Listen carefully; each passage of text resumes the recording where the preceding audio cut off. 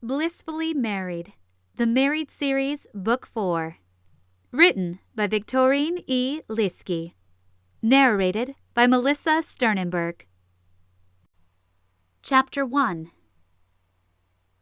Sidney's fingers flew across the computer keys as she held her breath and tried not to get her hopes up. A woman in her 30s sat in the chair opposite her desk, fidgeting with her acrylic nails. The late afternoon sun poured in the windows that faced the street. Sidney smiled to put her potential client at ease. "Don't be nervous, Monica. I just have a few questions to ask." Monica pasted on a weak smile. "That's fine. I'm just not used to doing anything like this. But Mia said you were the best, and I haven't had great luck picking out men to date." She twirled a strand of her dark hair. "Most women who come in here are in the same boat. They want a committed relationship with a man who isn't..." She tried to think of a word that wasn't a put-down. "Weird?" Monica finished for her. Sidney laughed. "I can understand why you'd say that." She straightened her suit jacket. "I don't know what it is. I can't seem to meet a normal guy." Monica sighed.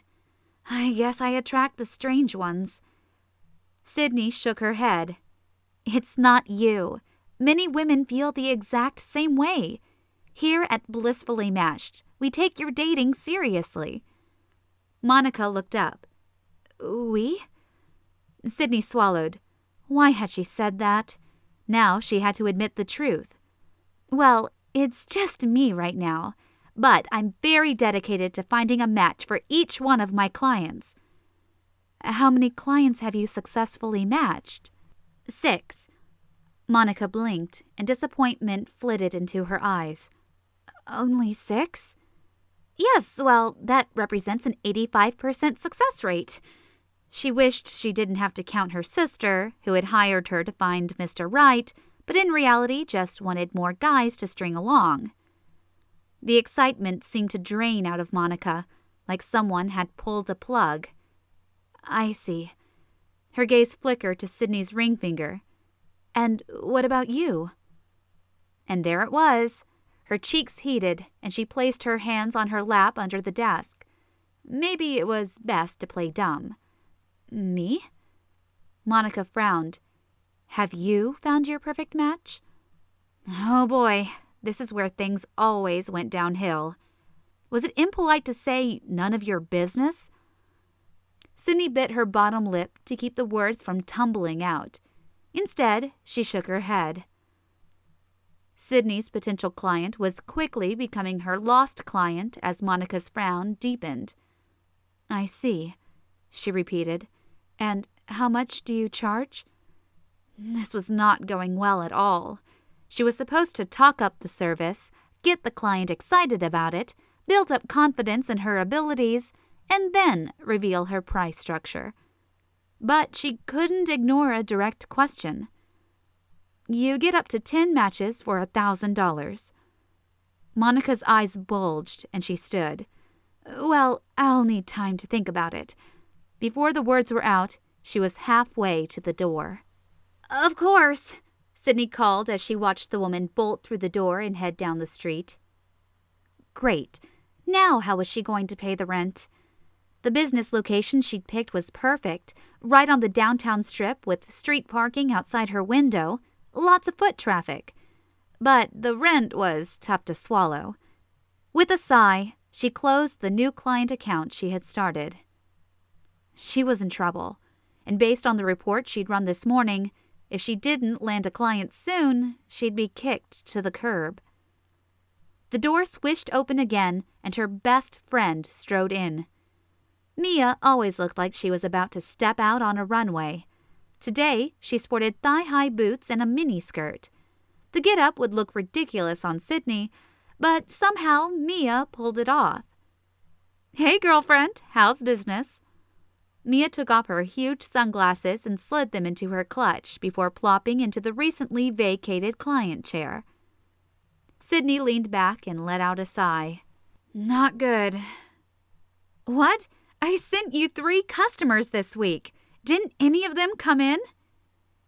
Yes. Sidney pressed her lips together and blinked away the moisture gathering behind her eyelids. Mia softened.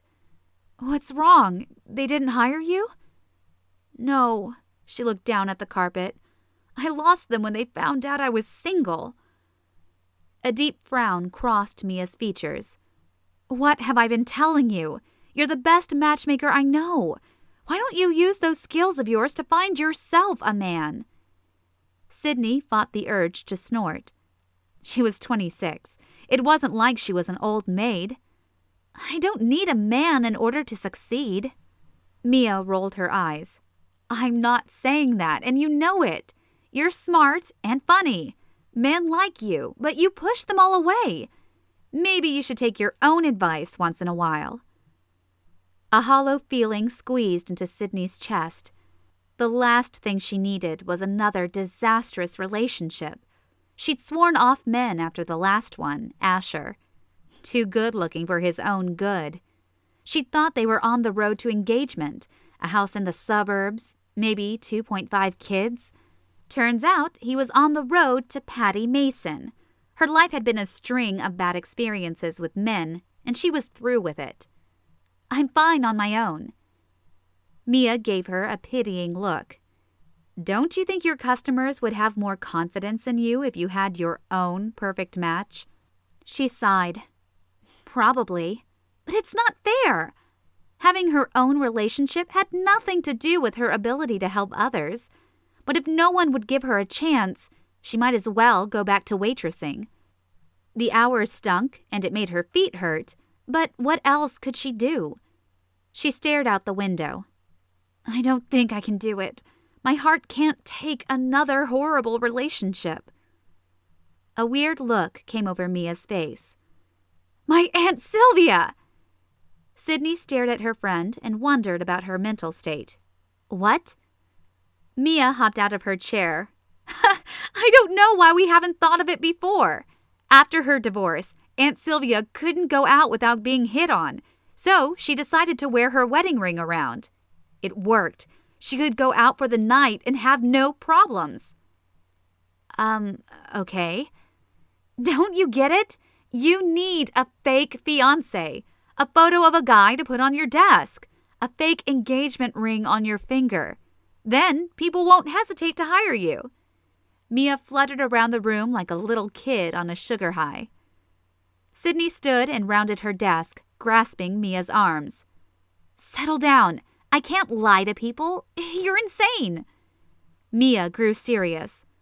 Are you good at what you do? The question threw her off, and Sidney blinked. She was good at matchmaking. She loved searching for that perfect date for a client. She knew how to run background checks and what questions to ask to get the heart of someone.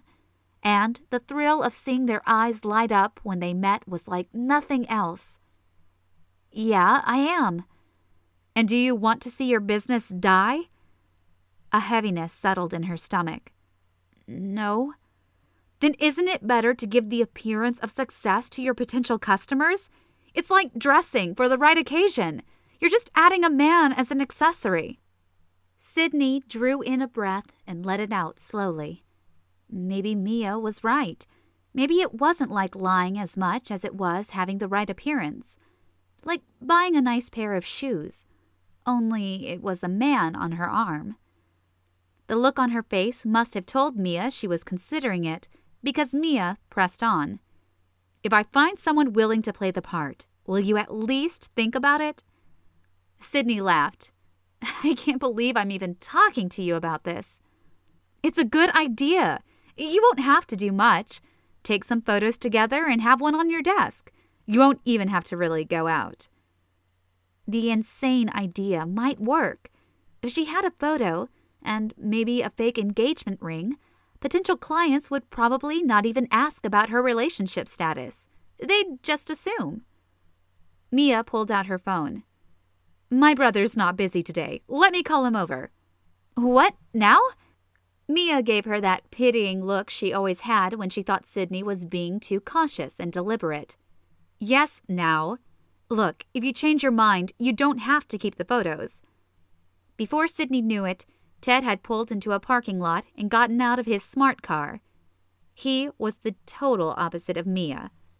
A computer tech, Ted embodied nerd like Shaquille O'Neal embodied athlete. He wore glasses and a button-up shirt, and every move he made was calculated. But he had a kryptonite, and that was Mia. When she said jump, he asked how high. The door dinged as he walked in. He gave Sidney a sheepish smile. Hey. Sidney stood up from her computer chair. Sorry to drag you over here. No problem. He pushed his glasses up with his index finger and rocked back on his heels.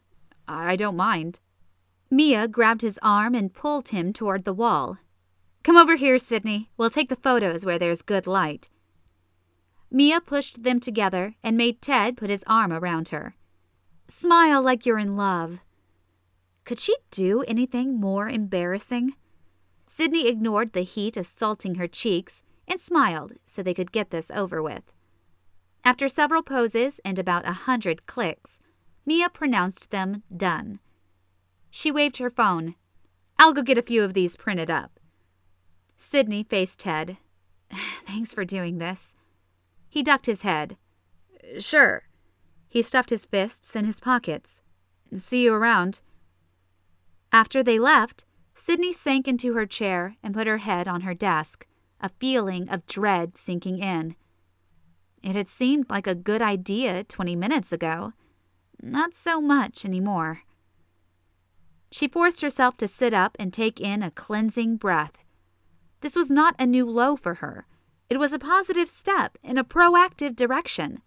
Nice pair of shoes. That's all this was. She clicked to open a browser on her computer. Now all she needed to do was get a new customer. Sidney spent an hour working her social media contacts and doing some soft advertising. When the door dinged and Mia waltzed back in, she was in a better mood. Hey, Sidney said without looking up. Hey yourself, look what I've got. Mia shoved a framed photo in front of Sidney's face. The image of her and Ted smiling at each other actually looked good. Believable, even. Not bad. Mia set the photo on her desk, pointing toward the client's chair. She adjusted it a little, then smiled. There, you're now in a happy relationship. She grabbed Sidney's hand and slid a diamond ring on her finger. And now you're happily engaged. Sidney stared at the diamond on her hand. Is this real? Where did you get this? Mia clapped her hands and bounced on her toes. Isn't it perfect? It's totally fake, but no one will know. It sparkles just like the real thing. How did you know my size? Mia laughed and raised an eyebrow. Girl, we've been shopping together long enough. Don't you think I pay attention? Sidney stared down at the sparkling piece of jewelry. Another sense of dread settled in her gut, but she pushed it away. It was only a ring, and she didn't have to do anything else. Just wear it at work. That was it. So why did she feel like she was making a big mistake? Chapter 2. As the month progressed, the pressing dread lightened, and the ring didn't feel as heavy on her finger. She had 2 clients sign up for her service, and a third scheduled to come in on Friday. So far, no one had asked about her photo, so she hadn't had to outright lie. Things were looking up. She might even get to eat this weekend. Her fingers clicked on the keyboard as the front door swung open and Mia rushed in. I have the best idea! She didn't wait for Sidney to speak. She went to the West Hall and unrolled a long vinyl sign sporting the words, Blissfully Matched. Sidney raised an eyebrow. A wall vinyl? Yes, I made one for your car as well. But that's not all. I think you should make this your success wall. Put up photos of all your successful matches. I only have 6, and 3 of them were from before I went into business. That's okay, they still count. Mia's bangle bracelets clinked together. We can put up several shots of each couple for now, so the wall looks full, and exchange them out as you make more matches. I brought some of my wedding photos to put up. Sidney had convinced Mia to go out with Paul back in college. They were perfect for each other, and they'd both been having a difficult time in the dating pool. All it took was one date, and they were hooked on each other. They married a year later. Sounds like a great idea. Mia began prepping the wall for the vinyl. This is going to look amazing. What font did you use? That looks stunning. Mia answered, but something outside captured Sidney's attention, and suddenly nothing else mattered. Someone stood on the sidewalk, squinting in her direction. A man who looked just like... Blake? The bottom dropped out of her stomach, and an incredible urge to hide overcame her. Oh no, it couldn't be him. After all this time? What was he doing back in Bishop Falls? Had he seen her through the window? Good heavens, he was starting to come her way. Before her head could completely process what she was doing, Sidney slipped off her chair and dropped to the floor, crouching behind her desk. Mia stopped talking mid-sentence. Sidney? What are you doing? Her heart pounded in her chest, and she prayed that Blake hadn't seen her. Maybe he was looking into the sun, and it had blinded him. Yes, maybe that was it. He was squinting, after all. Dropped something. The sound of the door dinging made her blood freeze. And then Mia cleared her throat. Hello. Blake's deep voice answered. Hi, I'm sorry. I thought I saw someone through the glass. Is Sidney Reed in here? No. This wasn't happening. He couldn't be here. And he couldn't find her crouching down behind her desk like some stupid coward. Sidney's ears grew hot, and her legs cramped. She shook her head at Mia, giving her the no sign, and prayed she would cover for her. Why, yes, she's here. Mia was so dead. Deader than dead. Sidney was going to kill her, and then revive her just so she could kill her again. There was no going back now.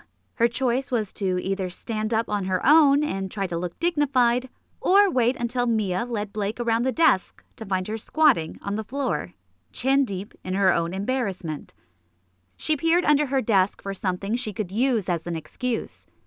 A silver paperclip lay in the dust, and she snatched it, then stood, her neck now burning as well as her ears. I found it! She held up the paperclip like it was proof that she wasn't insane. Sidney? Blake cocked his head to the side, as if he was still not quite sure it was her. She feigned innocence, tossing the paperclip on the desk. Yes? A smile took over his features, and he took a step toward her. It's me, Blake. It was him, all right. The same dark hair and piercing blue eyes, although he'd filled out over the last 10 years. He was all man now. None of the boyish features remained. He had a strong jaw and a muscular build, and he was here, in her matchmaking business, smiling at her. She blinked, pretending to be confused. Blake? Behind him, Mia was completely freaking out, waving her hands and mouthing something she couldn't read. Probably something like, "Holy cow, he's totally hot!" At least, that's what Sidney was thinking. Blake's grin widened. Blake Wellington, who used to hang out as kids. Hang out. More like he would hang out with her older brother, and she'd tag along, ogling after him. But it was nice of him to act like she belonged. Sidney nodded and plastered on a smile of her own. Of course. Blake, how have you been? Blake walked around the desk and enveloped Sidney in a crushing hug. It didn't last long, and he stepped back, appraising her with his gaze. Look at you, all grown up. His words reminded her of what he'd said the last time she saw him, and a sharp pain dug into her chest. She struggled to remain smiling. Yes, all grown up. Her words came out clipped. He just stood there, staring at her. Sidney motioned to Mia to direct some attention away from herself. Blake, this is Mia. Mia, Blake. Blake shook Mia's hand in a polite gesture, but quickly turned back to Sidney. "How have you been?" "Fine. What are you doing here?" The words slipped out before Sidney could stop herself. "I just moved back. Got a job at Bishop Falls Memorial Clinic." "You're a doctor?" He nodded. "General practitioner." So, he'd gotten his medical degree like he'd always planned. Good for him. She tried to swallow the hurt and embarrassment of the past and be happy for him. "That's nice." He glanced around the small retail space she'd rented. "What is this? You own a business?" Sidney nodded, feeling a sudden urge to prove to him that she was successful as well. "Yes." He studied the sign Mia was preparing to put out on the wall. "Blissfully matched." Blake turned back to Sidney. "You run a dating service?" The way he said it, with a lopsided grin like he thought it was a childish notion, made her stiffen. "No, it's a matchmaking service. There's a big difference." He raised an eyebrow. "Really?" Sidney bristled. What did he know about it anyway? This wasn't any of his business. All the old pain came rushing in, and she took a step back. "Yes, really. And I'm actually quite busy right now, so if you don't mind." She motioned to the door. If Blake was offended by her brush-off, he didn't show it. "I'm sorry for interrupting." He continued to smile, studying her. "I just can't believe you're all grown up," she finished for him, her stomach tightening. She needed to get away from him before she did something truly embarrassing, like cram a stapler down his throat. "Yeah." He shifted on his feet nervously. His gaze landed on the photo on her desk, then to her left hand. "You're married?" "No," Mia said at the same time Sidney said yes. Blake cocked his head. Sidney shot a death glare at Mia. It would have been simpler to say yes and make him leave. Now she was stuck. "I mean, no, but I will be. I'm engaged." She pointed to the photo. "To Ted." Was it her imagination, or did his smile falter? "Congratulations." There was an awkward pause when no one said anything, and Mia did a little dance behind Blake, trying to tell Sidney something, but she had no clue what she was mouthing. When Blake turned his head, she went back to fiddling with the wall vinyl. Well, nice to see you again, Blake." She thought about shoving him toward the door, but stuck her hands behind her back instead. To her dismay, instead of leaving, Blake took a step closer. "So, how does this service work? You keep a database or something?" "It's much more personal than that," Mia said, answering for her. How long would this torture last?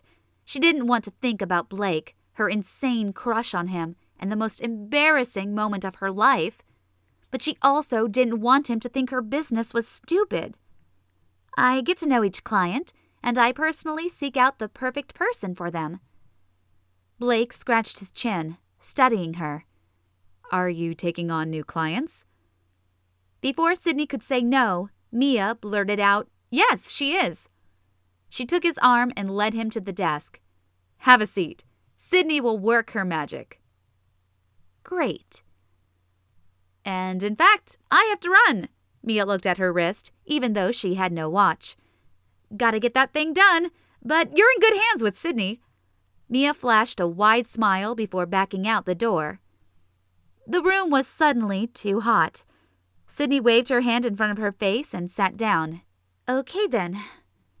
Blake settled back in his seat and got comfortable, like he didn't have a care in the world. Figures. He probably enjoyed her humiliation. She opened her new client form and started rattling off the usual questions. After typing in his name, address, phone, and email, she clicked to the more important part of the interview. "What are you looking for in a woman?" Like she didn't know the answer to that. She might as well type Natalie in bold letters and be done with it. He'd always had eyes for her older sister. Why was he even in here? "I want a woman who can think for herself. Someone not afraid to get her hands dirty. I love the outdoors, so ideally she should too. Huh, so Natalie was out. Sidney had always suspected his infatuation with her was all surface, no substance. Blake continued. She must make me laugh, and not be afraid to try new things.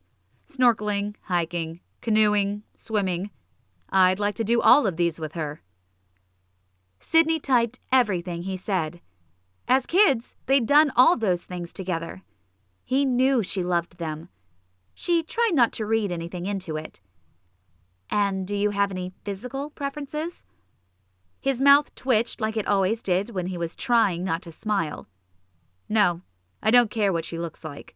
I mean, pretty would be nice, but that's not important to me. Sure, that's why he always drooled over Natalie. She swallowed the snort that was threatening to come up and typed, "Must be shallow and drop-dead gorgeous." Okay, well, I think I have enough to go on. She stood. I'll contact you soon with some options. She forced a smile. He sat up straight and his mouth popped open. That's it? I thought you said you get to know each client. Blast. She had said that, hadn't she? Sidney cleared her throat while trying to decide what to say. I already know you, so no need. Blake frowned. We haven't spoken in 10 years. Guilt crept up, and she knew she couldn't treat him differently than her other clients. Just because she was embarrassed about the past didn't mean it was fair to take his money and push him off to the first woman who agreed to meet him. She shook her head. Of course, this is just the beginning. I'll need to schedule another meeting with you. Usually I take my clients out to coffee and we chat for a while. Does next week work for you? I'm free tonight. Why don't I take you to dinner? Dinner? Like a date? Was he daft? No, I couldn't. She pointedly flashed him her ring. He glanced at her hand. Just to talk. Complete my profile. She normally didn't balk at taking a client out to dinner. But this was Blake. It had taken 10 years to get over her crush on him. It was best to find him a match as quickly as possible and get far away from him. Her hesitation must have given him courage. I'm sure it will help you find my match. He gave her one of those devastatingly handsome smiles that made her heart pound. She turned her gaze. Maybe going out tonight would give her the details she needed to find him a girl. Maybe the Band-Aid rip method was best. Okay. Great, I'll go home and change. Where should I pick you up? She gave him her address. He stood and shook her hand. The instant their skin touched, electricity snaked up her arm and made her knees weak. She jerked her hand back and wiped it on her slacks. She must not allow herself to fall for Blake Wellington again. Not if she wanted to keep her heart in one piece. Chapter 3. As soon as Blake left, Sidney started to hyperventilate. Why had she agreed to take him on as a client? It was a bad idea. Just being around Blake brought up all those old feelings of hurt and embarrassment. The memory of that day, 10 years ago, washed over her. It was the last time she'd seen Blake. It had all started with a stupid, stupid dare. Sidney plopped down on her bed and picked up her phone. Excitement shot through her as she dialed Lena's number. She turned up the radio, her favorite Savage Garden song playing. Lena answered on the first ring. "You're never going to believe who's back in town." "Blake?" Lena's voice shrieked over the line. "Yes!" Sidney rolled over and hugged her pillow to her chest. "He's coming over for dinner tonight!" Lena screamed into the phone, and Sidney pulled it away from her ear. "I know. I can hardly stay in my skin." "This is it, Sidney. You have to tell him how you feel about him." Sidney wrinkled her nose. "Are you crazy?" Sharing her secret crush with Lena was one thing. Telling Blake she'd been crushing on him for years was another. "I can't do that." "Why not? How awesome would it be to have a boyfriend in college? Lena squealed over the line, and Sidney couldn't help but smile. I can't, Lena. I couldn't tell him. Then don't tell him. Show him. What do you mean? You're 16 now. You need to show him you're an adult. You're no longer that little girl that used to tag along after your brother. Sidney's heart pounded. Lena was right. She was maturing. Blake always treated her like a little kid, but she wasn't a kid anymore. How do I do that? I'm coming over. The click told her Lena had hung up. 15 minutes later, Lena arrived with a bag slung over her shoulder. What's that? Sidney stepped back to let Lena into her room. Lena unzipped the bag and pulled out a black dress and a pair of high heels. This is your secret weapon. She wiggled her eyebrows. Sidney looked at the dress like it was a rattlesnake. I don't think so. Come on! You never dress up. You've got to show him you're no longer the little Tom girl, climbing trees and skinning your knees and following after Grayson.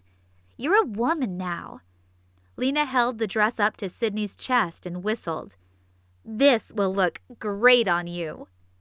Sidney was hesitant. She liked her jeans and comfortable t-shirts. She could be a woman wearing her normal clothes, couldn't she? I don't know. Lena made a face. You coward. I am not. I bet you're too scared to wear this dress. Sidney grabbed the hanger. I'm not scared. Then I dare you. I double dog dare you to wear this dress and some makeup. The words rang in Sidney's mind. Maybe this was what she needed to do. Nothing else had worked. Blake was always nice to her, but never saw her as anything other than Grayson's little sister. Getting a makeover might be the thing to wake him up. Okay. Lena gloated, her smile wide. Hurry, put this on. We've got a lot of work to do before Blake gets here. A half hour later, Sidney stared at herself in the mirror, her knees wobbling. She couldn't believe it was her. The transformation was amazing. She'd never worn makeup like this before. Lena had made up her eyes like someone in the movies, pretty blues and purples gracing her eyelids. Mascara helped her eyelashes pop, and cherry red lipstick made her lips full and inviting.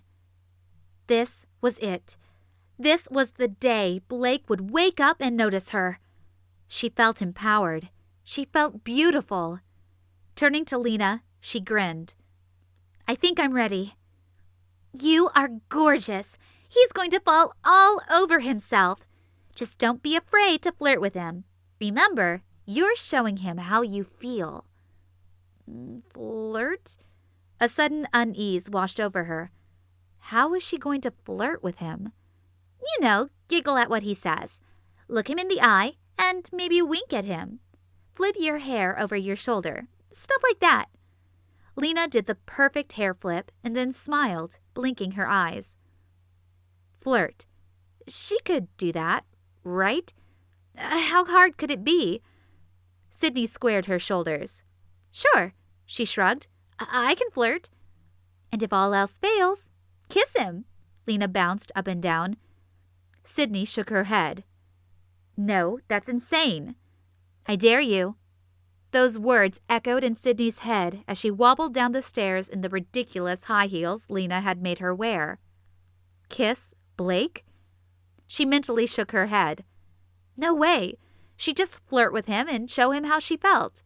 That would work. When she got to the dinner table, Blake was already seated next to Natalie, her older sister. Natalie was 19, a year younger than Blake, and attending the community college across town. Sidney slid into the seat across from Blake and smiled at him. She couldn't quite get up the nerve to bat her eyelashes. Blake raised his eyebrows at her, but gave her a polite smile before turning back to Natalie. How's school been so far? Oh, you know. Natalie giggled and put her hand on Blake's arm. Same old, same old. Sidney stared at her sister. The viper was stealing her moves. flirting. Heat crept up her neck, and she sat up straighter in her chair. She wouldn't let Natalie ruin this night. Yeah, Natalie's life is boring. If you want excitement, you should go to high school. She wiggled her eyebrows up and down in what she hoped was a sexy manner. Both Blake and Grayson turned to stare at her. Neither one was speaking. Her mother glanced at Sidney and gave her a funny look. She set a salad bowl on the table and sat down. I think we're about ready to say grace. As they ate, Grayson and Blake chatted about college life, and Natalie did her best to steal the show, giggling and flipping her hair just like Lena had done. Anger surged in Sidney, and she decided that too could play at this game. She let it all loose, flirting as hard as she could. She laughed louder than Natalie, batted her eyelashes more, and said whatever flirtatious things came into her head. But no matter what she did, Blake always seemed to be looking at Natalie, a goofy smile on his face. She was being upstaged by her own sister. When dinner ended, Sidney bolted up the stairs to her bedroom and sank down on her bed, not bothering to turn on the light. It hadn't worked. She'd gotten all dressed up, and Blake hadn't even noticed. She was wearing beautiful makeup, and still, Blake had barely even looked at her. What did she have to do? Lena's words came back to her. If all else fails, kiss him. Footsteps sounded up the wooden staircase. Sidney flew to the doorway and peeked out. Blake was coming. Her heart pounded hard against her ribcage. Kiss him. Blake got to the top of the stairs and started down the hallway toward Grayson's room. Kiss him. It echoed in her mind over and over. This was it. It was now or never. Sidney reached out and grabbed Blake's shirt and yanked him into her darkened bedroom. She threw her arms around his neck and drew his lips to hers. At first, he didn't respond. She'd probably stunned the poor guy. But she wasn't going to give up. She brushed her lips across his, reveling in the sweet and tender feeling. It didn't take long before he started to kiss her back. His arms wrapped around her waist, and he pulled her closer. He took command of the kiss, his lips sending tingles through her. She hadn't known exactly what to expect, this being her first kiss, and she wasn't prepared for the feelings Blake stirred in her. His lips were like velvet, softly caressing her skin. And then the kiss intensified. She ran her hands through his hair, and he pressed her up against the wall. Kissing Blake was like breathing fire, hot and dangerous, and yet she didn't want to stop. Her heart beat against his chest, and her lungs ached for air, and yet she loved each and every sensation washing over her. Blake pulled back, allowing her to gulp in air. He put his forehead against hers and moaned softly. "Oh, Natalie." Sidney froze. All the blood drained from her face, and she pushed Blake away. She flicked on the light, her knees about to give way. "What do you mean, Natalie?" She tried to catch her breath. Blake stared at her, blinking and slowly backing up. "Sidney?" His voice cracked. Finally, Blake saw her for what she was, a woman. She gave him a tentative smile and smoothed her dress. "Yes?" Blake ran a hand through his hair and swallowed. "What are you doing?" That wasn't the reaction she had hoped for. A frown tugged her mouth down. "What do you think I'm doing?" I don't know, but you..." Blake took another step back. "You're just a little girl." The word stung like a slap across her face, and she blinked back tears. It hadn't worked. He still saw her as a child. Blake's face contorted into something she could only describe as disgust, and he wiped his mouth. I can't... Stop." Sidney couldn't stand the humiliation anymore. She turned her back on him and covered her face with her hands. "Sidney!" His voice had taken on a pleading tone. He touched her shoulder, but she shook him off. "Just go!" He hesitated for a minute before his footsteps echoed into the hall and down the stairs and out of her life. Sidney sank to her knees. What had she done? Chapter 4. Blake flicked on his turn signal and changed lanes. Sidney Reed. He hadn't expected to see her still in Bishop Falls. And he hadn't expected her to be so... wow. He chastised himself for his thoughts. She was engaged. Off limits. He slowed as he approached his turn. He hadn't thought of Sidney, or that kiss, for a long time. She'd been so young. He'd felt guilty for the way he'd kissed her. Thinking it was Natalie, he hadn't held back. It had been an amazing kiss. He hadn't realized a kiss could bring forth such strong feelings. But he never should have been kissing Sidney like that. He had been 20 years old, for Pete's sake. She was still in high school at the time.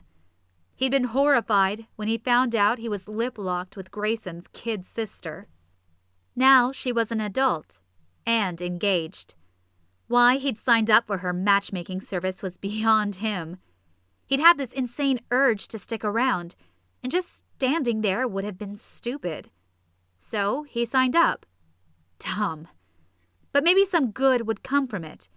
He did need to get out and find another woman. Stop licking his wounds from Melody and start on a new path. He pulled into his driveway and clicked his garage door opener. He'd gone ahead and purchased a home in Bishop Falls. His mother's health had taken a turn for the worse, and he wanted to be close. This one-story bungalow was perfect for him.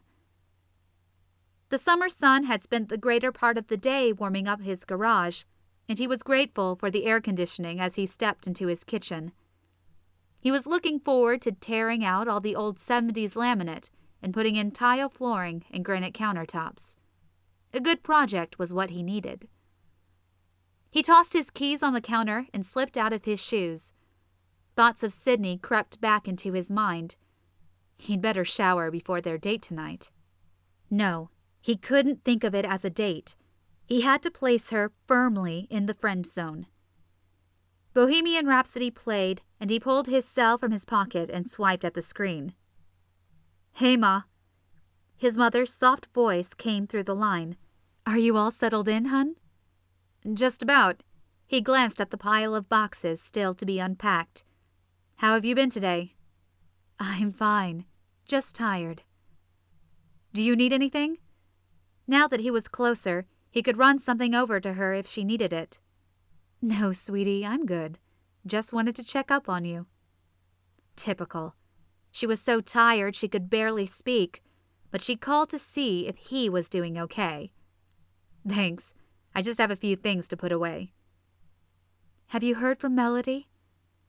The familiar ache spread throughout his chest. "Not since the divorce settlement, Ma." That had been 6 months ago. His mother was still hoping for reconciliation. Blake didn't want to disappoint her, but it was obviously over. "You should call her." He sighed. "All right."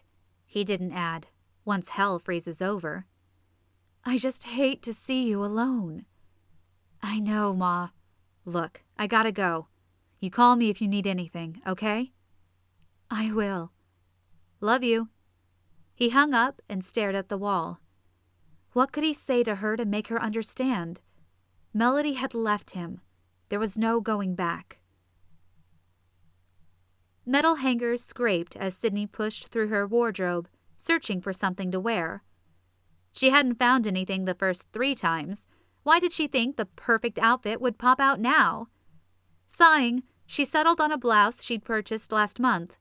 It was red, which wasn't her favorite color, but it looked good with her dark hair and fit her nicely. She chose a pair of black slacks and comfortable yet dressy shoes. She didn't want to get too dressed up and send the wrong message. After she dressed, she paced the living room floor, glancing out the window for Blake's car. This was just a client meeting, not a date with Blake. She started repeating the mantra, "Not a date, not a date," in her mind until the knock on her door startled her. How had she missed him pulling up? Her nerves jumped as she pulled the door open. Blake stood there looking like he'd walked off a photo shoot for men's casual wear.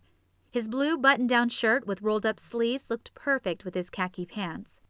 He raised one eyebrow, which probably meant something, but all her brain would register was her mantra, which had turned into, "Don't drool, don't drool."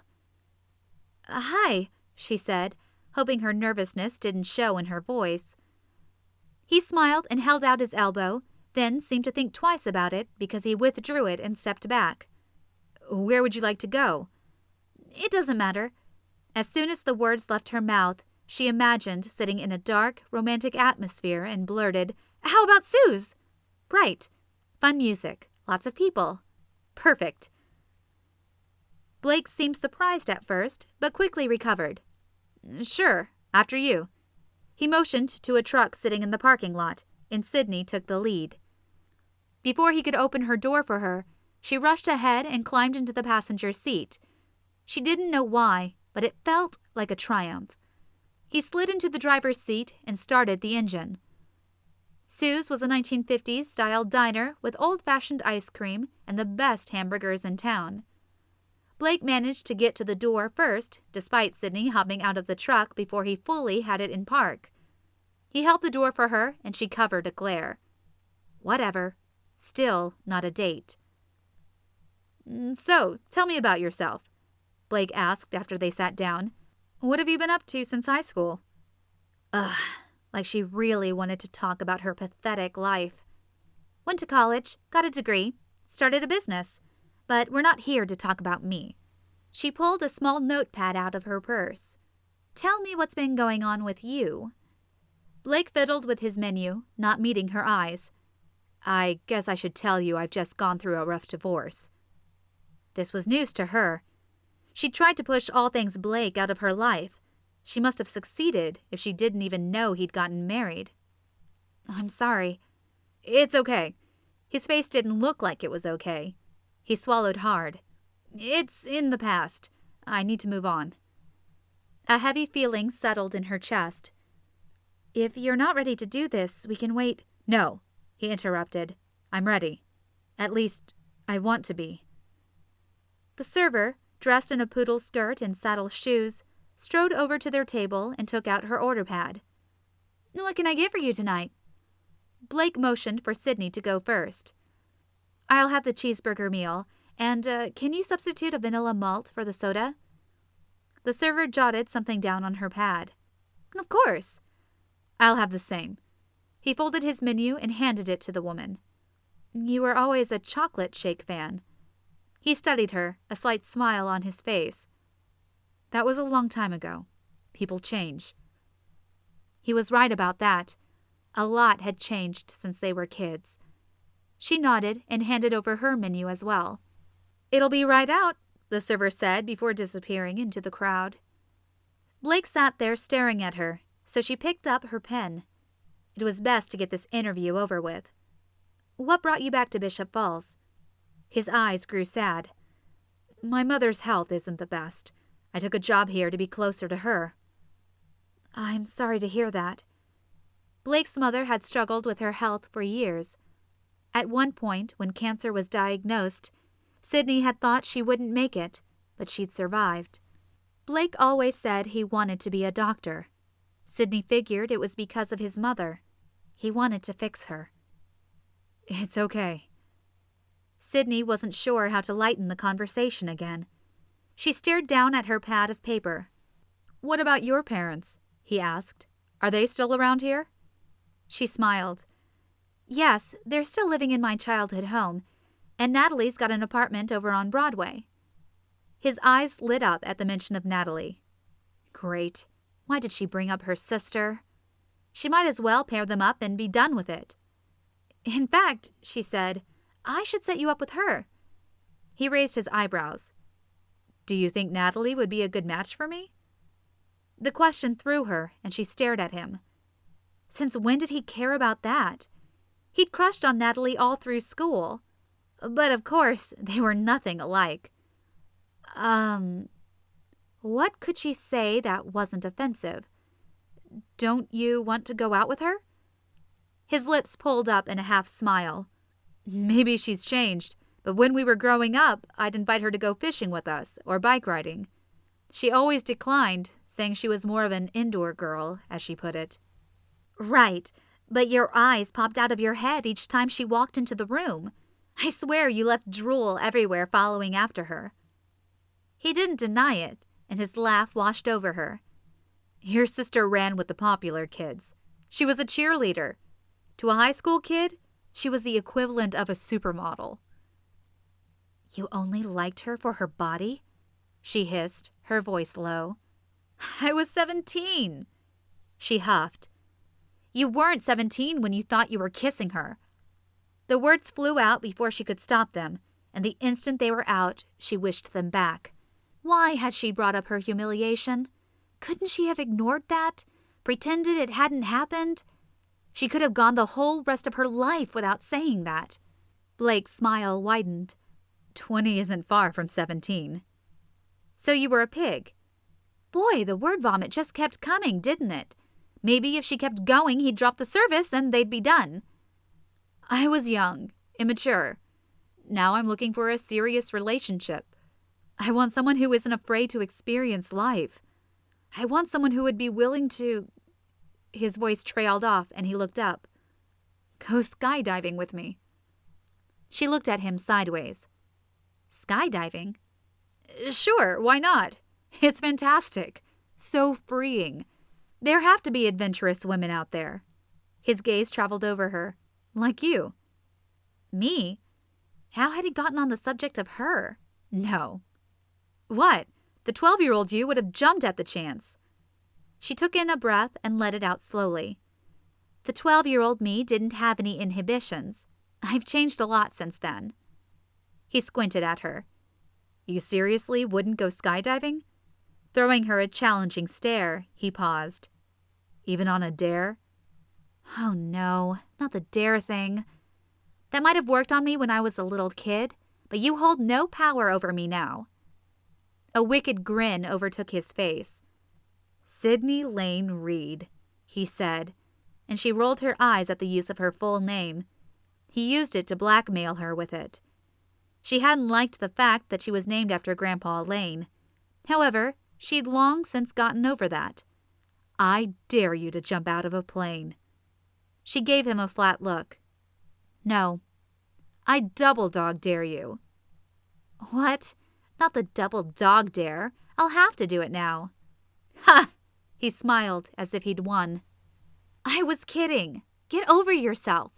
I'm not going skydiving just because you dare me. I'm not 12. Folding his arms across his chest, he huffed and leaned back in his chair. You're no fun. The server brought their food, and Sidney took a big bite of her hamburger. She couldn't quite keep the smug smile off her face as she chewed. Maybe you need to go skydiving with me so you can gain experience in the kind of woman I'm looking for. That way you can find me the perfect match. She picked up a French fry. Nice try. For some reason, the harder he pushed, the more she wanted to do it, if not for any other reason than to see the look on his face when she said yes. Plus, it might be kind of fun. It would help you get to know me better. She smiled and dipped the fry into ketchup. I'm getting to know you better right now. He frowned. Come on, what do I have to do? Beg? You're just mad because you can't boss me around anymore. I no longer cater to your every whim. He seemed to take that in. Maybe. His gaze traveled over her, and he grinned. Or maybe I just want to hear you scream as you fall 120 miles per hour. Huh, like I'd scream. She probably would. Only one way to find out. The urge to give in to him grew, and she stared down at her hands. Not a good idea to spend any more time with him. She could easily fall for him again. And it took a long time for her shattered heart to feel whole after the last time he broke it. She held up her hand. Sorry, engaged. Give me your phone, he said as he motioned. I'll call Ted and make sure he's okay with it. She sighed. No way was she having Blake call Ted. Fine, I'll go with you. Ted won't mind. It was Blake's turn for the smug smile. Great, I'll get something scheduled. Chapter 5. Blake had no idea why he had pushed Sidney into going skydiving with him. Maybe because when they were kids, Sidney would be the first to do something daring, but now she seemed to be, what was the word he was looking for? Timid? Where was that adventurous attitude she used to have? Somewhere along the way, she'd become cautious. He missed the old Sidney. And maybe a part of him wanted to show off. He'd been skydiving since college and had gotten his instructor's license. He knew Sidney would love it, if she would give it a chance. He picked up his malt and took a sip, studying the woman sitting opposite him. She glanced everywhere except at him. She was uncomfortable. Must be because of her fiancé. He didn't want her to feel like he was pursuing her. Best to get her talking about her business. So, about your matchmaking service. Explain how it works exactly. After answering all the questions, I hand-select someone to be your date. You get to meet them face to face. Think of me as your dating concierge. I look at more than what a computer would. If you feel sparks with someone, I put the service on hold for you while you feel out the new relationship. I see. He picked up a French fry. And what if I don't like the match? Your feedback is very important. We'll talk, and you'll tell me what you liked or didn't like about your match. With that information, I'll be able to fine-tune what you're looking for, and we'll try again. As she spoke, she relaxed, and he was glad he'd changed the subject. Her smile seemed more genuine. She liked what she did for a living. That pleased him for some reason. After they finished their food and paid their bill, Sidney stared down at her notepad. I still have quite a few questions. You got me talking about other things, and I didn't get through them all. Why don't we head over to my place and we can finish them up? The words were out before he realized how they sounded. She stiffened, and he quickly interjected. I mean, unless you'd feel more comfortable staying in a public place. We could go to the park or something. The park will work fine. She scooped up her stuff and headed for the door so fast she was a blur. Why was she in such a hurry? When they arrived at Pioneer Park, he was surprised when Sidney hopped out of the truck and started toward the old playground equipment. He was expecting to sit on a bench or maybe under a shade tree. He followed her to the sandy clearing. The sun had set, but it hadn't yet gotten dark. The sound of crickets filled the air. She tossed her purse down and sat on a swing. I haven't been here since we were kids. Remember when you were showing off and you jumped from the swing when it was super high? He chuckled as he sat on the swing next to her. That was a new pair of jeans. My mom wasn't happy I ripped the seat out of them. You were so funny, clutching at your butt like that. I thought we were never going to stop laughing. Her face lit up at the memory, and she laughed without inhibition. Sidney was always like that, going forward without any reservations. It was what he liked best about her. Still giggling, she took her notepad out and uncapped her pen. What is the first thing people notice about you, besides your looks? He raised an eyebrow. Are you saying I'm good-looking? And cocky. She whacked his leg. Be serious or I'll match you to Big Bertha. The lunch lady? Is she still around here?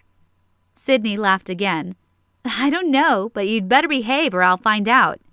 She's got to be in her 60s now, he said, trying not to laugh but failing. Another reason not to make me angry. Okay, fine. I guess people are always telling me they like how I talk to anyone, no matter who they are.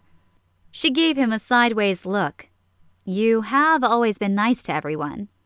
He shrugged. I like people. She scribbled something down on her pad. Okay, what are your best life skills? Man, you're down to the hard ones, aren't you? A grin stretched across her face. You have to ask the tough questions to get to the heart of people. Okay, well, I guess I'm good at time management. She frowned, gripping the metal swing chain. You might as well say I'm boring. Think of something else. Boring? It's an important skill. Sure, for a job interview. Would you really want to date someone who thinks time management is most important? Point taken, it did sound dull. All right then, what would you put down? She pursed her lips in thought. I would say you have personal integrity and the ability to laugh at yourself, as evidenced right here in this park, she giggled. You just won't let me live that down, will you? It was the Spider-Man underwear. You were like 13. I told you, it was laundry day. Her laughter prevented him from saying anything else. When she finally settled down, he said, Why would you say personal integrity? She grew serious. You've always had this great sense of right and wrong, and you're never afraid to speak up, even if it's not the popular thing. Like when you told Ricky Harms to take a flying leap when he was picking on Angela at school. He studied her. She'd seen that? He hadn't thought anyone had noticed or cared. It's one thing I've always admired about you, she said, her voice quiet. He didn't know what to say. Thanks. She went back to her paper. What's something you can't live without? That was easy. Classic rock. Ugh, not this again. She rolled her eyes. You and your obsession. It's called taste. Well, your taste in music stinks. He pushed her swing away from him, which just made it come back and collide with his. You're so judgmental. Judgmental? Talk about the pot calling the kettle black. You're the one who won't listen to pop music, even though it borrows elements from classic rock. It hurts my ears. She scoffed. See, you're a music snob.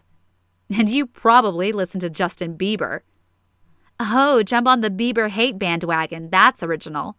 She pushed off the sand to start swinging. So you do, he laughed when she stuck out her tongue at him.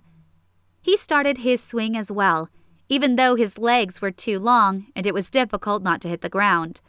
She managed to swing higher, so he pumped harder. Soon, they were in fierce competition.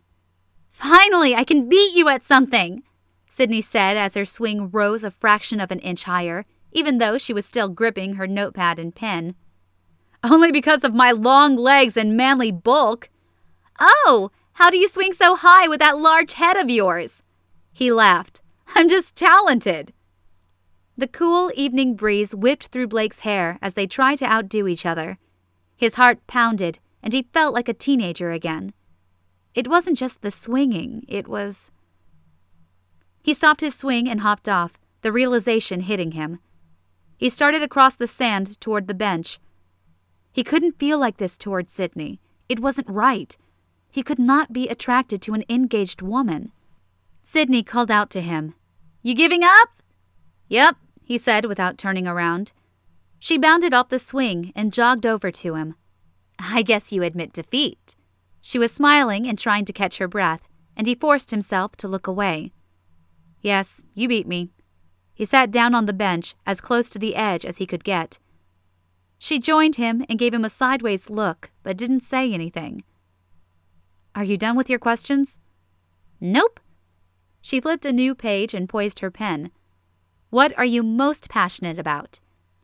My career, but that's a terrible thing to say on a dating questionnaire. You're right. Let's explore your answer. She squinted at him. Why are you passionate about your career? He stared at the grass. I want to help people. If I can make them healthy and prolong life, I've not only helped them, I've done something for their whole family. Sidney spoke as she wrote. Saving lives. He wrinkled his nose. That sounds cheesy. I'm not Superman. But that's what you love about being a doctor. I'm just a general practitioner. I'm not a brain surgeon. All right. She scribbled out the words on her pad and started writing again. Helping people live healthier lives. Blake slowly nodded. I guess that's right. Okay, just one more. What is your most important goal in life? He looked out at the setting sun. I could say all kinds of things, like having a family or being financially stable. But I think my most important goal is to live my life with no regrets. She wrote on the paper. That's a good one. Okay, we're all done. Relief washed over him. Now he could take Sidney home and stop feeling guilty for the way he was starting to look at her. Maybe she would find him a match soon, and he could get Sidney out of his head. Chapter 6. Sidney typed away at her keyboard, putting in the information she'd gathered the previous night. Blake was looking really good on paper. Too good. She had a ton of women in her database who would love to go out with him, and about 100 of them matched up closely. The last part was finding someone with whom he'd have chemistry. He'd be in a solid relationship within a month. So why didn't that make her happy? She sighed and pushed away from the computer. Blake had waltzed back into her life yesterday, and her schoolgirl crush had picked up exactly where it left off, with her drooling and tripping all over herself when he was around. Why couldn't she get over that? What was wrong with her? She needed to get him out of her head. If she matched him up quickly, she could push all thoughts of him away and move on. It was the only way to be rid of him for good. She clicked on the icon and scrolled through the matches the computer found. Hannah Parsons, too perky. She'd drive him nuts. Emma Thatcher, too short. They'd look weird together. Chloe Michaels. Now, there was a possibility. Chloe was cute, but not too pretty. She was nice, but not too sweet. And she liked classic rock music and outdoor sports. A sick feeling overcame Sidney. Chloe was perfect for Blake. She should make the call. Why was she hesitating? She picked up the phone and stared at the buttons. One call. That's all she had to do. Taking a deep breath, she plunged ahead, punching in the number. Chloe answered on the third ring. Hey, Sidney, what's up? I haven't talked with you in forever. I know, this being an adult thing sure gets in the way of our fun. Chloe laughed. So, what's up? I have a client looking for a relationship. I think he's a potential match for you. Ooh, what's he like? Chloe's voice dripped with curiosity. He's athletic, an outdoorsy type, and he's got a good heart, even though he's moody sometimes. She bit back, thinking of the way he'd hopped off the swing after she beat him. What does he do for a living? And this would seal the deal. He's a doctor. Chloe sucked in a breath. Are you kidding me? Why isn't he already married? Is there something wrong with him? No, he's perfect. Sidney shook those thoughts away. He's divorced. I don't know the details of the split, but I've known him for years. He's a good guy. Great! Chloe sounded excited. I'd love to meet him. Wonderful. Let me know your schedule and I'll set it up. After she hung up, Sidney sat back in her chair and exhaled. There. She'd done it.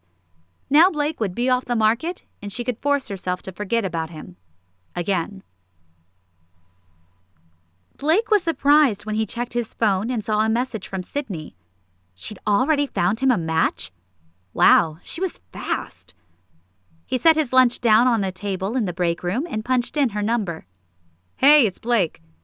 She hesitated. Hi. She didn't say anything else, so he went ahead. You said in your message that you found a match for me. Yes, sorry, brain isn't working right now. I do have someone who would like to meet you. When are you free? I'm free tonight. Sidney mumbled something he couldn't quite hear. The phone rustled, and then she came on. Okay, I'll call Chloe. Anywhere in particular you'd like to meet? Alfredo's. Oh, brother, she mumbled. What? I said that's perfect. No, you didn't.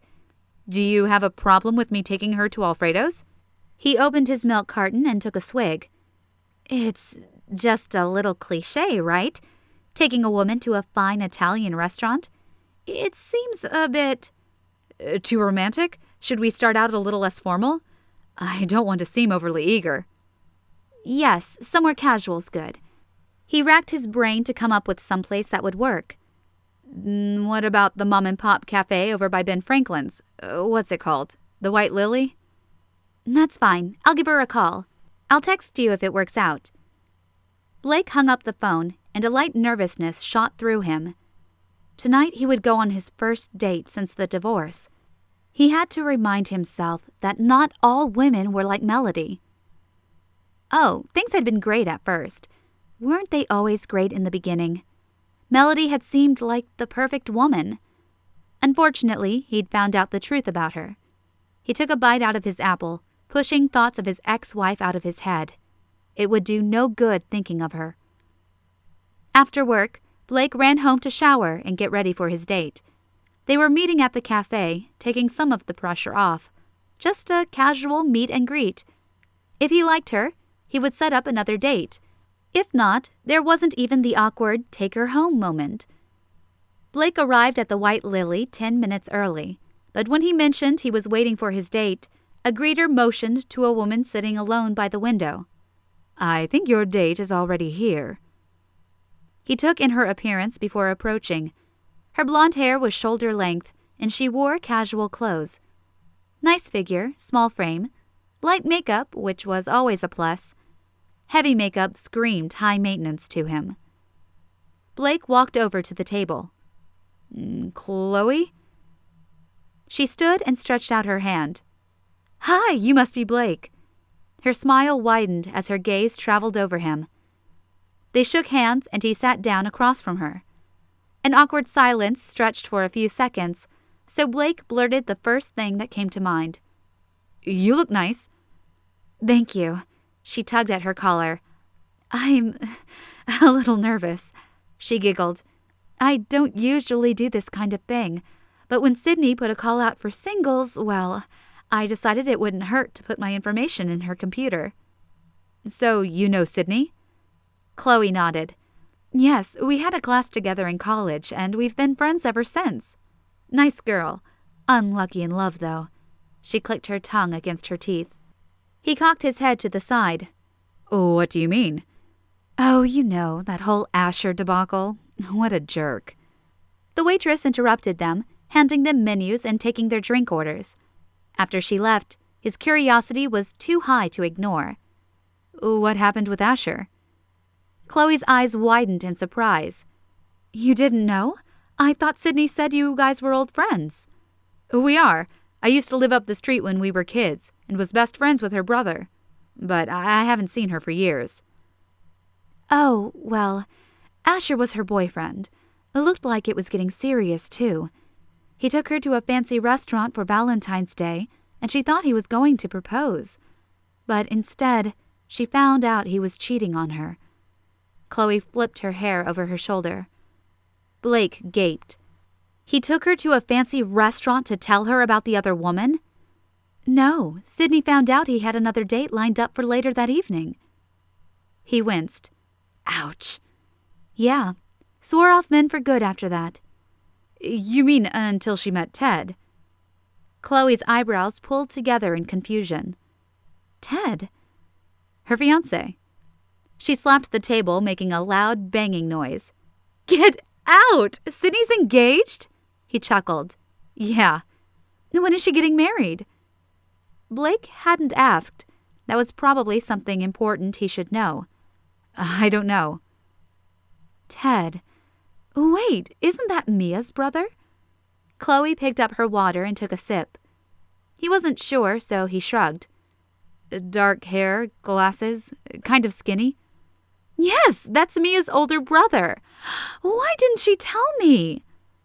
Before Blake had a chance to say anything, Chloe went on. "I guess I've been busy with work. We haven't really talked in ages. I'm going to have to call her." This was bad. He'd been so curious he'd let the conversation wander over to gossiping about Sidney. He should be getting to know his date. He cleared his throat. "So, Chloe, tell me about yourself. What kinds of things do you like to do?" "I love tennis and golf, and I played football in high school. They let me on the boys' team, actually," she said, leaning forward. "I kind of made a stink until they agreed." Blake blinked. "Football?" He tried to reconcile the small woman in front of him with an image of a linebacker and couldn't. She laughed. "I know, everyone looks at me that way, but I was fast on the field and hard to tackle.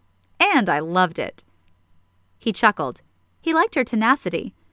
"What about skydiving?" She shook her head. Oh, no, I'm afraid of heights. A small disappointment sank in him, and he mentally crossed that off his list. No matter. The perfect woman didn't have to share all of his passions. What do you do for a living? I'm a dental assistant. I spend my day with my hands in people's mouths. She laughed. Well, I'm a general practitioner. My hands end up in all kinds of places you don't want to know about. She laughed even louder, and a few people turned to look at them. What a pair we are, she said. The waitress came to take their orders. Chloe pointed to her menu. I'd like the garden burger, but hold the mushrooms. And can you use ground sirloin instead of hamburger? Oh, and lightly toast the bun, please. The server hesitated. I'll have to ask the cook about the hamburger. Chloe frowned. Never mind. Would you like anything to drink? I'll take the raspberry lemonade, but go really light on the raspberry, and no ice. Chloe closed her menu. The server scribbled on her pad. Sure.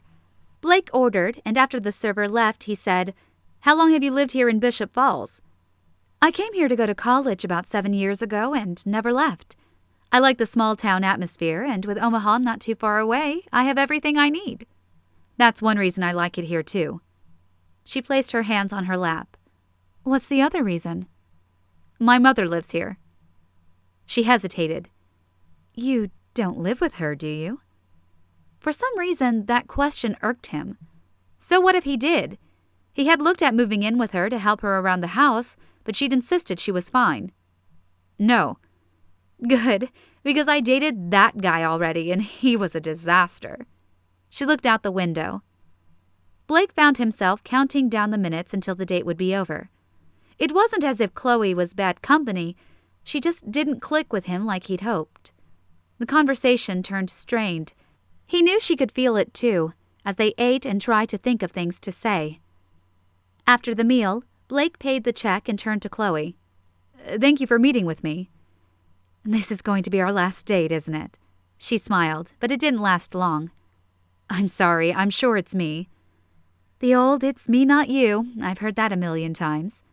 She touched his arm, and when there were no sparks, it confirmed his decision. It was nice to meet you. Thanks. He wasn't sure what else to do, so he said goodbye and left. The evening sun had dipped along the tree line, and long shadows filled the parking lot. He hopped into his truck and started the engine. Before he knew what he was doing, he found himself sitting outside Sidney's apartment. Why had he driven there? It was a Friday night. She probably wasn't even home. And yet, her lights were on, and her car sat in front of her apartment. The words blissfully matched across the back window. Then he saw the curtain move.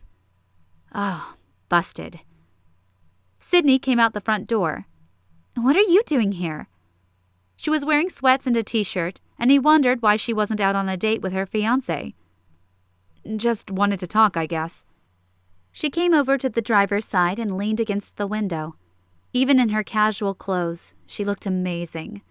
Her hair was pulled up into a messy bun, and it made his fingers itch to pull it down. He pushed that thought away. How did the date go? She asked. He frowned. Chloe was okay, but we didn't exactly mesh well. Oh, Sidney looked surprised. What didn't you like about her? There wasn't a lot, maybe a few little things. You've got to tell me so I can pick a better match for you next time. She was kind of picky about the food. Sidney squinted up at him. What do you mean? She wanted the bun lightly toasted and the meat substituted, stuff like that. Sidney looked at him like he was being overly sensitive. Okay. She dragged the word out. It wasn't just that, though. How could he explain it? We didn't have any chemistry. Sidney nodded. I understand. She looked over at the setting sun. A light breeze carried her scent into his truck, and he struggled to ignore it. He shouldn't have come here. His newly discovered feelings for Sidney needed to be caged, swallowed, buried. When are you getting married? He blurted. She stared at him. Married? To Ted, your fiancé. Oh! Pink colored her cheeks. Sorry, been a long day. She tugged at her earlobe. We haven't set a date yet. She wouldn't look him in the eye. Are you and Ted having problems? Guilt crept in. He should keep his nose out of her business. No. She bit her lip, which made him question her answer. If you need to talk. He let the invitation drift off. What was he doing? That was inappropriate. He should let her and Ted work through things together. She looked him in the eye, pausing. "Thank you," she said, her voice almost a whisper. She took a step away. "I'd better..." She motioned toward the door. "Yes, okay. See you later." He backed up his truck and pulled out of the parking lot, forcing himself to keep his eyes in front of him and not glance back at her. Chapter 7. Blake had a hard time sleeping, and after an hour of tossing and turning, he finally got up at 5 o'clock. Why couldn't he get Sidney out of his head? She was taken, and there wasn't anything he could do about it. Or rather, should do about it. If she were having trouble with her fiancé, he had to butt out of it. His pent-up energy had him crawling out of his skin. In a moment of frustration, he decided this was the perfect time to tear out that useless kitchen wall. It wasn't load-bearing, and there was no real purpose for it. After cutting through the drywall with his utility knife and making sure there was no electricity, he grabbed his sledgehammer and slammed it into the wall. A satisfying hole punched through, and he repeated the process, making the hole bigger. He ignored the mess as he worked, enjoying the sight of the wall opening up. He pounded out the drywall and carried large chunks of it to the garbage. Then he worked on removing the studs with his saw. By the time he was done, his muscles ached, but he was glad for the distraction. He hadn't thought about Sidney for the last 3 hours.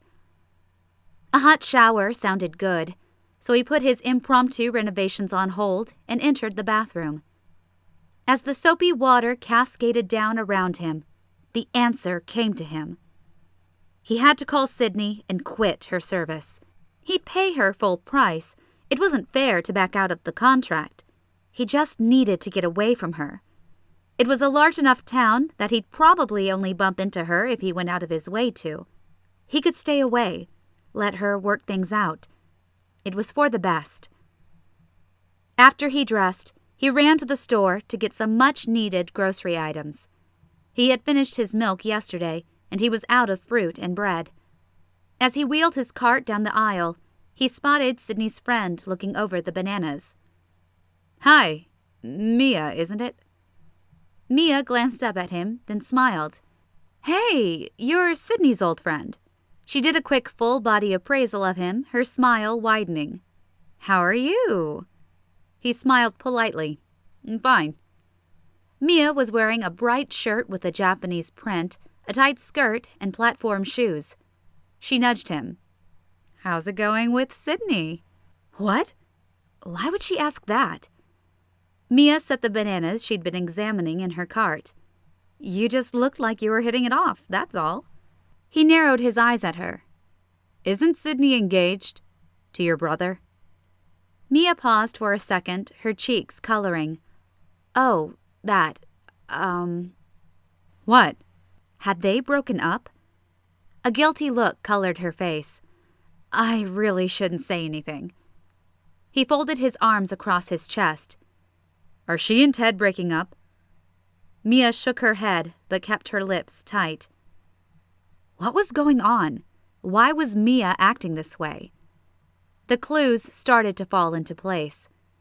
Sidney home on a Friday night. Chloe not knowing Sidney was engaged. Mia acting weird. "She's not really engaged, is she?" Mia waved her hand and looked around. "Hush," she said, her voice low. He stared at her, but she didn't say anything else. "Well?" "Okay, you're right, she's not. It's all a ruse to help with business." The shock of the truth reeled through him. Why would she lie? Mia bit her lip. "We made up the engagement because her clients were having trouble putting trust in her abilities. It didn't seem plausible that she would be able to match others when she herself was single. Why didn't she tell me? A sudden panic crossed Mia's face, and she gripped her shopping cart. You can't tell her I spoiled it. She'll kill me, and you don't want to have blood on your hands, do you? Despite his surprise, he chuckled. No, I wouldn't want that. But I don't understand. She had plenty of opportunities to come clean. Why would she go on pretending? We've known each other forever. Mia shrugged. Sidney keeps saying she doesn't need a man in order to be successful. Blake let her words sink in. Maybe Sidney wanted to stabilize her business before seeking a relationship of her own. Whatever the reason, the heaviness that had been pressing down on him all morning lifted. Sidney was single. Thanks, Mia. He could have kissed her, but settled on a handshake. You're the best. Blake left her standing in the fruit section, staring after him. A plan was already forming in his mind. He had to see Sidney, make her admit the truth to him. But first, he needed to pack a picnic lunch. Sidney pulled out a bowl and her favorite morning cereal and crossed the kitchen tile to get the milk. Her pink bunny slippers made a slapping noise as she walked. There wasn't anything better than a lazy Saturday morning, eating breakfast in your pajamas and getting on Facebook to see what funny memes people were sharing. Maybe she'd read some more of that book she'd started last night. Just as she finished her cereal, the doorbell rang and Sidney sighed. Probably some neighborhood kid selling something for a school fundraiser. That was pretty much all she got these days. Well, if it was donuts again, she'd be all over that. She swung open the door and froze. "Blake!" She yelped and slammed the door in his face, her heart pounding. She was in her pajamas, and she hadn't even looked in the mirror. Her hair must look atrocious. A knock sounded, and she opened the door a crack. "What are you doing here?" Blake coughed into his fist. He stood there, trying not to grin, but failing miserably. "Just wanted to see you in your bunny slippers." "Very funny. I just got out of bed." "I can tell." His lips twitched. "Go away." She started to close the door, but he stopped it. "Wait." He grew serious. "I wanted to apologize. I don't want to get in the way of you and Ted." "Thank you. I appreciate that." Again, she tried to close the door, and again, he wouldn't let her. "I'm heading out today. Thought I'd go over to Blue Oak Lake and rent a canoe." The mention of canoeing brought back memories of them as kids. "Sounds fun. Have a great time." The door wouldn't budge. She looked down. The jerk had his foot wedged in it. "I thought maybe you and Ted would like to come." He had a funny look on his face, and she narrowed her eyes at him. "Why are you acting like this? And why are you saying Ted's name like that? What's up?" Scratching his chin, he said, "Nothing. I just thought you'd like to enjoy the nice day." "Well, sorry. Ted is out of town, and I've got stuff to do." He peeked past her into her apartment. "Like what?" "Stuff!" She didn't say that stuff involved reclining on the couch and reading. "Can it wait?" he practically whined. "I want to see if you tipped the canoe like last time." "That was not my fault." She tried to say it indignantly, but her smile ruined it as she pictured Blake climbing out of the lake and tipping his shoes upside down to let the water run out. She had laughed so hard. "Prove it. Come with me." "Ugh, you are such a child." She let out a very unladylike grunt. "Fine, I'll go with you." She had to admit, canoeing with Blake sounded like an awesome way to spend the day. "Great." Blake pushed the door open and walked in. She glared at him. "Come on in and make yourself at home." He plopped down on the sofa and put his feet up on the coffee table. "I will." She muttered under her breath, but couldn't force the smile off her lips. "At least take off your shoes. The hardwood floors are new." He slipped his shoes off and picked up her romance novel, reading the back while waving her away. "I'll just go shower and get ready then." She snuck into the kitchen, rinsed her bowl, and placed it in the sink. Then she gathered her clothes and locked herself in the bathroom. Why was her heart pounding? It was just Blake. It wasn't like he was asking her on a date or anything. He had invited her and Ted. As she passed the mirror, she gasped. Her hair was sticking up at all angles, and the eyeliner she forgot to wash off yesterday made her look like a raccoon. Thank goodness Blake thought she was engaged to someone else. There was no way he'd be interested in her after seeing her like that. She quickly showered and made herself look presentable. Pulling her hair into a ponytail, she eyed her reflection. Not bad. A marked improvement. A quick spray with her favorite fragrance, and she deemed herself ready. When she exited the bathroom, Blake was in the kitchen, snooping. He held up the box of cereal she'd forgotten to put away. Cap'n Crunch, really? She swiped the box away from him. Don't you talk. You drank chocolate milk for lunch every day in high school. I'm pretty sure that means you can't make fun of my choice of breakfast cereal. Who wants plain milk when there's chocolate? And who wants Cheerios when you can have Cap'n Crunch? She opened the cupboard and shoved the box inside. So, are we going to argue about cereal, or are we going to the lake? Blake motioned toward the front door. After you. Once they were in his truck and on the road, Sidney reached over and switched on the radio, then turned the dial over to her favorite pop station. Blake groaned. Seriously? You need a little more culture. He laughed. Pop music is not culture. Of course it is. Just relax, it's not going to kill you. She turned up the Demi Lovato song and started singing along. Warm air whipped her hair as she rolled down her window. Blake changed lanes. Why do you always do that? What? Roll down your window when we're on the highway. The wind noise makes it impossible to talk. She put her hand to her ear. What? I can't hear you. He made a face. Very funny. She turned the radio up louder and sat back in her seat, somehow satisfied. The breeze is nice. With her hand out the window, she let the force of the air move it up and down, depending on what direction she twisted it. You're just like a little kid. The word stung, but she didn't let her face show it. I'm not. It was a terribly immature thing to say, but she didn't care. If he still thought of her as a little kid, then fine. It wasn't as if they were going to be a couple anyway. Maybe it was best if he thought of her as a child. Took the pressure off her. They rode in silence the rest of the way to the lake. After they rented the canoe, put on their life jackets, and got the canoe ready, Blake ran back to the truck and grabbed a large paper sack.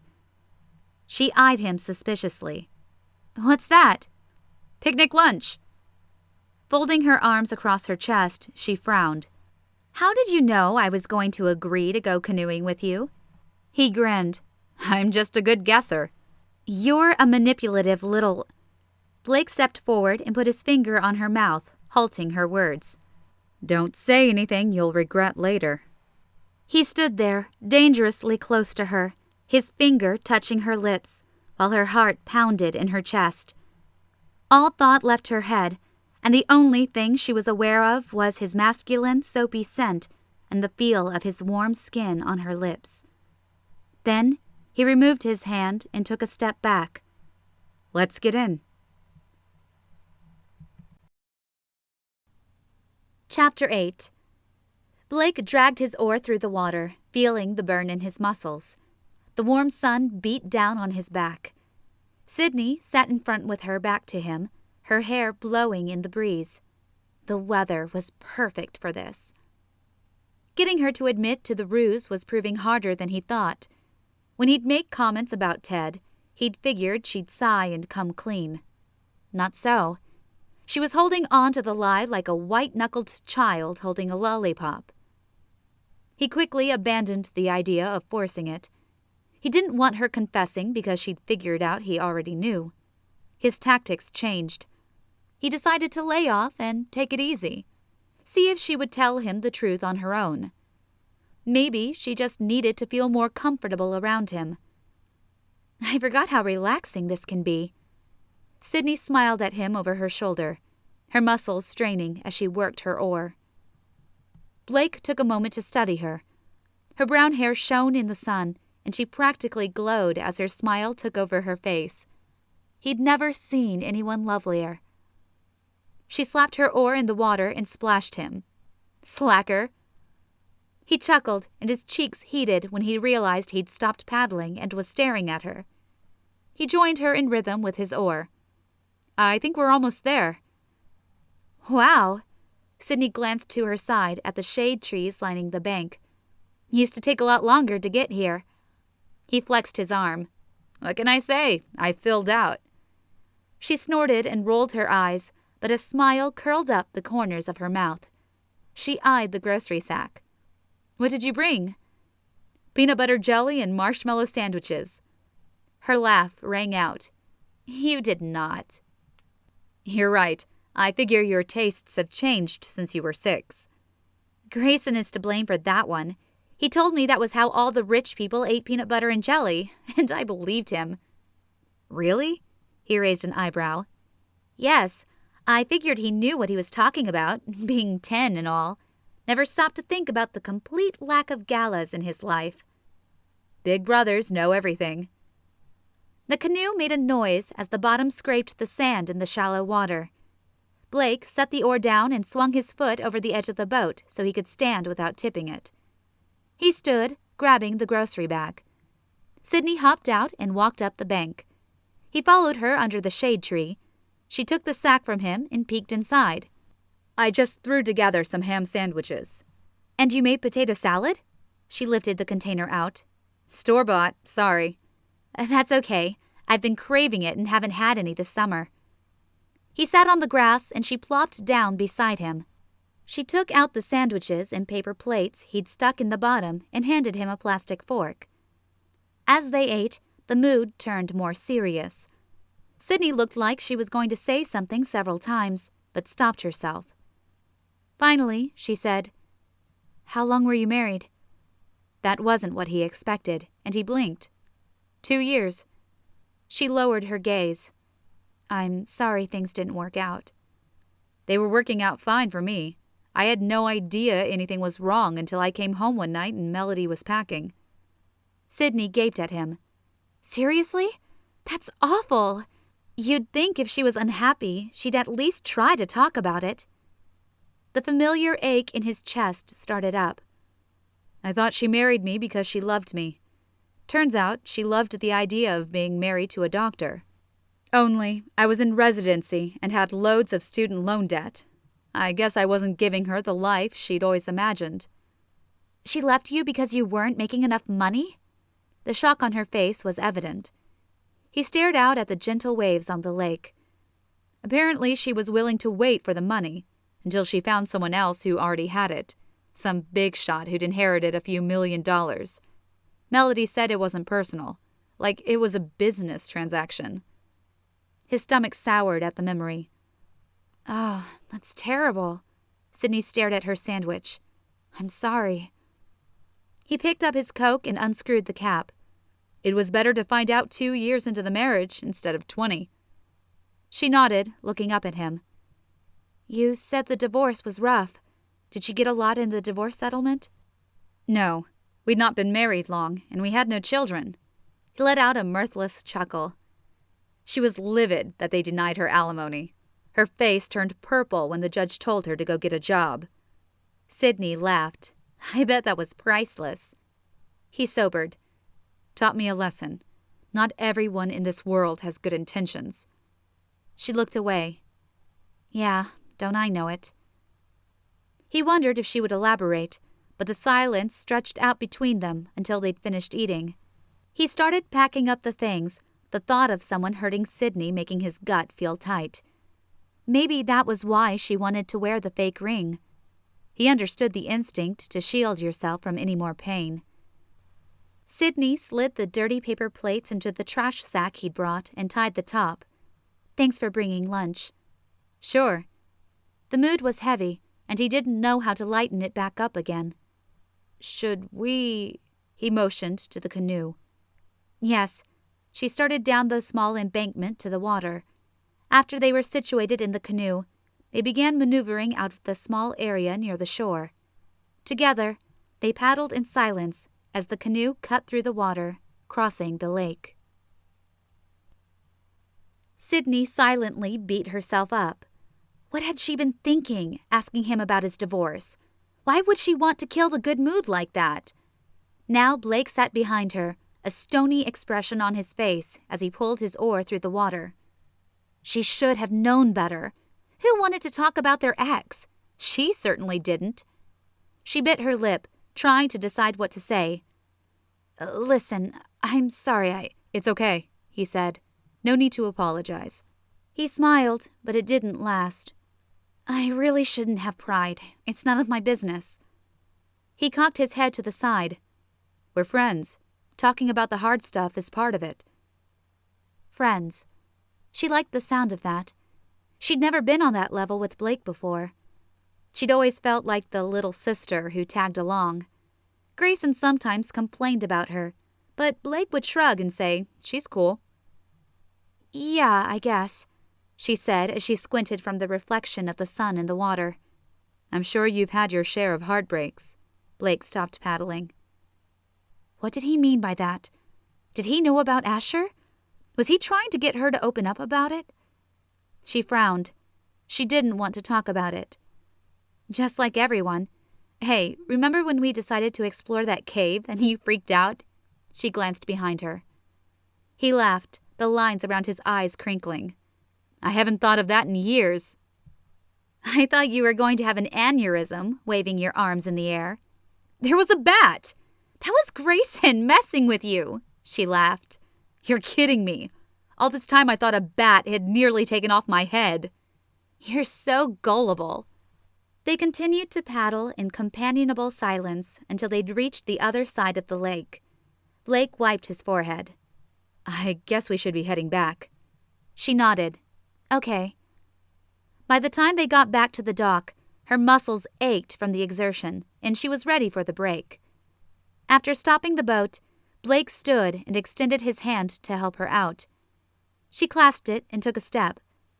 The canoe rocked and caught her off balance. She yelped and grabbed a hold of him. He caught her, his strong arms holding her steady. Whoa! Watch out or you'll end up in the lake. She blinked up at him, her heart racing from the close proximity. Man, he smelled good. Like fresh out of the shower mixed with date-night musk.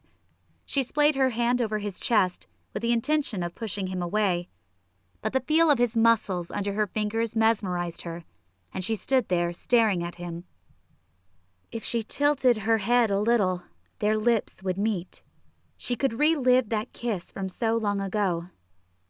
No, she mumbled. No? She shook her head to clear it. I mean, thanks. She squirmed away from him and scampered out of the canoe. What in the world was that all about? What was wrong with her? So Blake had muscles and rock-hard abs. Big deal. Why had she gone all butter-brained? Ugh, stupid crush. She helped Blake with the picnic sack as he climbed out, and they headed back to his truck. By the time they pulled out onto the highway, her heart had normalized. Blake turned to her. You all right? Fine, she said a little too quickly. Why couldn't she just act normal? You got quiet all of a sudden. Great. What was she supposed to say?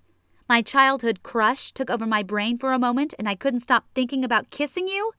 Not likely. I'm not quiet, just content. He looked like he was trying not to smile. Content, huh? I mean, it's such a nice day out, and the lake was calming, that's all. I see. He smirked as he drove, as if he knew a secret. She wanted to smack that smug grin off his face, but folded her hands into her lap instead. They were silent on the drive home. When he pulled up to her apartment, she saw a little red Toyota with a smiley face antenna topper sitting in the parking lot. Natalie. Dang. Why had she given her sister a key? She never used it for emergencies. She was probably in there eating Sidney's Cracker Jacks and watching Netflix, the moocher. Well, thanks for the picnic. See ya. She hopped out of the truck, hoping he'd just go away. Unfortunately, he turned the truck off and got out. What do you have planned for dinner?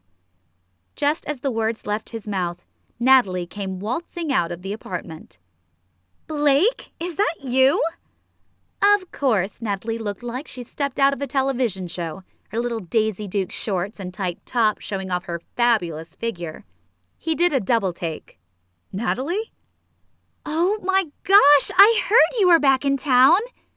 She ran over to him and hugged him. How are you? She smiled at him. Sidney ground her teeth. Little Miss Flirtatious was working her magic. Chapter 9. Blake pulled back from Natalie. She sure hadn't changed much from the last time he'd seen her. I'm fine. How are things going for you? Natalie combed her fingers through her hair and smiled, her lashes lowered. I'm good, real good. We should get together. She almost purred when she spoke. Well, I was just about to. He glanced at Sidney and froze. She stood there, her mouth in a straight line, arms folded tight across her chest. Had he stepped into a family feud? He coughed. I was. Natalie grabbed his arm and sidled up beside him. Come inside, we should catch up. Before he knew it, she was dragging him into the apartment. Sidney followed behind them, making sure they removed their shoes. What are you doing here, Natalie? I heard there was a doctor in town. Oh, brother. He wiggled out of her grasp and took a few steps back. Just what he needed, another woman like his ex, more interested in his profession than him. Sidney's face blanched, and she looked like she wanted to slap her sister. Nat, where's Greg? Natalie's expression soured, and she looked at her fingernails. We broke up. Oh, I'm sorry. Sidney's face betrayed her lie. Sit down, you must be upset. I'll bring you a Diet Coke. She turned to him. Do you want a soda? Sure, thanks. Natalie plopped down on the couch, and Blake took the opportunity to snag the accent chair. How long were you dating Greg? 2 weeks. Natalie looked bored. But that doesn't matter. What have you been up to? She leaned closer. Just getting everything unpacked. She grinned. If you need any help. No, thank you. He could imagine what kind of help Natalie would be. Moving is hard, she sighed dramatically. But it's nice to already know people here. He nodded, unsure of what else to say to her. She squinted at him. You've got something on your... She pointed to her face. He wiped his face, but didn't feel anything. No, you didn't get it. She got up and sashayed over to him. Before he knew what to do, she was sitting on his lap. She crossed her legs and ran her finger across his lips. There. Stunned, Blake just sat there. Sidney walked into the living room to see Natalie sitting in Blake's lap. Heat warmed her face, and she was about to clear her throat when Natalie laughed and said, Do you remember when you kissed me behind the trees in our backyard? The drinks in her hand slipped and fell to the hardwood floor. She watched in horror as Coke, ice, and shards of glass flew everywhere. Blake jumped out of his chair so fast that Natalie bounced off and landed on her butt. He took a step towards Sidney. Are you okay? Before she had a chance to answer, he said, Don't move. There's glass everywhere. I'll go get a broom. He tiptoed like Dick Van Dyke doing one of his Mary Poppins dances as he tried to avoid the glass and get into the kitchen. Sidney stared at her sister, speechless. It suddenly made sense why Blake had kissed Sidney so passionately that day. Why he'd called her Natalie. They'd been kissing in the shadows all along. The old hollow feeling worked its way into her chest, but with a new humiliation attached to it. Blake called from the other room. Where's your broom? She sighed, unable to do anything but just stand there. The closet by the back door. He came into the room and started sweeping the mess into the dustbin. When the glass had been contained, Sidney walked through the kitchen to get the mop. She filled a bucket with water and squirted some floor cleaner in. Blake took the mop from her. Here, let me. Fine. She brushed past him, irrational anger making her shake. She stalked into her bedroom and pulled off her socks, now dripping with soda. How could she have been so stupid? It had been obvious. Blake had always liked Natalie. That was no secret. Dumb of her not to realize Blake had been kissing Natalie all along. Idiot. And now here he was, back to flirting with Natalie. And he'd said he didn't want to be with her, which made it 10 times worse. He had no intention of getting serious. He was just playing the flirt. What a jerk. She shoved her feet into clean socks and walked back into the living room. Blake wrung the mop into the bucket and turned to her. All cleaned up. Natalie was sitting on the couch, a pout on her face. Thanks. Sidney took the mop from him and went to rinse it out. She twisted on the faucet and let it run. Hey. She turned to bump into the solid wall of Blake's chest. Sheesh, what was he doing? Trying to give her a heart attack? Her heart thumped against her ribcage as if it wanted out. He held up the bucket. Can I dump this in here? Better dump it in the toilet. He paused, staring at her for some insane reason. Why did his gaze make her feel all wobbly inside? Down the hall? He asked. She nodded. He left, and she could finally breathe. What was wrong with her? Why did her crush on him suffocate her like that? It was dumb. He and Natalie had obviously picked up right where they left off. She needed to get them out of her apartment. She put away the mop and went back to Natalie. Her sister approached her as she entered the living room. We should make Blake a welcome home dinner. She was back to her coy self. Actually, I have something I need to do. She waited for her sister to move, but when she didn't, Sidney said, So, goodbye. She motioned toward the door. Natalie huffed. Fine, but I'm calling you later, and you're going to spill it. What are you talking about? You and the good doctor. I want to know what's going on. She grabbed her purse and slipped on her shoes, then walked out the door. Blake spoke behind her. Natalie had to leave? She turned to see Blake leaning against the wall in a handsome GQ pose. Man, she needed to get away from him. Yes, and if you leave now, you can catch up to her. Why would I want to do that? His question took her by surprise. You know, Saturday night. You could take her out, eat dinner, make out behind the trees. He crossed the room and stopped a few inches from her. I thought we already established she's not a good match for me. Wow, he sure was something. Making it painfully obvious he was just fooling around with no intention of getting serious. She looked up at him and inched back. Her stupid schoolgirl crush was sucking the air out of the room. She stood still, hoping he couldn't hear her shallow breathing. I just thought. Do you have any time? She stared at him. Time for what? He chuckled. Not time. Time. When I was here earlier, I noticed you have raw chicken in your fridge. You mean when you were snooping? Yep, he said unapologetically while he brushed past her. I know a great chicken recipe. Why was he headed toward her kitchen instead of out the door? She wanted to tell him she had other plans, but she lacked the energy to argue with him. Plus, she hated to cook, and it looked like Blake was going to make dinner for her. The spices are in the second cupboard. Help yourself. Found it! His voice was followed by the sounds of him searching for other kitchen items. She should plop down on the couch and let him do it, but guilt forced her into the kitchen. What else do you need? He listed off a few things, and she got them out. As he worked on the chicken, she pulled out a tube of crescent rolls and popped it open. Good idea. That will go great. I can make an easy green bean dish as well.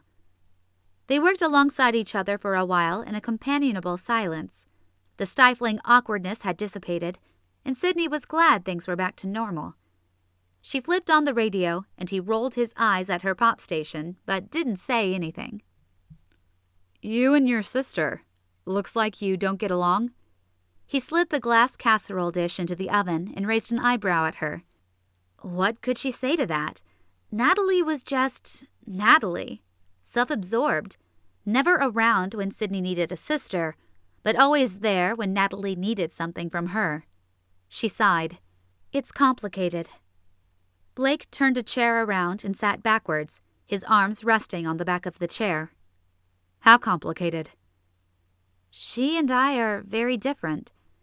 Sidney opened a cupboard, pulled out 2 plates, and set them on the table.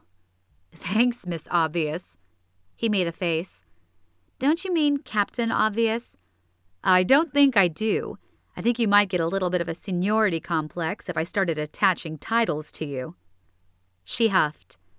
Well, at any rate, she said, setting down 2 forks, Natalie's just too concerned about Natalie to notice anything else.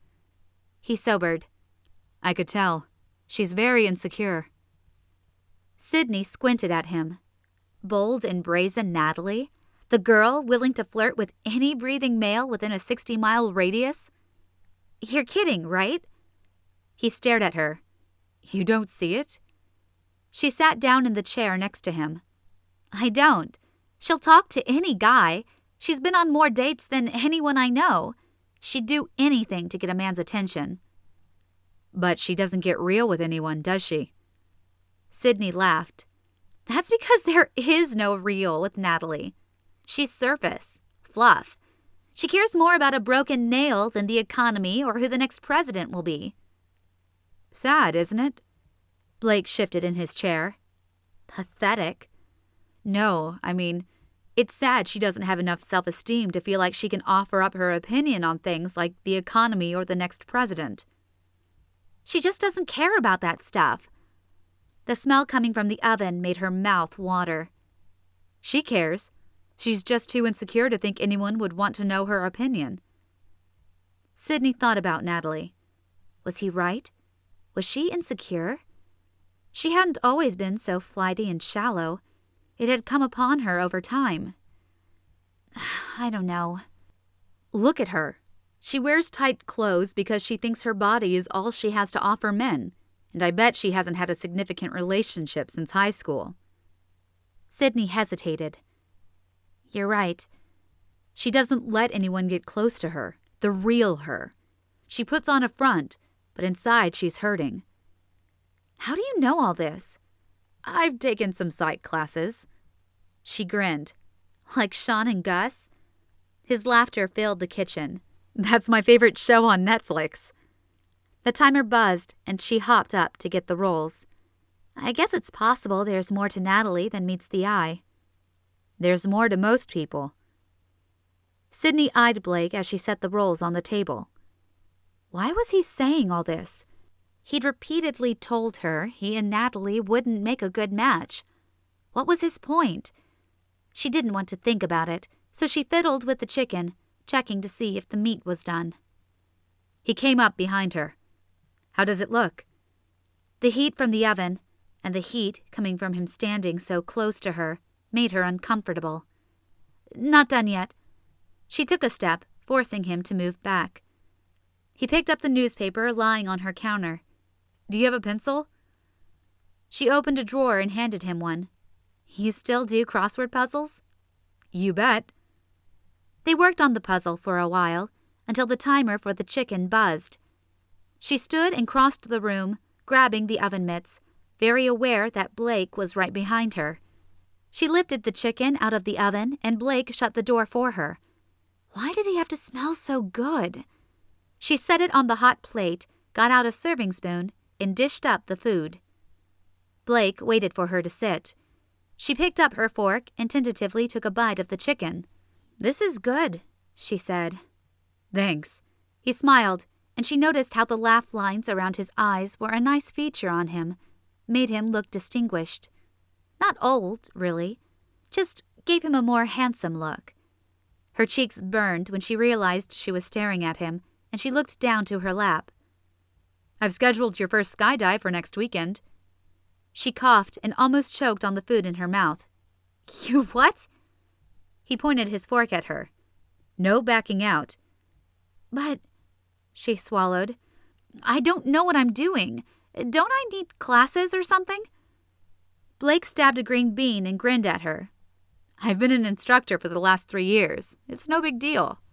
Her face must have reflected her panic, because he set his fork down and put his hand over hers. They'll give you 30 minutes of instruction before we make the jump, and your first jump will be in tandem, so there won't be any need to worry. What's tandem? It's where we jump together. We wear harnesses, yours attached to mine. You'll be stuck to my chest. Don't worry, I've done it 100 times. Was she seriously going to jump out of an airplane with Blake? The thought of it both terrified and thrilled her. The terrified part wanted to back out of it, but the other part of her took over, and she nodded. Okay. He smiled. You'll love it. I just know it. After dinner, they cleaned up the plates and then turned awkwardly to each other. Sidney motioned to the living room. Well, I guess you'd better be going. You have Netflix, right? Do you want to watch Psych with me? The thought of him cozying up with her on the couch to watch TV jumped into her head, and in a panic, she blurted, No, I've got to. All thought left her head, and she had no idea what excuse she could give him. She glanced down and saw her ring. Call Ted. I've got to call him right now. He's expecting me. She practically shoved Blake into the other room and toward the door. So, see ya! He planted his feet on the floor and crossed his arms in a silent challenge. Just a minute. The only thing she could think of was getting him out of her apartment. I'm really sorry. I need to call Ted right now. I kind of forgot about it, and he'll be upset if I'm too late. She sent him her most pleading expression, hoping he'd just go. Blake observed Sidney's face and wondered what went wrong. He thought if he spent more time with her, got her to open up a little, she'd come clean about Ted. They'd had a good day together. He thought they'd made progress. But here she was, using Ted as an excuse to shove him out the door. What had he done? It wasn't the skydiving. He'd seen the curiosity in her eyes. She really did want to try it, even though it made her nervous. It wasn't that. She'd freaked out about the TV show. Why? It made no sense. Please, just go, she said, wringing her hands. She really was distraught. He should leave. She must have been quite hurt in her past to make her so afraid to let him get close to her. His heart ached for her, but what could he do about it? He turned and crossed the room toward the door. When he reached for the knob, he hesitated and turned back to her. Sidney. She looked up at him, and he suddenly wanted to kiss her. He wasn't sure where that came from, but the thought of kissing her tempted him so much, he almost leaned down to do it. Only he couldn't. She was still holding on to the lie, and kissing her would be forcing the issue. He would be telling her he knew, and he couldn't do that. What? She said, searching his face. If he couldn't kiss her, he'd at least leave her with a desire for it.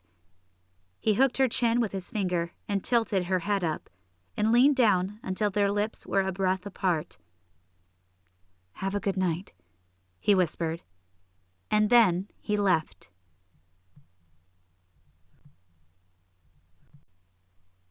Chapter 10. Sidney's heart thundered in her chest as she stared at the space Blake had occupied a moment before. Had he been about to kiss her?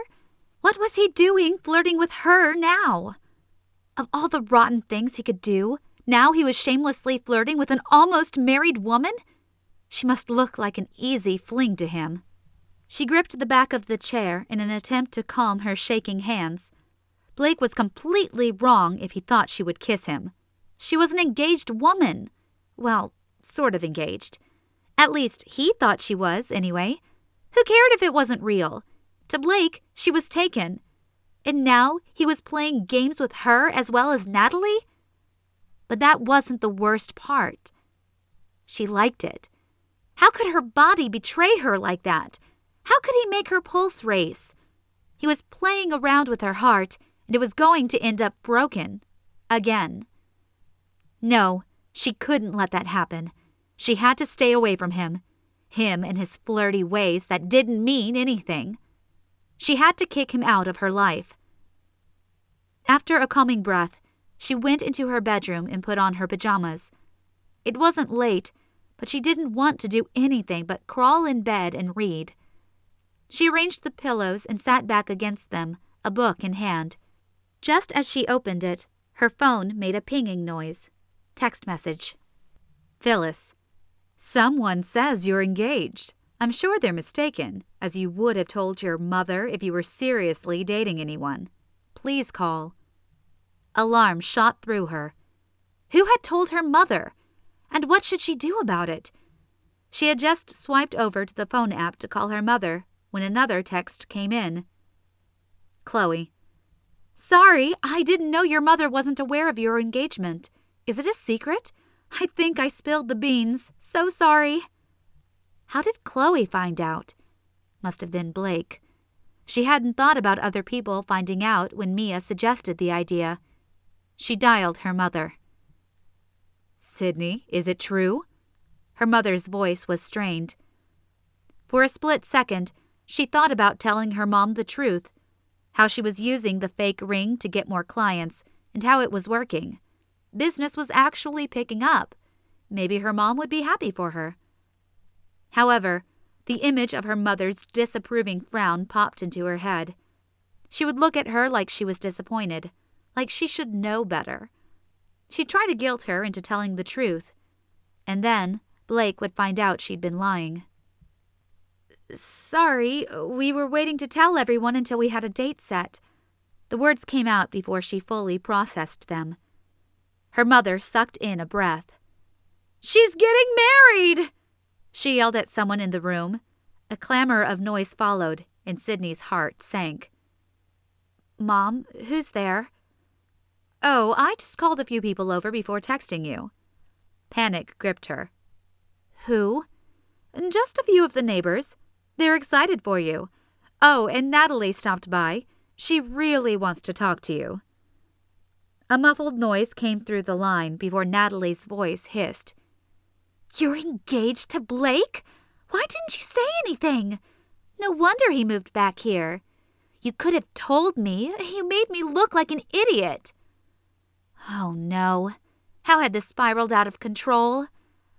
I'm not engaged to Blake. I'm engaged to Ted. Wait! Her sister called out to the room. It's not Blake she's engaged to. It's Ted. A voice changed back to her mother. Who's Ted? And why did Blake move back here to be with you if you're marrying Ted? No, Mom, you've got it all wrong. Blake has nothing to do with this. Well, when's the wedding? When can we meet him? Her father's voice came through from the background. Phyllis, let me talk to her. Just a second, your father wants to say something. More shuffling noises. Pumpkin, congratulations. We didn't even know you were dating anyone. Sidney leaned back against the pillows and sighed. Thanks, Dad. Your mother is dying to meet this young man. Can you invite him over for dinner tomorrow night? Sunday dinner? At her parents' house? Her throat tightened. I don't know if he's free. Well, ask him.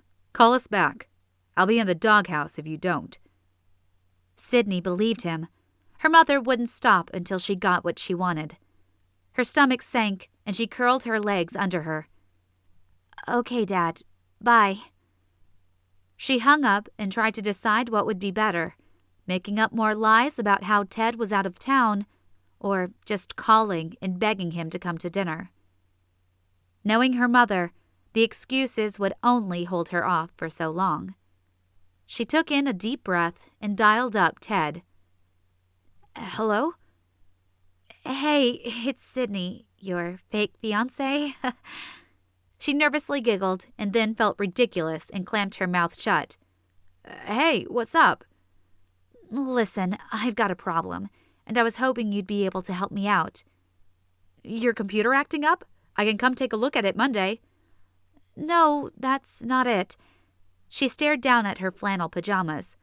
How was she supposed to ask him? What is it? The concern in his voice made her feel twice as bad. Ted really was a nice guy.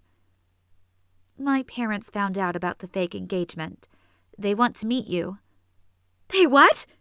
His voice cracked. I know it's a lot to ask, but business is going so well right now. I really don't want to give up the charade just yet. I promise I'll tell them we broke up in a few weeks. Would it be horrible for me to ask you to come to dinner tomorrow night and pretend we're engaged? She held her breath while he considered her request. I guess I could do that. Relief flooded over her. Thank you. I promise this will be the only time. She hung up, then called her parents to tell them Ted would be joining them for Sunday dinner. After the conversation, she stretched out on the bed and stared up at her ceiling. She had either made a good decision or a really, really bad one.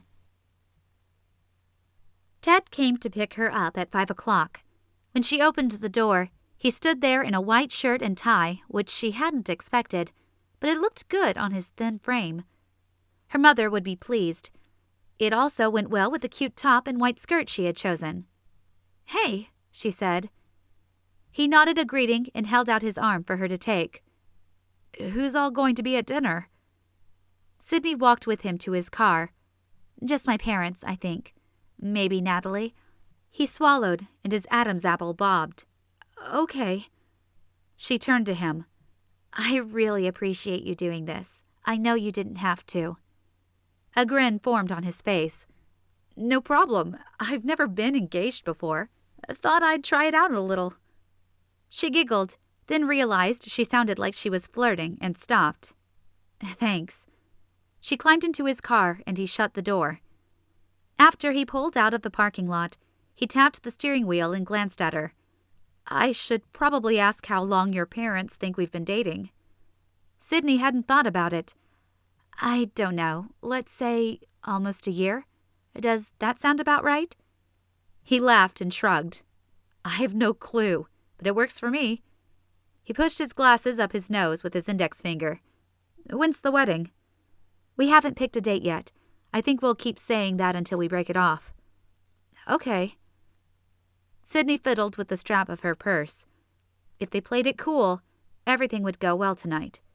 Just go in, eat the food, talk a little, and then leave.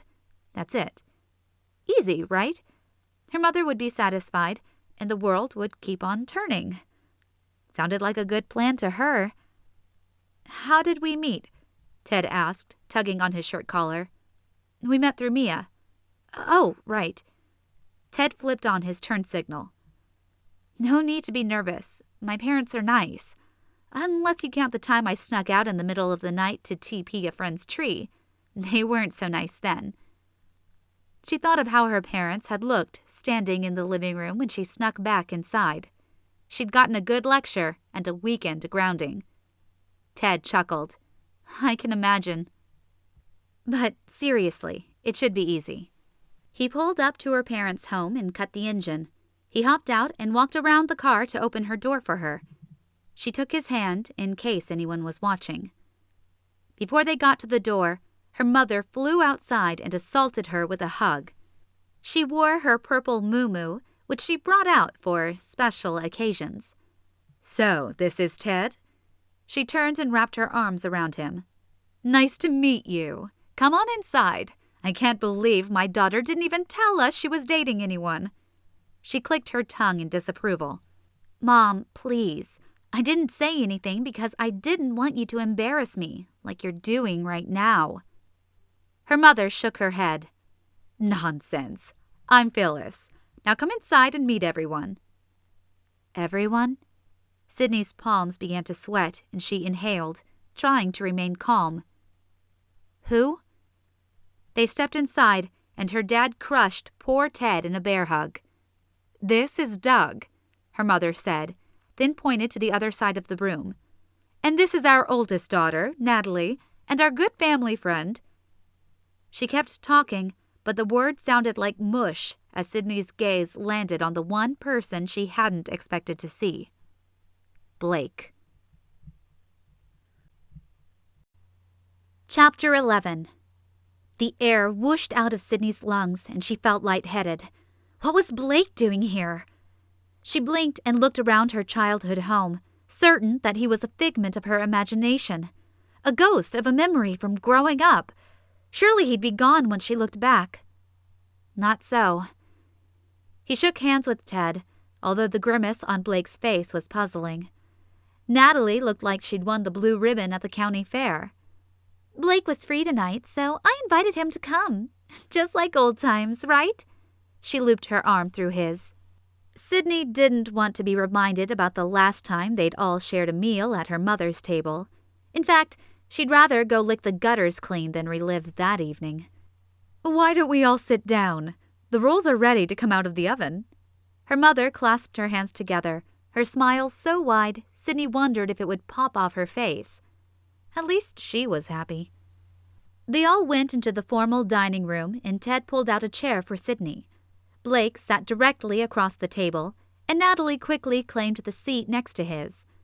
Her father sat at the head of the table, while her mother flitted about, setting the rolls out and making sure everyone had water. The table was already set, tablecloth and all. She'd even pulled out the cloth napkins. Phyllis, when you're ready, would you please say grace? Her father bowed his head. Mom filled the last cup and then sat down and started the prayer. The roast smelled delicious, and soon they were all passing around the food and the room filled with friendly chatter. Her mother turned to her. I've been looking into wedding venues. Her father frowned. Even though he'd grayed, he was still a formidable ex-military man. He'd gained a little weight since retirement, but not enough to hide his washboard stomach. Phyllis, please, let your daughter plan her own wedding. Her mother wrung her hands. But if we're going to have a spring wedding, we really need to book. Blake interrupted. You have a date? To get married? He stared at her pointedly, whatever that meant. No, Sidney said. We haven't set the date yet. We're still considering lots of options. Ted put his arm around her. We don't want to rush into anything. She smiled up at him, grateful for his contribution. That was believable. But when she glanced at Blake, his jaw was clenched, and he looked upset about something. Sure, he said under his breath. Natalie cozied up to Blake. When I get married, I'd love to have a winter wedding.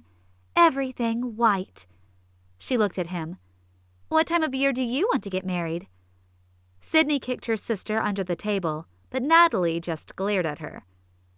Blake cleared his throat. I'd always thought a fall wedding would be nice, so that's what my wife and I had. Too bad it didn't stick. The room fell silent, everyone focusing on their plates. Sidney felt awful for Blake, and she mouthed, "I'm sorry," to him. He shrugged. It's okay. People get divorced. It happens. Her father picked up the conversation. Blake, how's your mother doing? And the awkwardness just kept coming. Nice. Sidney winced and tossed Blake another apologetic look. Not very well, I'm afraid. Her mother frowned. I'm sorry to hear that. Is there anything we can do? I can take her a meal. Blake shook his head. No, thank you. She's very independent. She'd be embarrassed. The conversation lulled, and Sidney chewed her food. This was a fine evening full of uncomfortable situations. Maybe next they could all talk about how Asher cheated on her. If she scarfed her food, perhaps she and Ted could leave soon. She stuffed a large piece of roast beef in her mouth. Everyone ate in silence for a few minutes. Blake picked up his glass of water and took a sip. How's Grayson? Is he still out in California? Her father puffed out his chest in pride. Yes, he's working for NBC now. He's a writer for that show, Forensic Science. Great. He always wanted to work in Hollywood. Such a tough business, but I'm glad he's fulfilling his dreams. Blake smiled and then turned to look at Sidney. So, how did you and Ted meet? She swallowed the chunk of meat. We met through Mia. He raised one eyebrow, and his grin seemed to hold a secret. That's it? Yes. She tried to keep the annoyance out of her voice, but wasn't too successful. Blake leaned back in his chair, a smug smile now on his face. What was up with him? She wanted to smack him. Phyllis, you've outdone yourself, her father said. This roast is divine. Everyone agreed, thanking her for cooking the meal. Sidney noticed with relief that most people were almost done eating. Blake leaned forward and whispered, "Meet me under the table." "What?" she whispered back.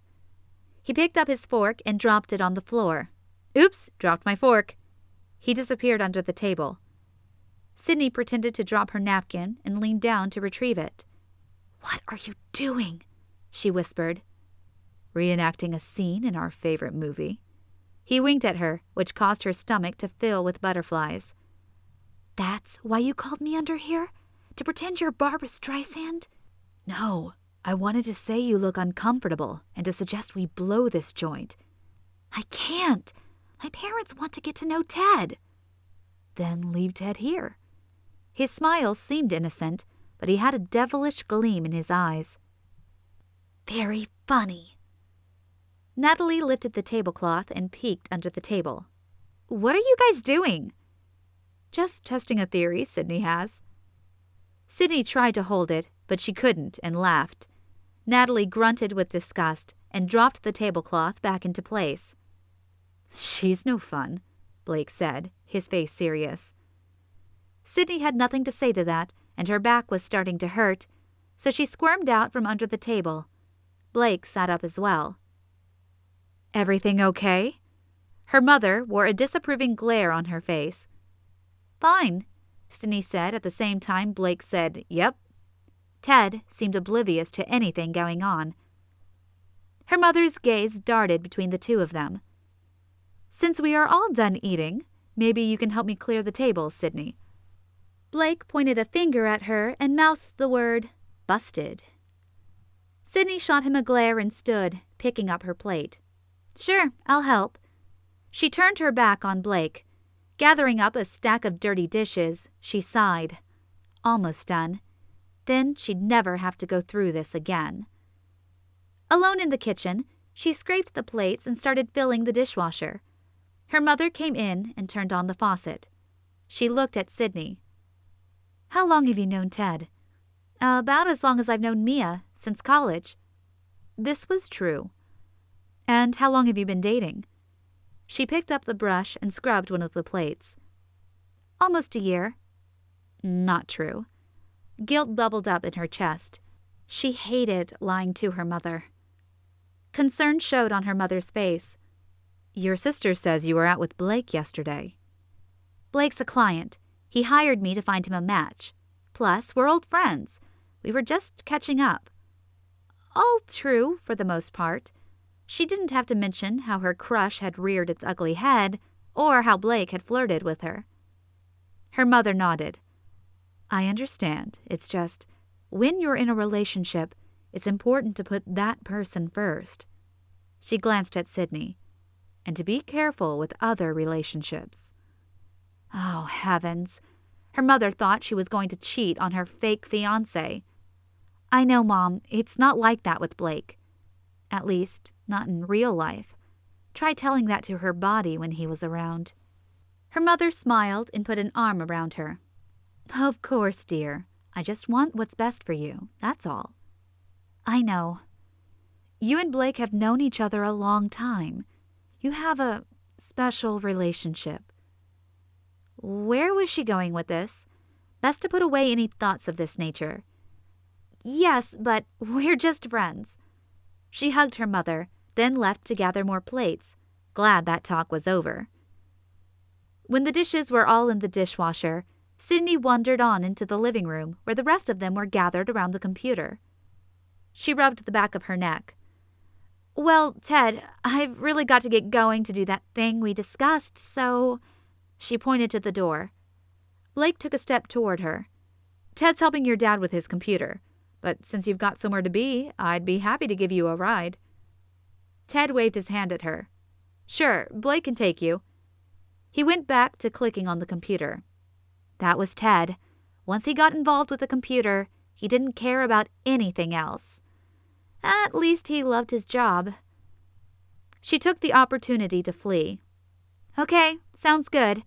See you later, Ted." Her mother frowned, but Sidney ignored it. He mumbled his goodbye. They stepped outside into the cool evening air. "Oh, it's gotten chilly," she said, rubbing her arms, not really thinking it through. Blake put his arm around her, pulling her close. "Here, I'll warm you." Her silly crush went nuts, causing her heart to go into overdrive, tingles shooting across her skin. She wiggled out of his embrace. "Thanks, I'm fine." The last thing she needed was to react to his stupid flirting. She practically ran to his truck, her sandals slapping on the cement. She got into the passenger seat just as he reached her door. He leaned on the truck. "You never let me open the car door for you," he frowned. "Stop whining. I'm just faster than you are." She slapped his shoulder, expecting him to smile, but he didn't. She tried to pull the door shut, but he held it open. "You let Ted?" She gaped at him. "You were watching out the window?" "Your mom was a little anxious." She laughed. "That's my mom for you." When he didn't respond, she sobered. "Why do you care, anyway?" "I was always taught to open a door for a woman. It's a small thing, but it lets me show my respect. When you don't allow me to, it takes that away from me." It didn't seem like a big deal to her, but since it meant something to Blake, she slipped out of the truck, shut the door, and took a step back. Blake stared at her for a few moments, and she met his gaze. His blue eyes assessed her, and then a hint of a smile touched his lips. He opened the door and then held out his hand to assist her into the truck. She took his hand, ignoring the wild zapping of electricity, and stepped up into the seat. He allowed a full smile and shut her door. Neither one said anything as he drove her home. When he stepped in front of her house, she sat there and let him come around to open the door. He again held out his hand to help her out of the truck. After she stepped out on the cement, he didn't release her hand, but held it as he walked her to her door. It didn't seem flirty. It felt deeper, more like they had a connection, and she didn't want to break it. She turned to look at him, and he captured her other hand as well. "Thank you," he said, his voice low. All of a sudden, the whole door thing didn't seem so silly anymore. It seemed important somehow, although she couldn't fully understand. She blushed, and she hoped he couldn't see her pink cheeks in the moonlight. "You're welcome." He held her hands for a few seconds longer before releasing them and stuffing his own in his pockets. He looked like he wanted to say something, but kept silent. "Thanks for bringing me home," she said, mostly to fill the silence. "Yeah." He blinked and ran a hand through his hair. "Any time." He took a step back. "Good night, Sidney." He turned and walked down the sidewalk toward his truck. "Good night," she said, her voice a whisper. Chapter 12. Blake spent the next week trying to get Sidney off his mind, which was fairly easy to do while he was at work. Treating his patients was a decent distraction, but as soon as he came home to an empty house, fixed a meal by himself, and sat alone, he couldn't think of anything else. Not even finishing up the kitchen renovation took his mind off her. Sidney had actually brought Ted to meet her family. This lie of hers was taking on a life of its own. It was almost becoming an obsession for him to figure her out. Why was she going to such great lengths? It couldn't only be about the business. There had to be more to it. On Thursday, Sidney left him a message saying she found him another match. Funny thing was, he couldn't care less about being matched anymore. He'd much rather spend his free time with Sidney. He told himself it was because her lie was driving him nuts, and he just wanted her to tell him the truth. But he knew there was more to it than that. Spending time with Sidney was fun. He didn't return her call. Instead, on Friday evening, he ran to the store and bought her favorite board game and showed up on her doorstep. He rang the bell and waited for her to answer. Sidney cracked the door. "Blake? What are you doing here? She sounded tired. I want a rematch. What? She pulled the door open further, and he glanced at her comfortable t-shirt and sweatpants. For some reason, knowing she was home alone on a Friday night made him happy. He lifted the Monopoly game. Last time you beat me. Rather unfairly, I'd say. I think I deserve a do-over. She curled a strand of her brown hair around her ear, a smile playing on her lips. It was fair and square, and you know it. Besides, you usually were the one who won.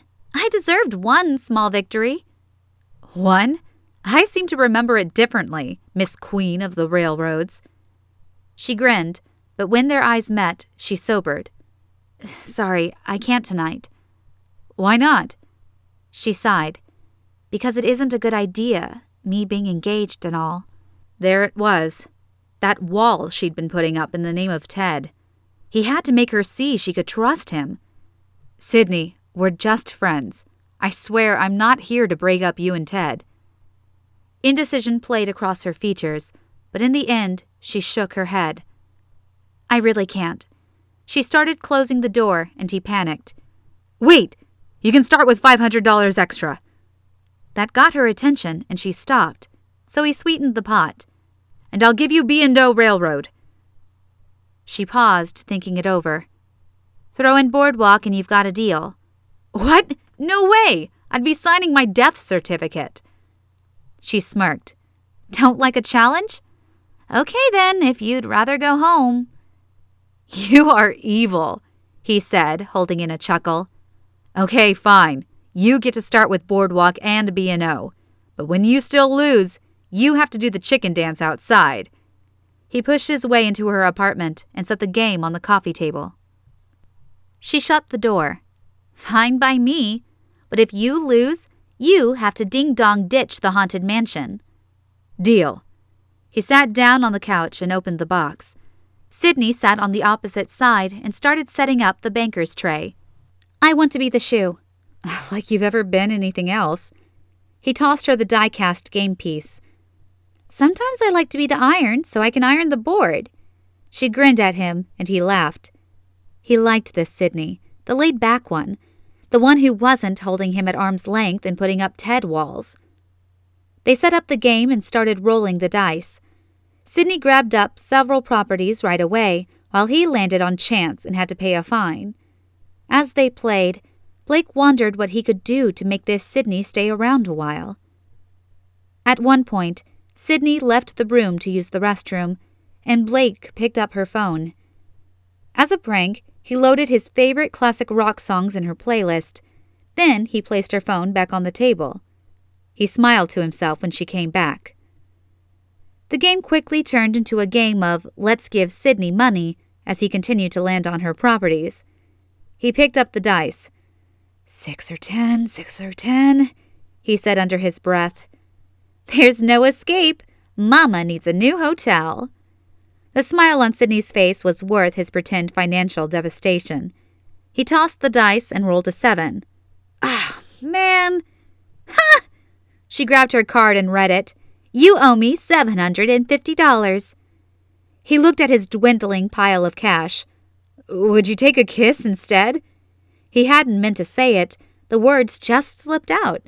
Instead of apologizing, like he should have done, he raised his eyes to meet hers in a silent challenge. He was intensely curious what she would say. Her look of shock melted into something she couldn't quite read.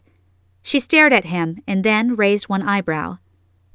I don't think Ted would like that, do you? He felt the progress he'd made slip away as she folded her arms across her chest. She was shutting him out again. I was kidding, he said in a lame attempt to make it all better. Yeah? Well, you're going to have to mortgage something if you don't have the cash, bucko. Unless you want to do my dishes for me. You'd let me out of my fine if I washed your dishes? She rubbed her hands together in a greedy way. You bet. Done. He stood and crossed the room. Sidney followed him into the kitchen.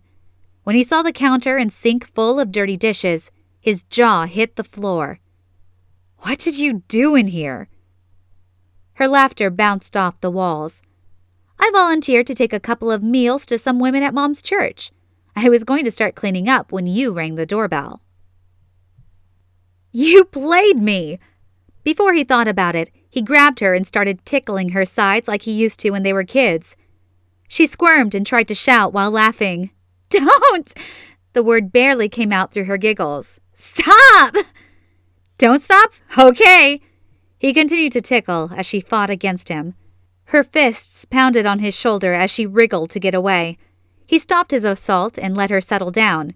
"You going to admit you played me?" he said in her ear, his heart hammering in his chest while he held her tight. "Yes," she said, breathless. She looked up at him, and he got lost in the depths of her brown eyes. He was surprised at how nice it felt to have her in his arms. Her lips were inches from his, and he couldn't stop himself from gazing at them.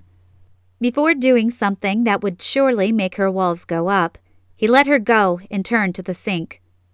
"Guess I'd better get started." Sidney opened the dishwasher. "If you scrape the food and rinse them, I'll stack them in the dishwasher." He nodded and picked up a mixing bowl, his pulse still racing. The room was charged with so much electricity, the hairs on the back of his neck stood up. Did Sidney feel it too? As they worked together, she relaxed, and the mood turned light again. "How's your mom?" she asked. "She's doing better." "That's good. She's lucky to have you near." Blake smiled. "You ready to go skydiving tomorrow?" She whacked him on the arm. "You're such a dork for making me jump out of a plane. I'm scared out of my gourd." "What does that even mean? When were you ever in your gourd?" She rolled her eyes. "Funny. What if the parachute doesn't open?" "Don't worry, there's a backup. Plus, they hardly ever fail. Statistically, it's safer to skydive than it is to drive across town." He handed her a pot. "I'll take your word for it. If I die, though, you're in big trouble." "Since we'll be jumping tandem, if you die, I'm going with you." She squinted at him. "I'm not sure if that makes me feel better or not." He picked up a wooden spoon covered in spaghetti sauce. "It should. I'm not ready to die." After rinsing the spoon, he handed it to her, looking into her eyes. "When I die, I want no regrets." Wow, he was being bold, wasn't he? He'd better tone it down a notch, or she'd put up another TED wall. A sad look flitted across her face, and she bent over to place the spoon in the dishwasher. "My only regret is Asher." She said it so softly, he didn't know if she meant it for his ears or not. But it was the first sign that she was ready to talk about it, so he jumped on it. "What happened?" She took in a deep breath and let it out slowly. "The short version is he cheated on me." He waited for her to continue, but when she didn't, he asked, "And what's the long version?" She stared down the pan she was holding. "We dated for more than a year. I thought things were getting serious between us. He kept talking about marriage and settling down. He had all these high aspirations, wanted to be a senator after climbing the political ladder." Her pain was evident on her face, and she swallowed a few times before continuing. "He took me out to eat for Valentine's Day. I thought he was going to propose." She looked up at him. "I suppose he might have if things hadn't gone the way they did." Blake was so afraid of pushing her. He said nothing while he scrubbed a casserole dish. She'd continue when she was ready. "Asher went to the bathroom and left his cell on the table. He never did that. He was so protective of that thing. I figured he had important business he was always conducting. When a text message came through, I picked it up. Imagine my surprise when I found the message was from another woman, asking if they were still meeting later that evening." Awful. It gets worse. I scrolled up to see more of the conversation, to see if it was a business meeting. The texts were, well, let's just say it was obvious they were having an affair. And when he talked about me, he called me the stiff. She blinked and squared her shoulders like she didn't want to waste one more tear on him. Apparently, Patty wasn't the right kind of woman to be on his arm, but she was the one he wanted in his bed. Blake fought the urge to pull her into his arms. It wouldn't be a good thing. She was opening up to him, and he couldn't push it. But he knew just how she felt after being treated almost the same way by Melody. His throat constricted. "I'm so sorry," he said, his voice husky. She held her hand out for the casserole dish. When he came back to the table and found out I knew about Patty, he tried to convince me I'd misunderstood, that I had read it wrong. He had an explanation for everything. Her voice lowered to almost a whisper. His lies were so convincing, I almost believed him. You wanted to believe him. He unstopped the sink and wiped his hands on a towel. Sidney nodded and closed the dishwasher. I didn't want to be the stiff. A single tear traced down her cheek. He took a step to close the distance between them, not wanting to scare her off, but needing to comfort her. He slowly raised his hand and wiped the tear with his thumb. Sidney closed her eyes, another tear escaping. He put his hands on her waist and gently pulled her to him. She laid her head on his chest and melted into him.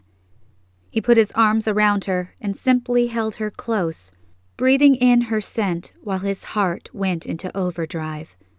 He cradled her until her tears stopped and she pulled back. Sorry, I don't know what's gotten into me.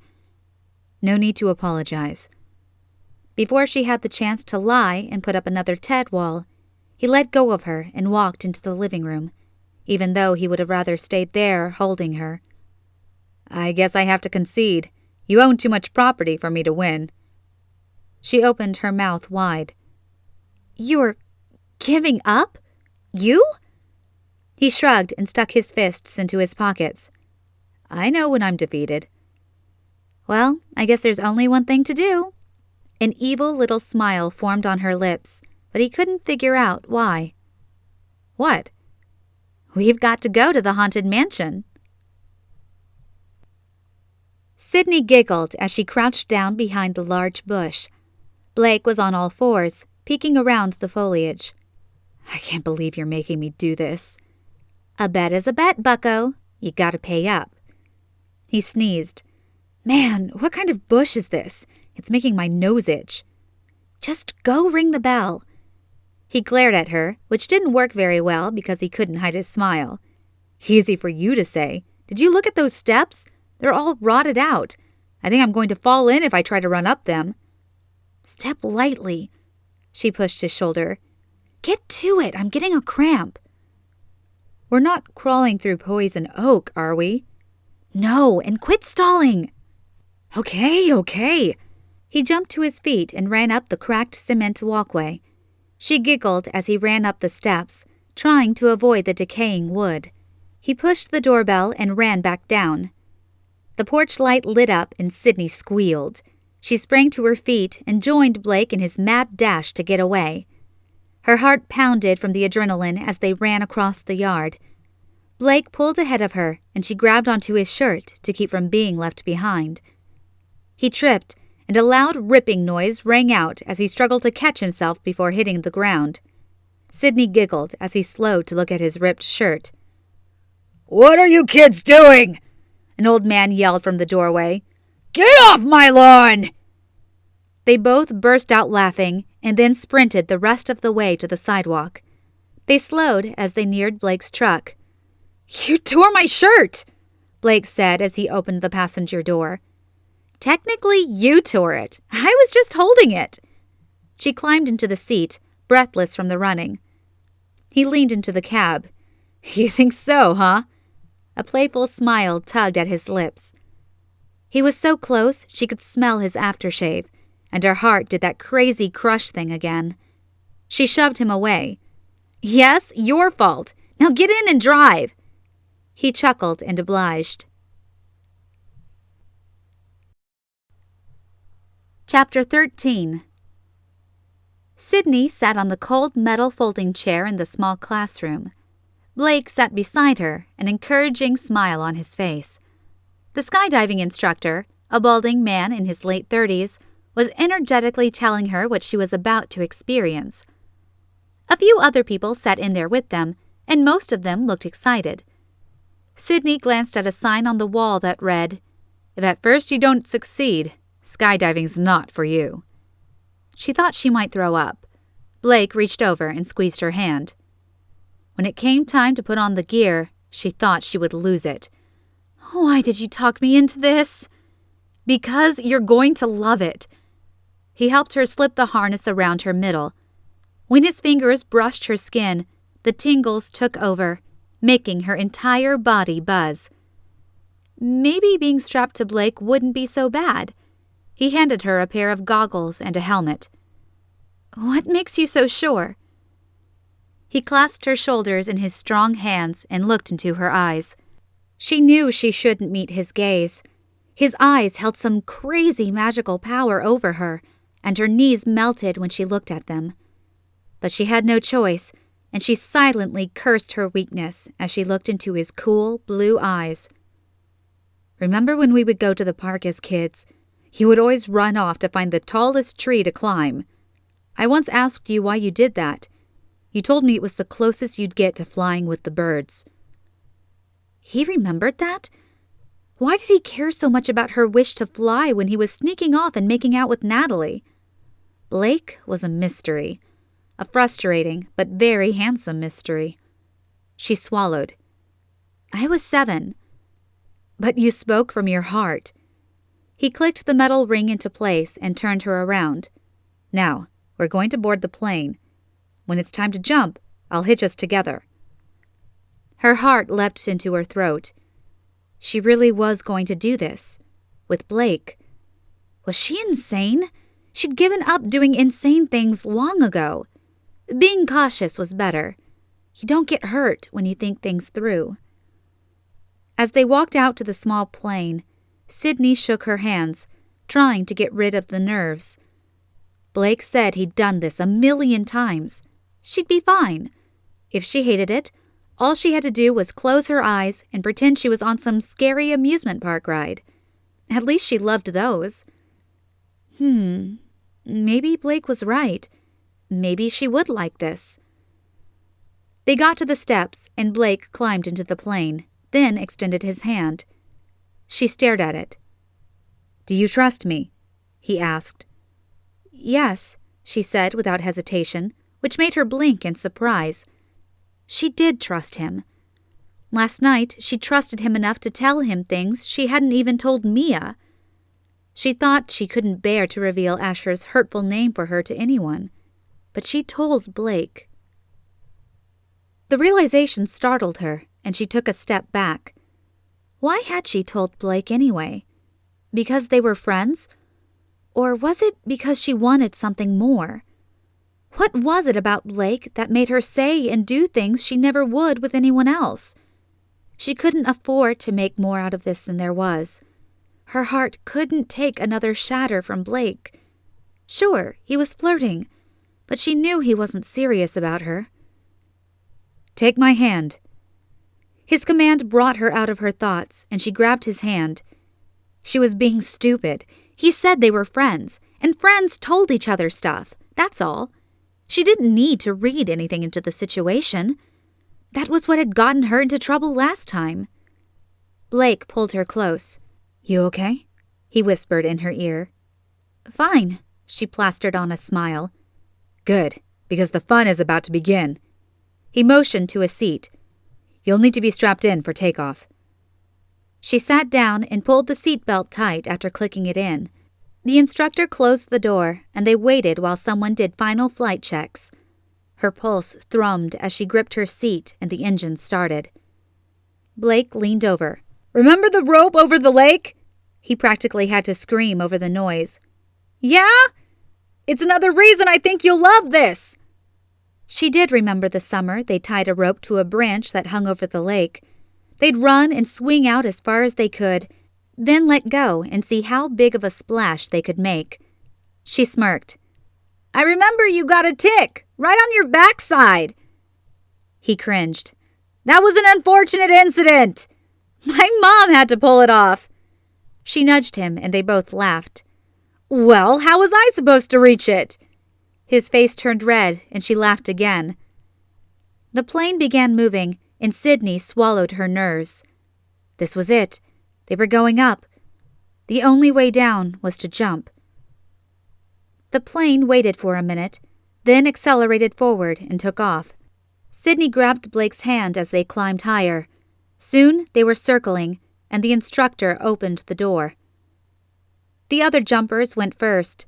Some of them went solo, while 2 went tandem like she and Blake. When it was their turn, she stood, and Blake ushered her closer to the door. There were several metal clinking sounds as Blake clipped himself to the back of her harness. He tugged on them to make sure they were secure. "Are you ready?" he shouted. She shook her head. "No!" He put his arms around her, pulling her back to his chest. "Don't worry," he said in her ear. "I've got you." The deep intonation of his voice combined with his close proximity made her heart do funny things in her chest. "Now, cross your arms and hold onto the shoulder straps." She did as he said, her knuckles white from clenching so hard. She could do this. She could jump from a plane. "Lift your legs up to your chest." When she lifted up, she felt like she was in a baby carrier hooked onto Blake's chest. He stepped to the open door. "On the count of 3!" She nodded. 1, 2. He hesitated, and she thought she was going to pass out from the anxiety. 3! She closed her eyes as he jumped. The wind whistled past her at an alarming rate, like she'd stuck her head out of the car on the interstate. It pushed against her cheeks, distorting her face.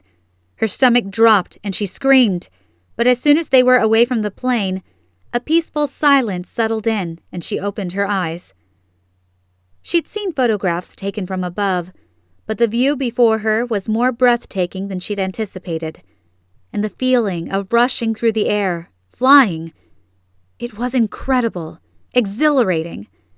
Her pulse raced, and her senses felt heightened. She stretched her arms out. Speaking was almost impossible with the wind, so she just let out a happy whoop. From this vantage point, she could see the curvature of the earth, the farm fields in patches of greens and browns, the clouds. It was amazing. Blake shifted, and they started spinning, like a snowflake in the wind.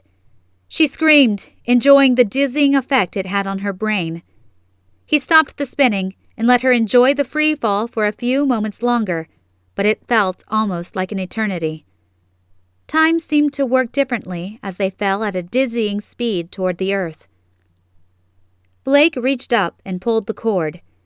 They jerked when the parachute deployed and caught their rapid fall. The air no longer rushed past her, but turned into a brisk breeze instead. "What did you think?" he asked. "That was awesome!" she shouted. He laughed. "I knew you'd love it. I don't know why I was so scared." Blake pointed. "There's the lake." She looked out over the town, the miniature buildings and the tiny cars. The gentle descent combined with the close proximity to Blake made her stomach do flips. She tried to ignore the way her skin came alive when they touched. They took turns pointing out landmarks, while Blake steered them so they would land in the field near the airport. As they neared the ground, she found herself disappointed. That had been the most amazing thing she'd ever done, and it was over. She lifted her feet as instructed. Their descent was slow enough that Blake landed on his feet. Blake unhooked them, and Sidney turned around, unable to hide the excitement rushing through her. That was amazing! She took off her helmet and goggles, tossing them on the grass. "I can't believe the feeling of flying through the air. It was unlike anything I've ever experienced." Blake grinned, peeling off his goggles as well. "I'm glad I made you do it." Before she thought much about it, she threw her arms around his neck and hugged him. He seemed stunned at first, but he snapped out of it and pulled her close to him. Her heart pounded loudly in her ears. As the tingles coursed through her body, she knew she'd made a mistake and tried to push back, but his hold on her was too strong. She looked up at him, and he stared at her, all playfulness gone. He was gazing at her, and it made her stomach feel like she'd jumped from the plane again. She couldn't look him in the eyes, so her gaze landed on his lips, which was dumb, but all thought left her brain. His lips moved closer, and she felt a force stronger than any magnet pulling her to him. Their lips met, and her senses exploded. His kiss was tentative, gentle, but the feelings it stirred up were strong. She kissed him back before her brain could register what they were doing. She didn't want to think. All she wanted was for this moment to last forever. Being in his embrace, his lips moving over hers, felt like the world had stopped and nothing else mattered. She grew dizzy as he kissed her more passionately. And then, like an unwanted guest at a party, her sister's voice came into her head. "Do you remember when you kissed me behind the trees in our backyard?" Snapping out of her Blake-induced coma, she shoved herself away from him. What was she doing? She couldn't kiss Blake! She turned to flee, but he grabbed her arm. "Sidney, wait!" She turned back to him.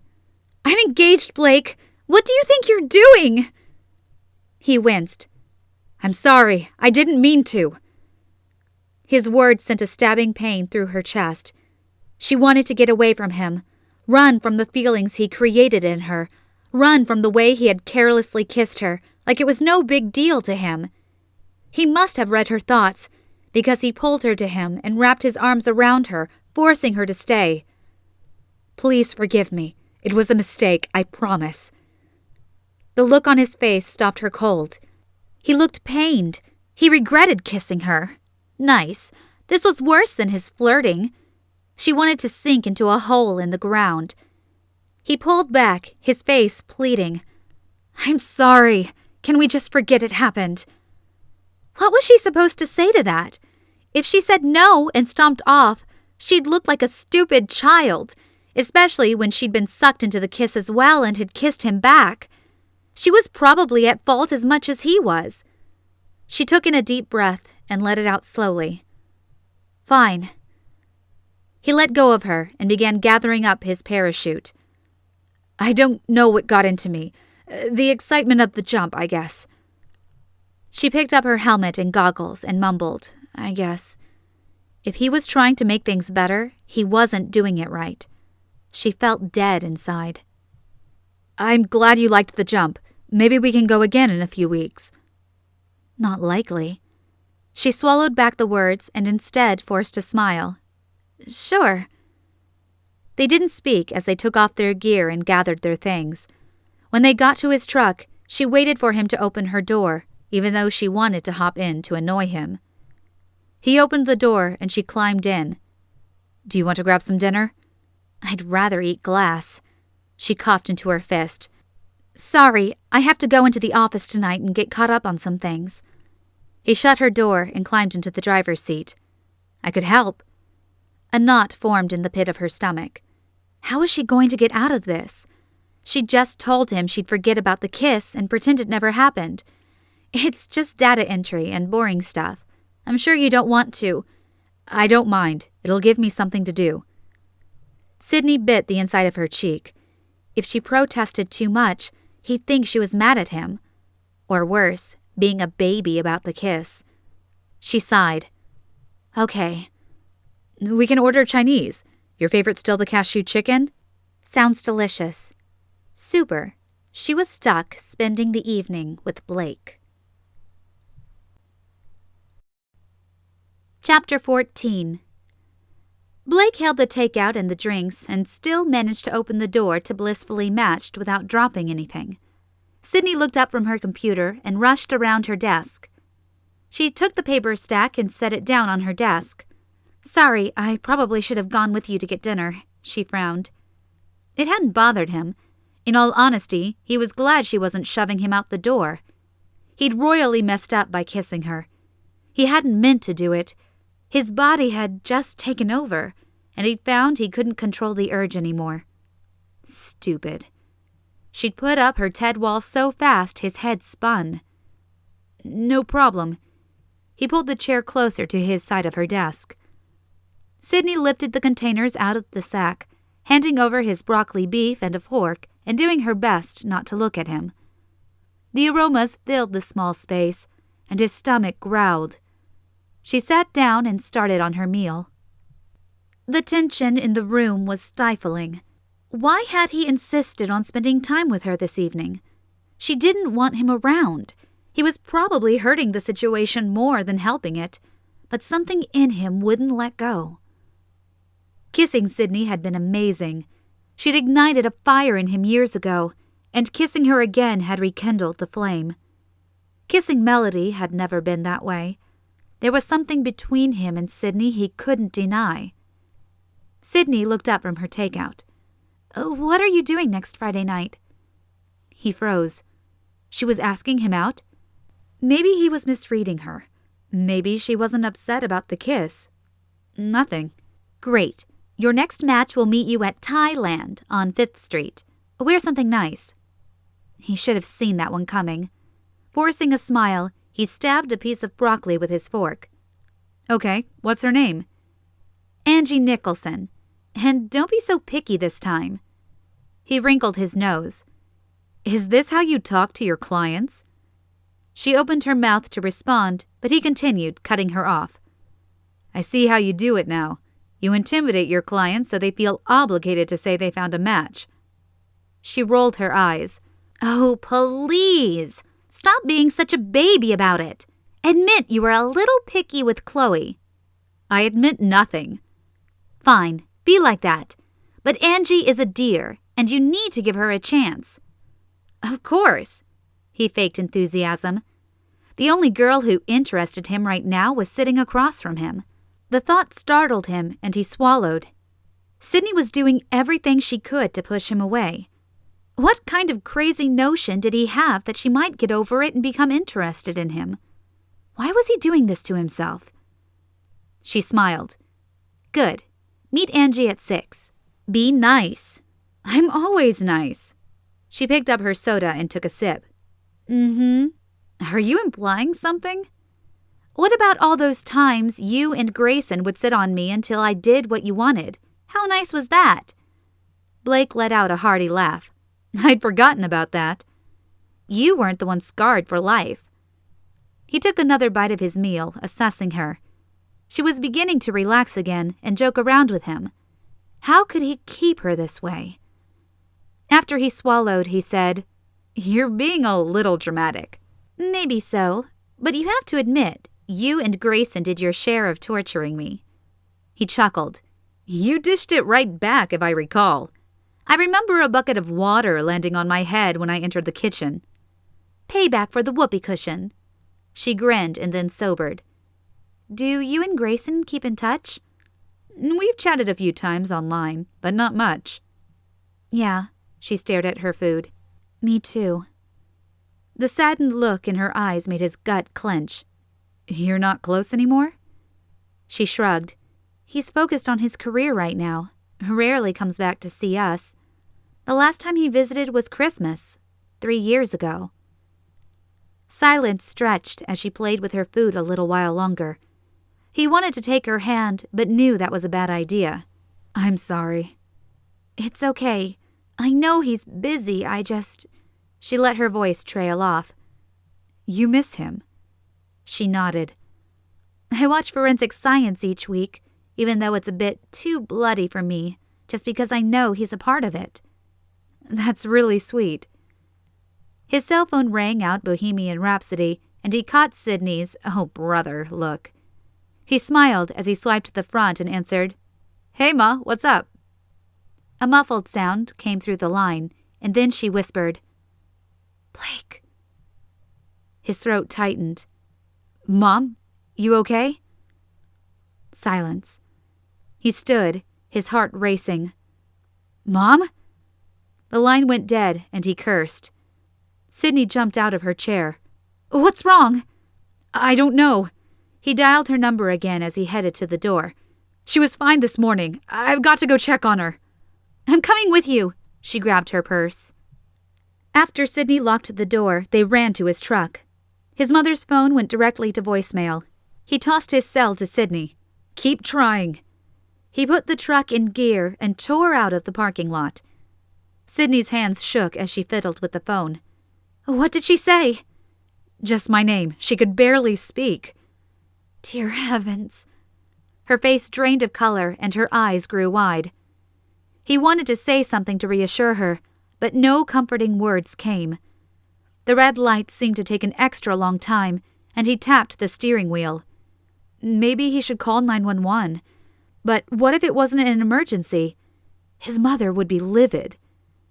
When they got to her house, he stopped in the driveway and both of them ran to the front door. He tried the handle, but it was locked. "Mom?" he called, lifting the plant to get the key hidden under the pot. No one answered, and he unlocked the door and ran inside. His mother lay on the floor in the kitchen, her phone in her hand. Blood pooled on the tile under her head, which sported a large gash. A chair lay on its side. He gently shifted her so he could look at the wound. "There's a first aid kit under the sink." He looked up at Sidney and she nodded. She opened the cupboard and brought it to him. He pressed some gauze to the injury to stop the bleeding. His mother stirred and he breathed a sigh of relief. "Mom, what happened?" Her eyelids fluttered open. "Blake, I knew you'd come." "Are you okay? What were you doing, Ma?" She pointed up. "The light was flickering again." He groaned inwardly. "I told you I would fix it." But he hadn't. He'd let it go. Guilt swarmed in on him like angry bees. "I know." She winced when he lifted the gauze to look. "I shouldn't have messed with it." "The fall didn't knock you out because you had time to call me." She raised her hand and took hold of the gauze, pressing it to her head. "I think I fainted when I saw the blood." Sidney crouched down beside her. "You scared us, Mrs. Wellington." His mother's gaze fell on Sidney for the first time. She looked at Blake, then back at Sidney. She struggled to sit up. He placed his hand on her back and steadied her. "I'm sorry. Did I interrupt something?" "I was just eating dinner with an old friend. You remember Sidney Reed?" His mother smiled. "Of course. Sidney, you've sure grown up." Suddenly, she burst out laughing. "That's what I keep hearing." Sidney exhaled relief as Blake drove her home. She'd been so afraid something serious had happened. Thank goodness it was just a fall, with nothing broken. Blake had examined his mother's injury and proclaimed it minor. Gave them a good scare, but she'd be fine. Blake scowled and hit the steering wheel. "I should have fixed that light for her." "You couldn't have known she'd get up on a chair and mess with it." He pulled into our parking lot and cut the engine. "She asked me to look at it days ago." Sidney felt his pain. "So, you're human." "I knew the flickering bugged her. It wouldn't have taken me long to look at it." He ran his hand through his hair. "You fixed it tonight." He gave her a flat look. "A little too late, don't you think?" She placed a comforting hand on his shoulder. "It's not your fault." "I could have gone over there. I've just been too preoccupied with—" He stopped and clenched his fist on the steering wheel. "With what?" "My own stupidity," he said under his breath as he got out.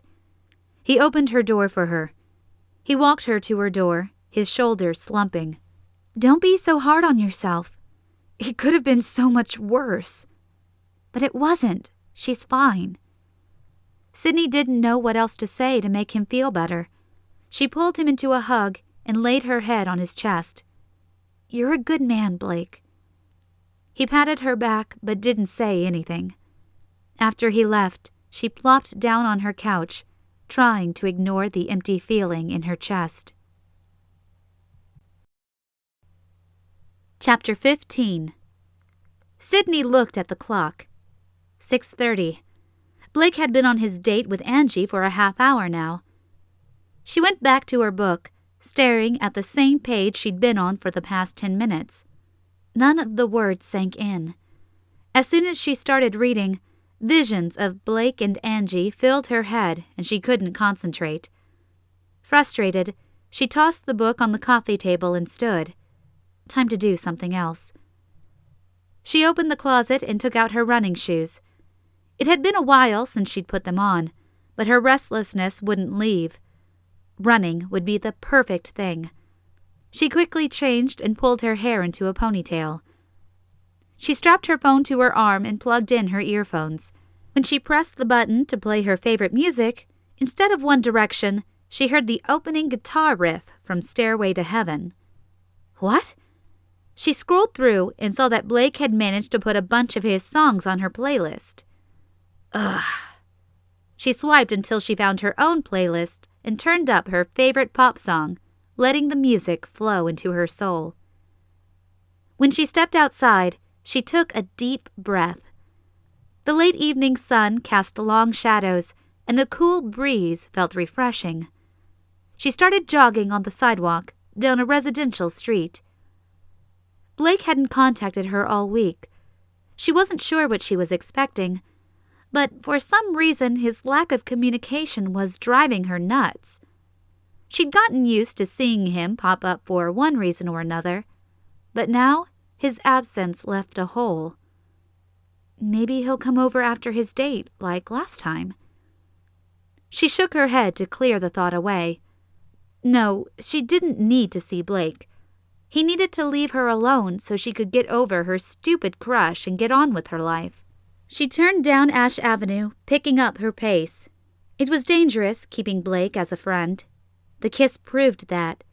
He was just messing around, and she... What was she doing, falling in love? Oh, heavens, that couldn't be right. She couldn't fall in love with Blake. Not again. She ran faster, feeling the burn in her lungs and an ache in her muscles. Last time, she was 16 years old. Everything had been so dramatic at that age. Her massive crush, her first kiss, her humiliation when Blake called her a little girl. It had caused such heartache, she had learned to push her crazy impulses away and rely on her level head. And now her head was telling her to stay away from flirty men who just wanted nothing more than a fun time. She huffed in disgust. Her phone pinged, letting her know a text had come through. She pulled it out of her armband and looked at the message. Phyllis, can you come over? Sidney looked up at the street sign. She actually wasn't too far away from her parents' house. She jogged in place while she texted back. Sidney, I can be there in 10 minutes. Phyllis, thank you. See you soon. When she reached her parents' street, she had a nice sweat going. Her lungs begged for a break, and she slowed to a walk to cool down. She pulled her earphones out as she came up the walkway. Her mother had the door open before she reached the steps. Come on in. She wore an overly wide smile on her face. Sidney's spidey senses kicked in, and she glanced around. What's going on, Mom? Her mother took her hand and led her into the living room. The first thing she noticed was Ted sitting on the couch, his hands on his knees. Then she saw her father, looking uncomfortable sitting in a folding chair someone had brought in. Then her gaze landed on Reverend Joseph. Oh, crud. She sucked in a breath and looked to her mother. Sidney, I thought we could all sit down and have a conversation.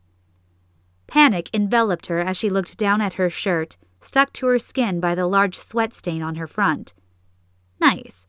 Her underwear was also creeping where it shouldn't be, but now wasn't the time to fix it. Mom, I was just out running. Reverend Joseph stood and extended his hand. He was the kind of guy you'd see on television playing a reverend. Young, but not too young. Mildly good-looking. A wide smile you could trust. Nice to see you again, Sidney. Your mother tells me you're getting married. Her throat closed up and she had difficulty breathing. Was it too much to hope for a zombie apocalypse to start up right about now? She glanced out the window, but got no help from the walking dead. She blew her hair out of her face and shook his hand. Yeah. Oh, she was so going to the bad place. Why don't you sit down? Her mother indicated the vacant seat beside Ted. There wasn't anything else to do but sit.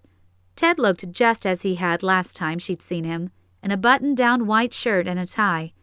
Maybe the tie had changed. She probably looked a fright sitting next to him, in her sweaty workout clothes, her hair a mess. She fiddled with her hands as Reverend Joseph cleared his throat. Well, there's no point in beating around the bush. Your mother tells me you're getting married, and that she's worried about the two of you. Ted tugged on his collar, but said nothing. Sidney squirmed. We're fine, was all she managed to squeak out. Reverend Joseph nodded, a knowing look on his face. You're both young. Sidney picked that up and ran with it. Yes, we're young. In fact, we haven't set a date yet because we want to take things slow. Ted nodded and grabbed her hand. We aren't going to rush into anything. Sidney's mother frowned, obviously not pleased by this. Reverend Joseph, on the other hand, smiled and leaned forward. I think this is a good idea. Her mother clicked her tongue against her teeth. But waiting too long can be... Phyllis, the Reverend interrupted. They need to go at their own pace. You wouldn't want them to rush into anything and then regret the decision later. He turned back to the two of them. Now, let's set up a time when you can come in and talk. I'd like to go over a few things with you two that I think would be helpful. Sidney swallowed the lump forming in her throat. She forced herself to speak. Sure. Anything to get them out of there. Her mother gripped the arms of her chair. But, Reverend, do you think it's wise for Sidney to be spending so much time with another man? Heat climbed her face. He's a client, Mom. I'm sure Sidney can make those decisions on her own, her father said, looking mortified. The front door swung open and Natalie walked in. She froze when she saw everyone sitting in the living room. What's going on? Ted loosened his tie. Her mother stood. We're just talking with Reverend Joseph. Do you want to pull up a seat? Natalie's gaze bounced from Ted to Sidney to the Reverend. No. Sidney saw an opportunity to get out of there and stood. Well, thank you for coming over tonight, Reverend. It was wonderful to speak to you. I look forward to talking with you in the future. She tugged on Ted's arm and he stood as well. We'd better be going. Of course. Reverend Joseph's wide smile came back. I'll call you. Yes, you do that. Sidney practically dragged Ted to the door, looping her arm through his. I'll see you guys later. They were outside before anyone could object. Sidney shoved Ted over to his car. The sun had set and darkness surrounded them. She whispered, Can I have a ride home? Sure, no problem. He smiled at her. As soon as they were in the car, Sidney turned to him. I'm so sorry. I'll get you out of this soon, I promised. He shrugged. I actually don't mind. I like your family. A hint of a smile played on his lips, but she had no idea why. When they were down the street, he cast a sideways glance at her. You okay? She turned up the air conditioning and pointed the vent at her face. Other than being completely embarrassed by my mother, I'm fine. I thought you handled it well. His face sobered. What's going on with you and Blake, anyway? Nothing! She blew out a breath in frustration. That wasn't exactly true, at least not if she counted her stupid crush. But that didn't count, because Blake wasn't serious about her. He's just a friend, and a client. I'm setting him up with other women, for heaven's sake. You'd think my mother would get that. Ted pulled into her parking lot and killed the engine. Well, you can't blame her. You're always with him. Ted got out of the car before she could stop him, and he came around and opened her door. It's not like I go out of my way to see him. Blake has a way of just showing up. Ted helped her out of the car and walked to her front door. Then maybe he's trying to tell you something. What was he implying? That Blake liked her as more than just a friend? That was ridiculous. She snorted. Yeah, right. Blake's too much of a flirt to get serious. Ted's eyebrows rose, but he didn't say anything. She pulled him into a hug.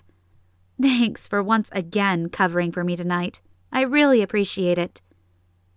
A pair of headlights shone on them as a truck pulled into the parking lot. It looked a lot like Blake's truck. He was done with his date. How long had he been with Angie?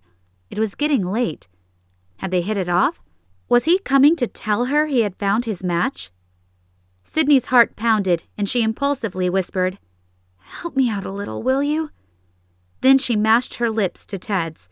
He tried to pull back, but she wrapped her arms around him and held on. It was the most awkward kiss she'd ever experienced, with neither one of them moving their lips. He stood, frozen, and she didn't want to let go because Blake might have hit it off with Angie. Now she realized that didn't make a lot of sense, but for some reason, kissing Ted felt like the best thing to do. A car door slammed, and Sidney pulled back and smiled at Ted. "Thank you again." He blinked, his eyes growing wider by the second. Blake walked up to them and folded his arms across his chest, a scowl on his face. "Ted?" He nodded a curt greeting. Ted looked like he was going to faint. "Blake?" The two men stared each other down for a moment. Then Ted hitched up his pants and said, "I guess you two have some business to discuss." "Yes," Blake said, and planted his feet apart. "I'll just be going then." He gave Sidney a half-hearted wave. "We'll get together later and plan the wedding or something." Sidney almost burst into laughter, but she held it together. "Okay then." Ted climbed into his car, and they watched him drive off. Blake's scowl deepened. "You were out with Ted tonight?" "Yes, what's wrong with that? He's my fiancé." Maybe Blake wouldn't notice she was in running gear, her phone strapped to her arm, while Ted was wearing business clothes. "Nothing." Blake stared down the street where Ted's smart car had disappeared.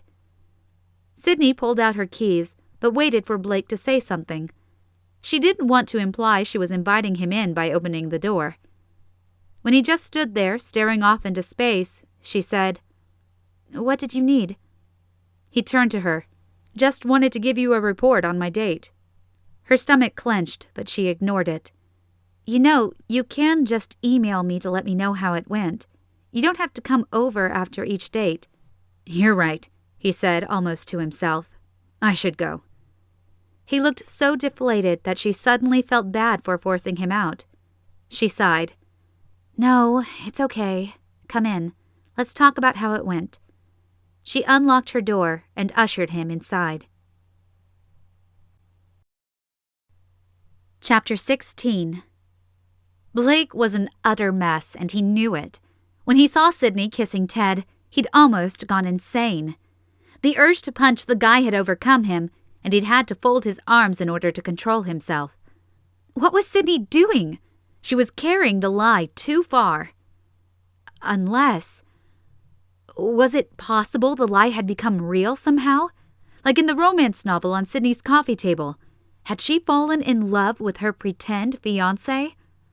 The thought made him curse himself for his idea to wait and see if she'd tell him the truth.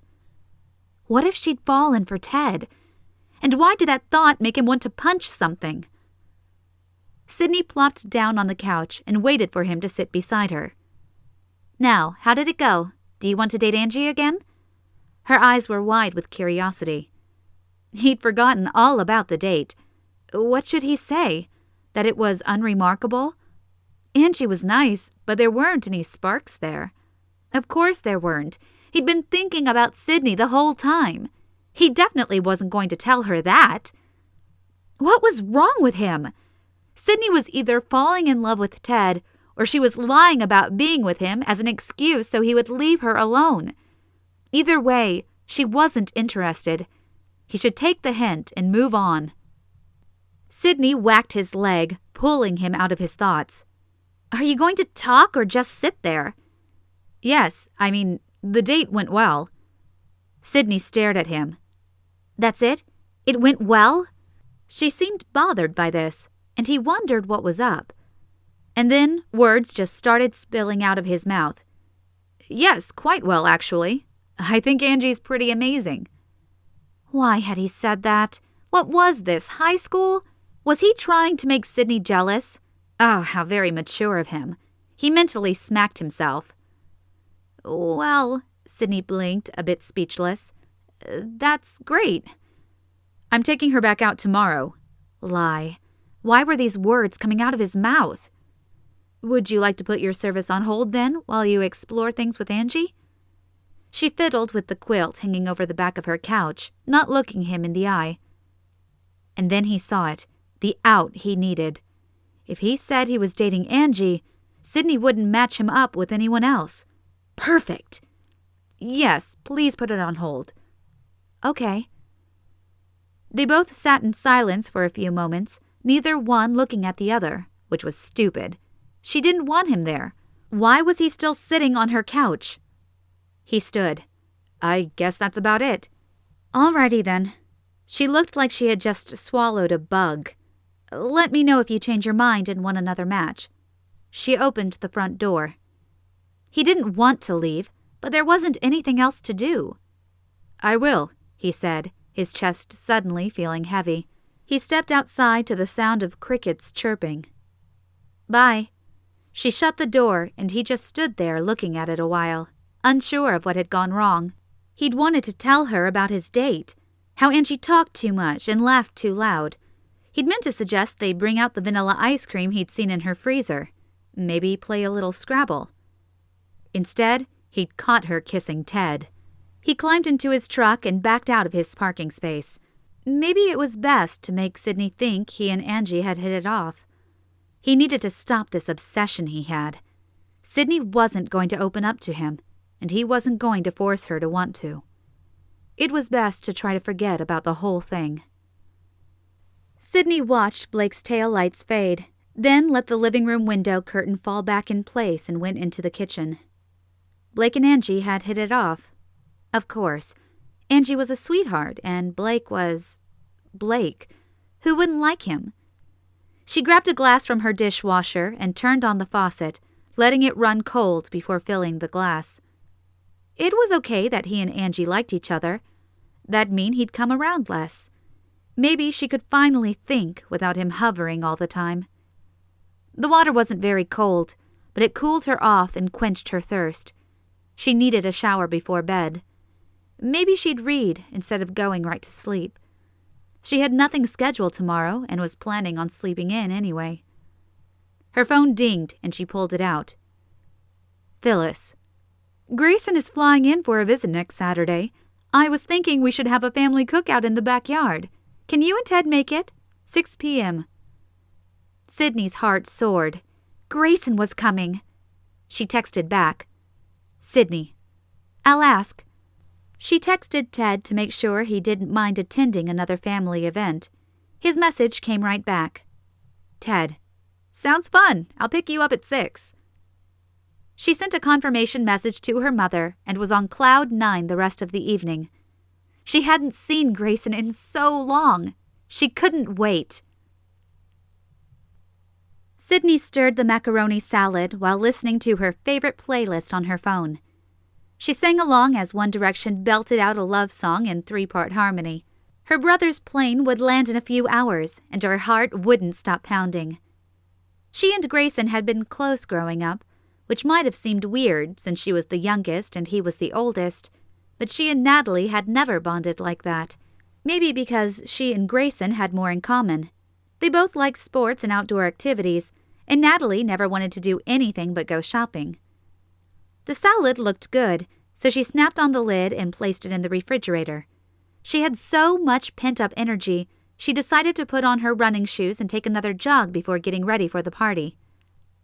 As she suspected, now that Blake had a girl, he'd stopped coming around. Half of her felt relief. She didn't have that constant reminder of her crush and her humiliation. But the other half of her missed him, which she hated. Why would she miss him when all he did was flirt and mess with her head? She had hated seeing him flirt with Natalie, but she hated it even more when he turned his charm her way.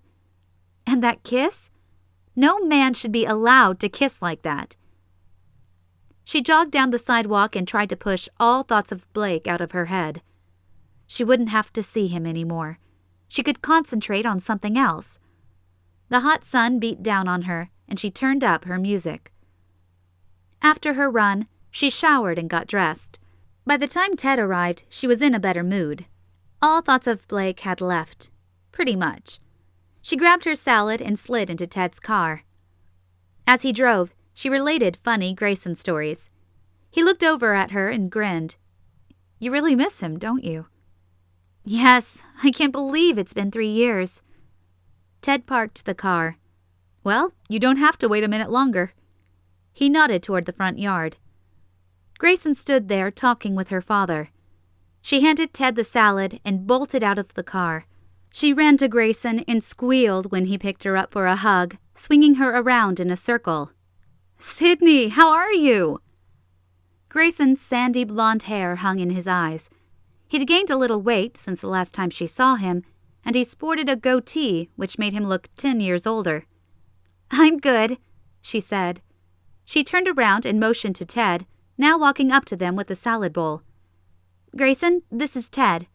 Ted, my brother Grayson." Her brother smiled and extended his hand to Ted. "Nice to meet you." He turned back to her and his smile widened. "Mom says you're engaged. Congratulations, although I have to admit, I always thought you'd marry Blake." Sidney sucked in a quick breath and then started coughing. "You what?" she choked. Grayson laughed. "You were always head over heels for him. I was sure someday he'd wake up and realize you two were perfect for each other." "Who's perfect for each other?" Blake's voice came from behind her. Sidney spun around so fast she knocked into Ted, who seemed to be enjoying the conversation based on the grin on his face. "No one!" she just about shouted, while desperately trying not to blush. What was Blake doing here? Grayson muttered, "Speak of the devil." Then he smiled and gave Blake a hug. "I'm so glad you could join us. It's been forever." "Too long," Blake said, patting Grayson on the back. Sidney swallowed the hard lump in her throat. Of course Blake would be invited. He and Grayson had been best buds. She should have prepared herself. Natalie pulled up in her little red Toyota. Grayson left the group to go greet her, and their father excused himself to go check on the grill. Blake nodded at her and Ted and then left to join Grayson. Ted clasped her hand. "You didn't expect Blake to be here, did you?" He offered her a kind smile. "No, but it's okay. Like I said, there's nothing between us." Ted didn't look like he believed her, but said nothing. "We should go out back." Sidney took the pasta salad from Ted and led him through the house and out the patio door. Her father stood at the grill flipping the hamburgers. When he glanced at them, he smiled. "How are the two lovebirds?" Was this how the whole night was going to go? "Just fine, Dad." Sidney set the pasta salad on the serving table and lifted off the lid. At least the heat wasn't so bad today, and she couldn't wait to hear all about what Grayson had been up to. Soon everyone came into the backyard and they sat around the long table her father had set up. Sidney ended up sitting across from Grayson. Natalie sat between Grayson and Blake. They didn't have enough plastic outdoor chairs, so Ted ended up sitting in a folding lawn chair on the end of the table. He didn't seem to mind. Natalie cozied up to Blake. "What have you been up to?" She batted her eyelids. "I've been dating Angie Nicholson." "Oh." Natalie's face fell, and she folded her hands in her lap. Sidney knew how she felt. Every time she thought about Blake and Angie, it was like her insides were being eaten by acid. She just needed to think about something else. After her father said grace, Sidney kicked her brother under the table. "What's it like writing for a show like Forensic Science?" "It's cool getting to be a part of it. The team I work with is great. And the best part is, I sometimes get to be on set. You know, where Allie Young is working." He raised his eyebrows up and down. "Shut up!" She whacked him on the arm with the back of her hand. "You don't stand a chance with her. She's a TV star. You're you." "I'll have you know, Allie and I have this thing going." He put on a smug smile. Natalie gaped at him. "You're dating Allie Young?" "Well, not exactly dating." He picked up his hamburger. "You see, We do this thing where I pretend not to stare at her on set, and she pretends not to notice me." Natalie laughed, and Grayson joined in. Ted pointed to the trees just past their backyard. "Are these the famous woods you talk about, where you and Grayson used to explore as kids?" Sidney nodded. "Yes, we'd explore in there for hours." She took a sip of her lemonade and then pointed. "You see that path? If you follow that about a quarter mile, it forks to the left and the right. If you go right, you'll eventually come to a bridge spanning the river." Grayson wiped his face with his napkin. "Dad told us to never go to the left because we'd hit quicksand. It wasn't until I was a teenager that I realized he was pulling our legs." "What?" Sidney shrieked. "That was a lie?" Everyone at the table laughed, and Sidney felt her face grow hot. She totally believed her father.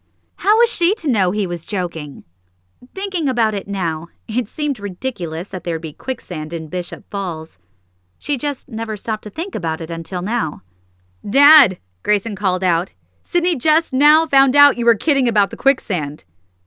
Her father leaned forward and stared at them. "What quicksand? Remember when you told us not to go left because of the quicksand?" Grayson asked. "I did?" He blinked. Sidney couldn't believe it. "You mean I spent years avoiding that path in the woods because you were trying to be funny, and now you don't even remember it?" Blake ducked his head so she wouldn't see him laughing. But soon it didn't matter because the whole table burst into laughter. Ted, probably trying to take the spotlight off her, spoke up. "Natalie, what have you been up to lately?" Natalie smiled, and it wasn't a flirty smile like she usually had on. It was more genuine. "I got a new job." "You did?" Grayson asked. "Where are you working now?" "At the animal shelter." "I thought they only took volunteers," Sidney said. Natalie's cheeks flushed pink. "They do have a few paid positions. I've been volunteering there for 2 years, and when one of the staff left, they asked me to apply." "That's great," Ted said, smiling at her. "I didn't know you volunteered." Sidney didn't know it either. In fact, it was so unlike Natalie to do something for someone else, she was speechless. Natalie's face brightened and she turned to Ted. "I love working with the animals. It's priceless when a family comes in and we're able to help find them a forever pet they can take care of and love." Ted continued to smile at Natalie, and Sidney wondered why her sister was acting so different. She wasn't her brazen, flirty self. Maybe she was still pouting about Blake dating Angie. Gah! Why had she thought about them again? To torture herself? As they ate, Sidney and Grayson laughed about old times, and she did her best to ignore the hole in her chest that opened up whenever she thought about Blake and his new love interest. Chapter 17. Blake helped Phyllis clean off the table. He couldn't quite let Sidney out of his line of sight, even though it was obvious she didn't want to talk to him. Didn't want him there. Not that she'd been rude to him, just more like an uncomfortable shift in their relationship. He'd thought about not coming, but Grayson had been his best friend as a kid, and he wanted to see him again. Plus, if he were being honest with himself, he wanted to see Sidney again, too. He'd spent the week flip-flopping between feeling relief that he didn't have to be set up with anyone else and beating himself up over lying to Sidney. He hated seeing her with Ted and didn't know whether her affection for him was real or fake. And he hated that they couldn't just be honest with each other. Ted sat on a lounge chair next to Natalie. They seemed to be in deep conversation, but he wasn't sure what they'd have to talk about. Sidney was chatting with Grayson. Phyllis went inside to get a wet rag, so Blake wandered over to where Grayson and Sidney were talking. Sidney didn't notice him at first. "And then you ate it! I thought Blake was going to throw up!" She and Grayson laughed. Blake made a face. "Are you talking about that worm?" They turned to him. Grayson nodded. "Yeah, your face was so green." "Dude, you ate a worm," Blake said. Sidney punched him in the arm. "You dared him to." "I didn't think he'd do it." Sidney busted out laughing, and suddenly the awkwardness was gone. It was like it used to be. They talked for a while, remembering old times. When the conversation lagged, Blake walked over to the table and snagged a cup of lemonade. When he turned back around, Sidney had vanished. A flash of white t-shirt darted through the trees just beyond the trail into the woods, and he knew where she was going. He casually walked through the backyard, then started down the trail. He followed the flashes of white down the twisty path until he came to the fork in the road. Just as he thought, she'd gone left. She'd always been an explorer at heart. He grinned and followed after her. He didn't really know why he was following her, other than his stupid instinct to be near her. He tried telling himself it was to protect her, that she shouldn't be alone in the woods this close to sundown, but that was a lie. These woods were safe. He just really wanted to be with her. The trail twisted for a while, then came to a clearing. He found Sidney sitting on a log that lay next to the riverbank. She was simply sitting there, looking at the river, and the scene seemed so peaceful he hated to interrupt her thoughts. But he couldn't stand there and watch her without letting her know he was there. He cleared his throat. She turned, startled. "Oh, it's you." She faced the river again, turning her back on him. Oops, she was mad at him. "Sorry, I probably shouldn't have followed you." She sighed. "No, it's okay." She scooted over. "Have a seat." She picked a weed and twisted it through her fingers. He sat beside her, and they watched the sun dip below the tree line. The sky was alight with bright oranges and pinks. They were silent for a few minutes as nature gave them a show. Dusk settled in, and he turned to look at her. Tears streamed down her cheeks, and his stomach clenched. "What's wrong?" She wiped her face with the back of her hand. "Nothing. It's stupid." She tossed the mangled weed on the ground and smiled despite her watery eyes. "Are you upset with me?" he asked, his voice quiet. The last thing he wanted to do was cause her any distress. "I can go." She shook her head. "No." His throat constricted as he watched her blink back more tears. She seemed to struggle with what to say, so he stayed silent. He wanted to put his arm around her, to pull her close, but he refrained. Finally, she spoke. "I just miss the way things used to be, you know? Everything changes." She looked out at the river. "We're not the same." He let her words sit in the air for a minute. He understood. It would never be like it used to be when they were kids. "I know." She wiped at her cheeks again. "It's stupid. I know people grow up. We get our own lives. Grayson loves what he's doing, and you—" Her sentence trailed off. What did she mean, and him? What had he done? He waited for her to continue, but she didn't. After a moment, he decided to ask, "And me?" She smiled at him, although her eyes remained sad. "You are fulfilling your dreams, and that's how it should be." Blake didn't understand. What did his job have to do with it? He touched her hand tentatively, and when she didn't pull away, he picked it up and laced his fingers through. "What do you mean?" Sidney could have slapped herself. Why had she mentioned Blake? She should have said she missed Grayson and how that was why she was crying. End of story. But no, she'd had to stick her foot in her mouth. Now what was she supposed to say? "You're with Angie now, and I feel like my heart is being ripped apart?" That would go over well. She was supposed to be engaged to Ted. And now, with Blake holding her hand, her pulse was going crazy. Why did she have to let the tears fall? She should have sat there with him, watched the sunset, and ignored her broken heart. She looked across the river. "I just miss the way things used to be." He nodded. "We were young and carefree." It was okay with her if he thought she was upset about the loss of her childhood. "Yes." He reached up and brushed a tear from her cheek. She leaned into his hand. She couldn't help it. She closed her eyes and soaked in the amazing feel of his touch. His hands were a little rough, the hands of a man who worked hard, who wasn't afraid of getting in there and getting things done. The feel of his lips on her forehead created an ache in her chest. She shouldn't let him kiss her, yet she was powerless to stop him. It wasn't a kiss of desire anyway. It was a comforting gesture. She pulled back and looked into his blue eyes, and it hit her. She loved him. She'd tried so hard to put up boundaries, to stay away from him. But it wasn't working. She'd fallen in love with Blake. Or maybe she'd always been in love with him, and her heart was just remembering why.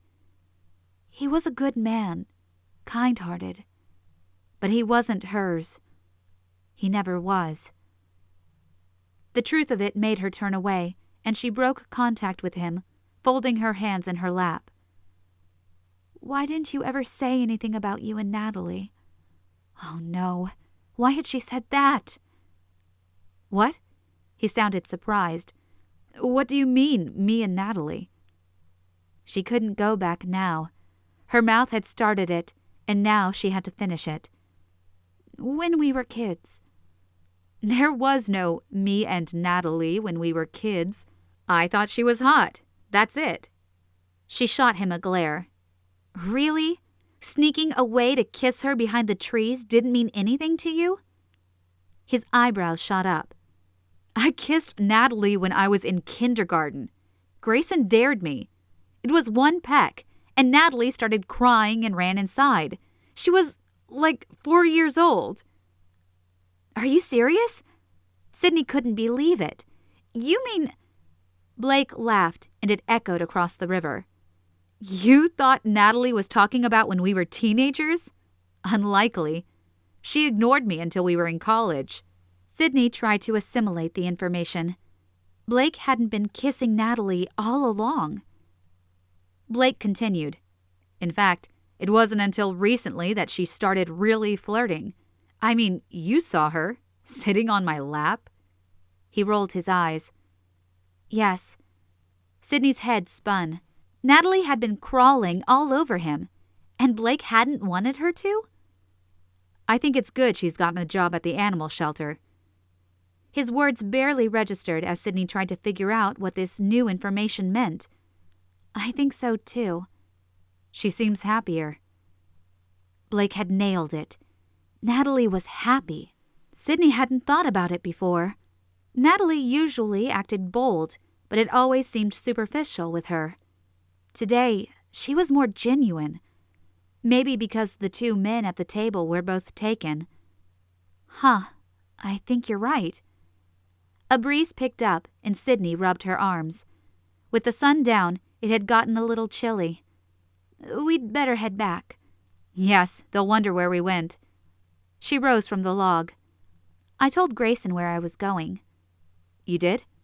He stopped and stepped over the makeshift seat, taking her hand and helping her over. She let go quickly because his touch was making her crazy. She snickered. Yes? What did you do? Just sneak off? He coughed into his fist. Sort of. Man, he was handsome. She laughed and punched his arm. You dweeb. She tried to keep the conversation light as they walked back. She'd had enough heart-wrenching for the evening. And even though she kept her demeanor happy, she was trying not to dwell on the fact that Blake had more substance than she'd given him credit for. But because she'd pushed him away, he was now dating Angie. Chapter 18. Ted helped Sidney's family pull the backyard chairs around the fire pit. The evening had been going well, as far as he could tell. Sidney and Blake had been gone a while, and Phyllis kept wringing her hands and looking at the trees. Natalie was inside the house, gathering up s'mores ingredients. Doug excused himself to use the restroom. Phyllis turned to Ted. I'm so sorry. I don't know what's gotten into her. Sidney should be here with you. How rude of her to leave you like this. He waved his hand. It's fine. No, it's not. Her face was full of worry. She's being totally inappropriate. Guilt filled Ted. He didn't want Phyllis to think her daughter was treating him poorly, but what could he do about it? Grayson approached them. What's going on? Phyllis scoffed. Sidney, she's off with Blake again. She motioned toward the trees. Grayson rubbed his goatee. What do you mean, again? She's always with Blake, ever since he came back. It's just not right when you're engaged to another man. Grayson turned to Ted, a scrutinizing look on his face. When did you two get engaged? When was it? Crud, he couldn't remember. A few weeks ago. And when's the wedding? Ted stuck his hands in his pockets, glad he had an answer for this one. We're taking things slow. Grayson narrowed his eyes. Uh-huh. And how did you meet? Ted tugged at his shirt collar. It suddenly was too tight. Through my sister. What, at a party? No, just through my sister. Oh, this was not going well. Grayson crossed his arms over his chest. You're not really engaged, are you? What? Where had that come from? His forehead grew impossibly hot, and he wiped at the sweat forming there. Phyllis glared at him. What do you mean, not engaged? Phyllis said. Grayson chuckled. Oh my gosh, I can't believe it. She's totally faking it. Ted panicked. What should he do? Confess or deny it? He swallowed, trying to give himself time to think. Grayson put his arm around Ted's shoulders. What's the deal? Why are you guys telling everyone you're engaged? Phyllis looked like her head was going to explode. What are you saying? Grayson turned to her. Mom, it's okay. Let Ted talk. Great. Now they were looking at him. There was no more stalling. He had to say something. She needed a fiancé to help her business. How does that help? He tugged at his collar again. I guess people didn't believe she could match them since she was single. Grayson nodded. And why didn't she just pick Blake? I don't know. He really didn't know the answer to that one. She keeps saying there's nothing between them. She does. Grayson put his hands behind his back, thinking. Why would she say that? She's been in love with him for years. Phyllis, who had looked like she was going to murder someone, suddenly cooled. She's in love with Blake? Of course, Mom. Didn't you notice? Phyllis's cheeks reddened. I noticed, but I thought she was engaged to Ted. I called Reverend Joseph over to the house. Grayson burst out laughing. That's great, Mom. The patio door opened and Natalie emerged. Heat crept up Ted's face. Listen, you can't say anything, okay? Phyllis smoothed out her dress. Well, I certainly won't. Grayson chuckled. Oh, man, he said under his breath. Ted shot him a look, and Grayson raised his hands. I promise. Natalie set the things she'd gathered down on the table. What are you guys huddled together for?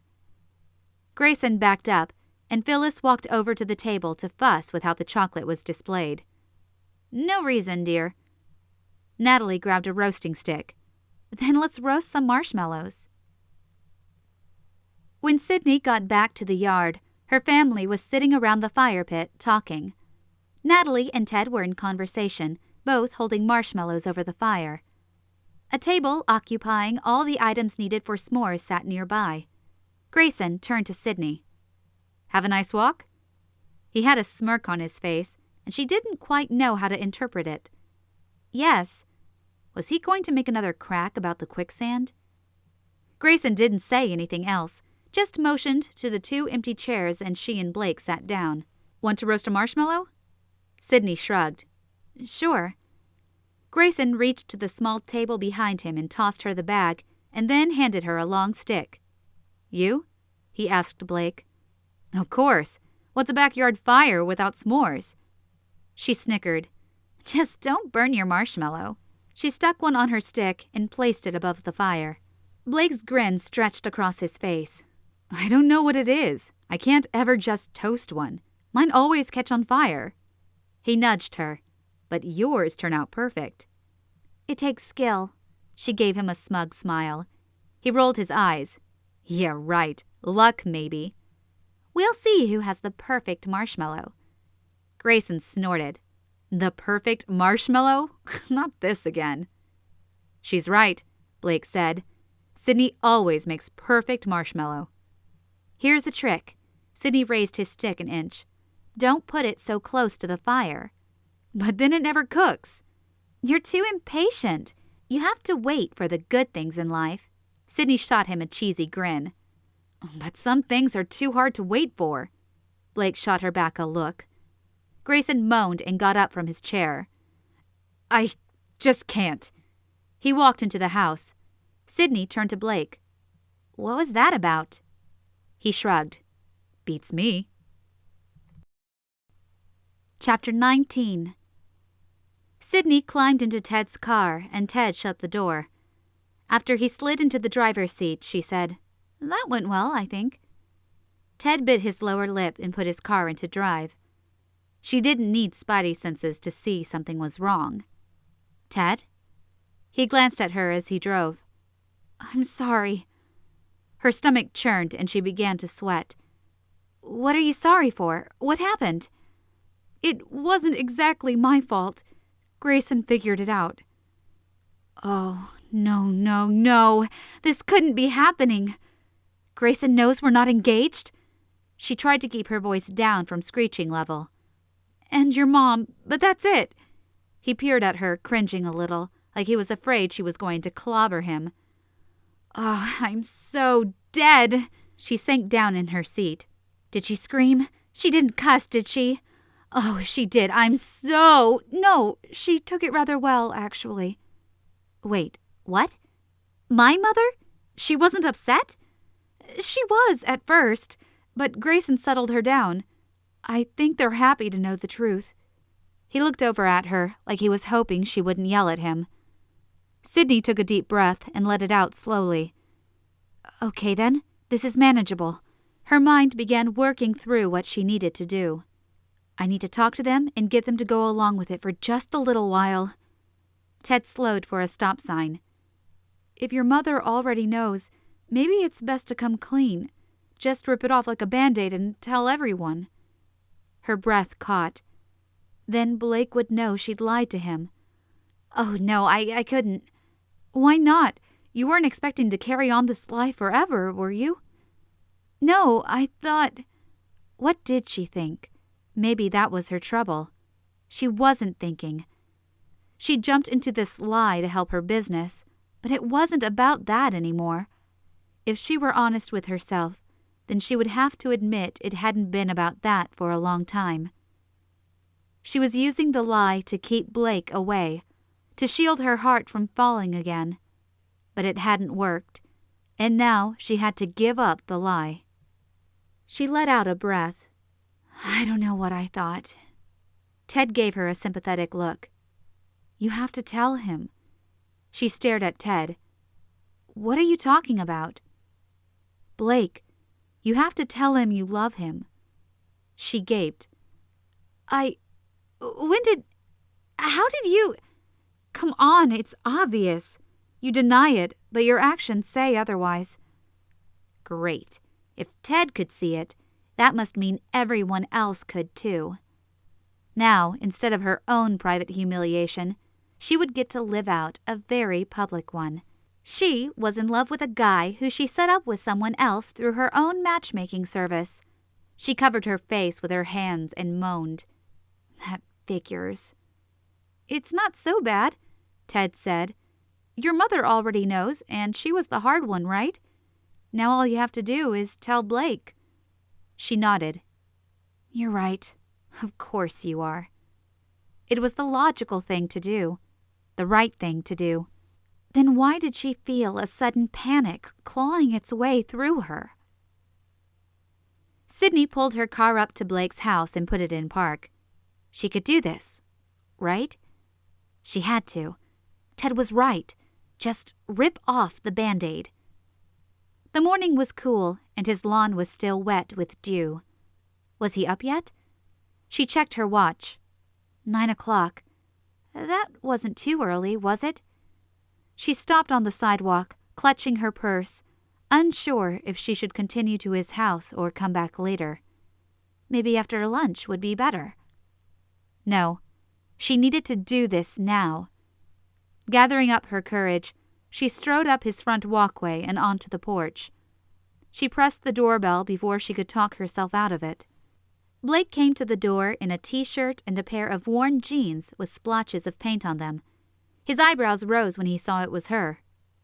Sidney? Sorry, I didn't mean to interrupt. You look like you're in the middle of something. I was, but it can wait. He stepped to the side. Do you want to come in? Say no. Say no. Sure. Why didn't she listen to her inner voice? She walked into his living room and took a look around. Kind of sparse in here, isn't it? Blake chuckled. I'm not all the way unpacked yet. What? She whacked him in the chest. It's been like a whole month since you moved in. I know, I'm a slacker. Please, sit. He motioned to the leather couch. Besides that, there was one end table and a lamp. A fireplace took up part of one wall, and a large screen TV hung above the mantel, but the rest of the room was bare. She sat on the very edge of the couch to maybe give herself a nice, quick exit after she spilled her guts. Nerves shot through her, and she swallowed. Blake plopped down and stretched his arms over the back of the couch. He looked like he belonged there.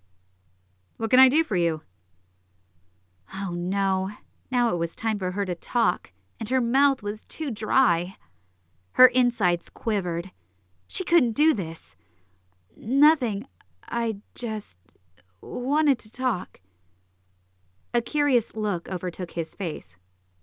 Go for it. Ted and I... Her throat closed and she couldn't breathe, couldn't make a sound. Okay, the Band-Aid didn't want to come off. It was stuck to her skin. Pulling fast wasn't working. He was sitting there, staring at her, and she couldn't tell him. The words wouldn't come out. How was she supposed to tell him she lied about Ted? Oh, and by the way, she'd fallen in love with him. No, that wasn't going to happen, and her lungs needed air. Now. We broke up, she said, forcing it out. She sucked in air and tried not to pass out on his floor. Blake's eyes widened, and he leaned forward. I'm so sorry. It's okay. We were having problems. Guilt wormed its way through her at how easily the lie came off her lips. I think it's for the better. He looked at her thoughtfully. So, now what? I go back to being single, I guess. You're still wearing your ring. Right. Crud, she'd forgotten to take it off. I meant to give it back, to Ted. She wiggled it off her finger and stared at it. Guess I have to do that still. Blake sat silent while she put the ring in her purse. She didn't know what else to say. Telling him she was in love with him was out. Totally. That Band-Aid was stuck fast and not coming off. Ever. The silence was getting awkward, so she stood. Okay, well, that's all. I better be going. Blake hopped off the couch. Wait, there's nothing else you want to say? What else did you want me to say? Panic ripped through her. He rubbed his forehead. Nothing. He raked his hand through his hair and then smiled. Since you're here, want to help me with something? What did that mean? Sure, she said tentatively. He led her through the dining room and into the kitchen. The walls were taped and painted in primer, and the floor was covered with a drop cloth. I'm ready to paint, but I can't decide. He held up 2 paint chips, one a deep red, the other a dark green. She looked around at his dark cabinets and frowned. I'd go with a lighter color. She fished through a stack of paint chips and picked one up. This would look good. He made a face. Tan? It's not tan, it's... She peered at the paint chip. Caramel kiss. Well, I think I'd like a little more color in here. You know, liven things up a bit. He squinted at her. You used to like color. I remember you painting your bedroom walls purple. She laughed, her tension slipping away. She was glad they weren't still talking about her and Ted. Yes, and it's still purple. If my parents ever want to sell that house, they're going to have to give it a good 3 or 4 coats of caramel kiss. I can't paint my kitchen tan. Any other colors catch your eye? She shuffled through the samples and then held up a light blue. I like this one. He leaned over her shoulder. Jamaica Bay. I like that one. Mostly blue, but has a little bit of teal in it. I think it would go well with the dark fixtures you have in here. He nodded. You're right. Jamaica Bay it is. He grinned at her. Want to come to the store with me? Her first instinct was to say no, that she had something with Ted, but then she realized she couldn't use Ted as an excuse anymore. Are you trying to sucker me into helping you paint? Would it work? Only if there's ice cream involved. Deal! He turned his full grin on her, which made her heart flip-flop in her chest. She turned away, unable to bear it. Okay, let's go. It didn't take long to get to the store. Blake talked to the paint guy while she walked down the paintbrush aisle. She grabbed a roller and then looked at the brushes. When Blake came around the corner, she held up 2 different kinds. This one is cheaper, but this other one will do a better job. Blake scratched his chin. Better to spend an extra $1 or 2 now and have a better paint job in the end. He took the cheaper one from her and slid it back on the peg hook. She ignored the tingles as their fingers touched. When the paint was ready, they paid for their items and left the store. Blake drove down the street, staring straight ahead. Do you mind if I ask what happened between you and Ted? Sidney groaned inwardly. Nice. Now she had to lie some more. Guilt made her stomach turn. We realized it wasn't working. That was sort of true. It wasn't working because they weren't really dating, and because Grayson figured it out. He nodded, still not looking at her. And what made you come to tell me about it? He clenched his jaw like he was upset about something. I just figured you should know. Did he think she was trying to imply something? She quickly went on. I mean, not that I think you and me... She nervously laughed. You're dating Angie now, so don't get the wrong idea. He lifted an eyebrow and looked at her. The wrong idea? Ugh. Now he wanted her to explain herself? Yeah, we're just friends. And friends tell each other stuff, right? That's all. I was just telling you. Oh, please let that be enough. He clenched the steering wheel and slowly nodded, staring ahead again. I see. He didn't say anything more, and she breathed an internal sigh of relief. Chapter 20. Blake didn't know what was going on. Sidney was abandoning her fake relationship, but was not coming clean about it. She was still holding on to the lie. And to make matters worse, she was still keeping her distance. He wasn't sure why she hadn't simply kept up the pretense of her and Ted. And why had she come all the way over to his house? It didn't make sense. The only thing he could gather was that she wanted to tell him something more, but was too embarrassed. He pulled into the garage and opened the door for Sidney. Maybe if they spent the day together, she'd open up. They brought the painting supplies into the kitchen. Here, let me get you something to put on over your shirt. I'm sure you don't want to get paint on your nice clothes. She shrugged. Okay. He went into his bedroom and rummaged through his closet.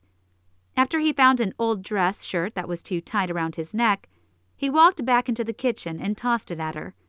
She held it up. You want me to wear a dress shirt? To paint in? It's too tight. I won't wear it again. She looked at him like he was a bit crazy, but put the shirt on anyway. The sleeves hung down too long, so she rolled them up. Man, she looked good in his shirt. He turned away. That works. She poured paint into the tray, and they both got started in with their brushes.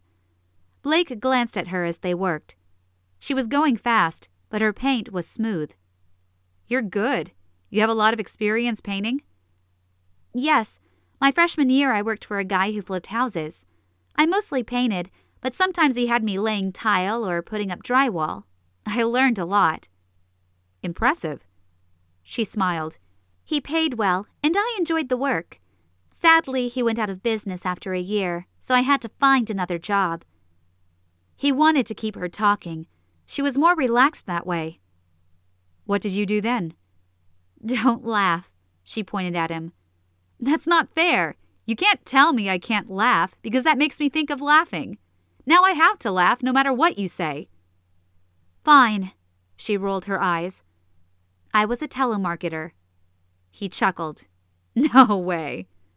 She dipped her brush into the paint. I know. It's a terrible job, but it pays well. Even better than painting. She'd covered twice as much as he'd done in the same amount of time. Did you get a lot of angry people on the phone? No, not really. It wasn't so bad.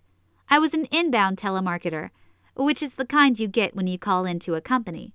So I mainly took orders and tried to upsell people. Ah, so you weren't the annoying girl who called at supper time. She peered at him, her lashes low. No, I was the annoying girl who took your call to order a handbag, and by the time you got off the phone, I'd convinced you to buy the matching coin purse, wallet, and shoes. He smiled. Ooh, what color purse did I buy? Blue, to match your eyes. The way she'd said it, it sounded quite flirty, and she blushed. Blake laughed. I can see why it paid more than painting. I bet you upsold quite a bit. She didn't answer, just focused on her painting while turning a deeper red. Looks like we can start with the rollers. He set his paintbrush down and picked up a roller. She was faster at that also, and soon they had the entire room painted. Sidney stood back, looking at her work. You did a good job priming the wall. I don't think we'll need a second coat. He stood beside her, studying the wall. I agree. She turned to him. It looks nice. I'm glad you made me go with the lighter color. It makes the room look bigger. He studied her face. You've got an eyelash on your cheek. She closed her eyes. Get it off. He brushed her cheek with the pad of his thumb, not realizing he had paint on him until she looked like she was preparing for some tribal war. Oops. She opened her eyes. What? He chuckled. I got some paint on you. Her mouth dropped open, and she turned and bent over to look at her reflection on the toaster. Oh, you're gonna pay for that. She picked up her brush. Blake took a step back, his hands up in a defensive move. It was an accident. She smiled, a devilish glint in her eyes. Hold still, and it won't be so bad. I'm not going to hold still while you paint my face. She came at him fast. Her paintbrush bristles left wet paint on his nose before he caught her wrists. Ha! She laughed. Gotcha. He tried to turn her own paintbrush on her, but she was too strong. He couldn't get it close enough, so he stepped forward and used his nose to get paint on her other cheek. So not fair, she said, laughing. You wiped off all yours. He was suddenly aware of how close he was to her. They were just inches apart, and he could feel her breath on his cheek. It made his heart speed up. He looked into the depths of her brown eyes, and all his playfulness vanished. He wanted to kiss her, but he knew he couldn't. It wouldn't be right. He couldn't take that intimacy from her. She needed to give it to him. She sobered. Okay, I surrender. She let the paintbrush fall to the drop cloth, and she squirmed. He let her go and turned away. He needed to give up the idea that she was going to open up to him. She was still putting up walls, even if they were no longer named Ted. Sidney took a deep breath as she washed out the paintbrush. Why did Blake have such an effect on her? She really needed to get away from him. Being around him was just more torture on her. If she didn't have the guts to tell him she loved him, then she needed to get out of the way and let him explore a relationship with Angie. The thought of Blake with Angie made her want to scream, but she'd matched them because they had so many common interests, and they both deserved someone in their life. Her stomach turned sour, and she looked at Blake. I'm not feeling well. I better head home. He turned off the faucet and gave her a concerned look. Are you okay? Yes, I'm fine. I think I'm just tired. She walked into the living room. I might go home and take a nap. All right. He didn't look convinced. Give me a call later. Let me know how you're doing. Okay. Not gonna happen. She didn't look him in the eye. Instead, she picked up her purse and headed toward the door. She needed fresh air. She stepped out onto his porch. "See ya." She hoped she wouldn't. She needed a break from seeing him. He nodded. "Okay."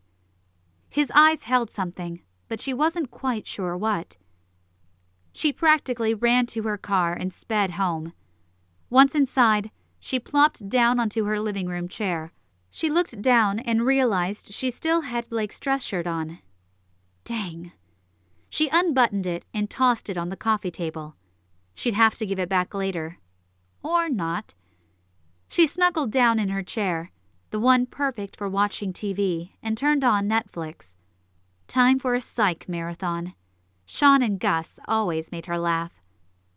But even as the opening song played, she knew it wasn't going to make her feel any better. She'd gone to Blake's house to get everything out in the open, and she'd failed.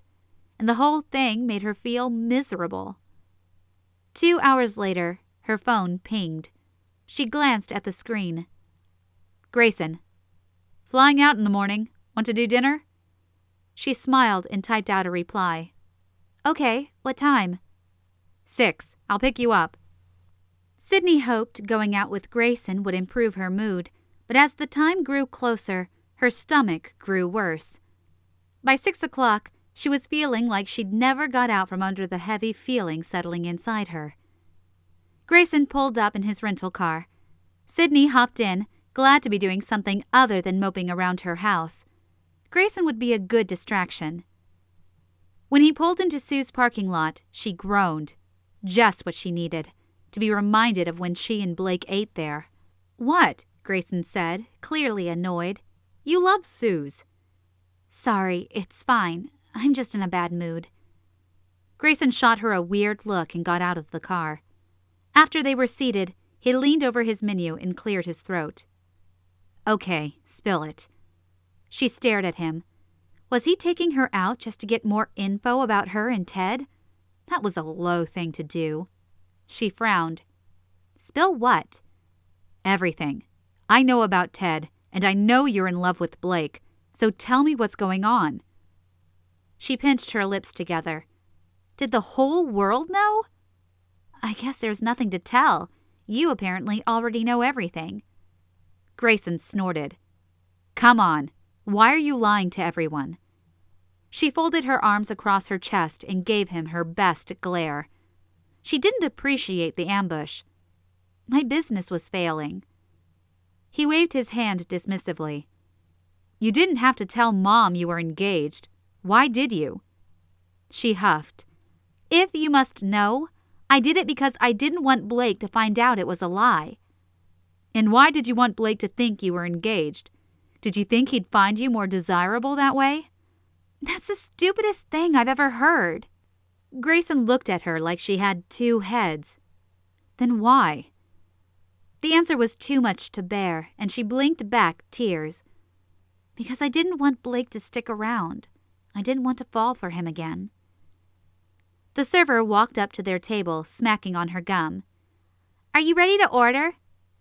Sidney was too upset to speak, so she ducked her head. Grayson sat forward. "She'll have the cheeseburger meal with a vanilla malt. I'll take the cheese Frenchie meal." "You got it," she said.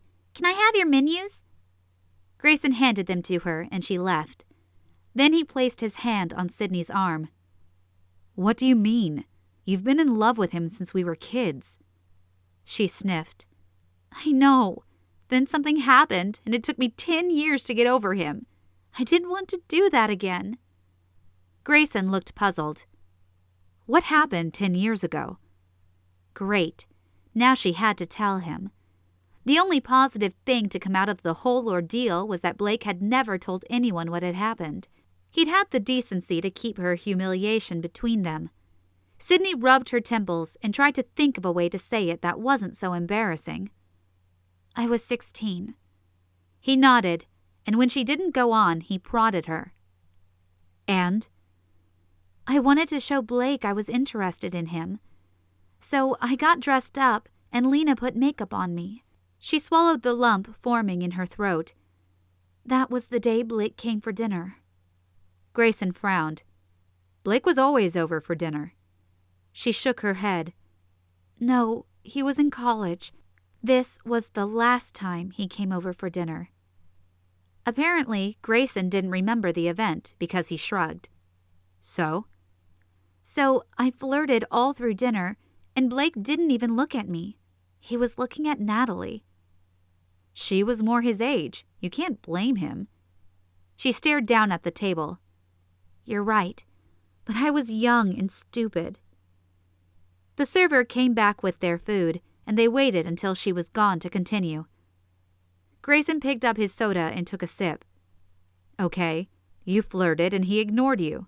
Was that it? Sidney shifted in her chair, the seat suddenly uncomfortable. Unfortunately, no. Did she have to say the next part? Heat crept up her neck, and she blurted it out. I kissed him. Grayson choked on his soda. You what? I know! I can't believe I did it! But as Blake walked by my bedroom, I yanked him inside and planted one on him. He cringed. Oh, I bet that didn't go well.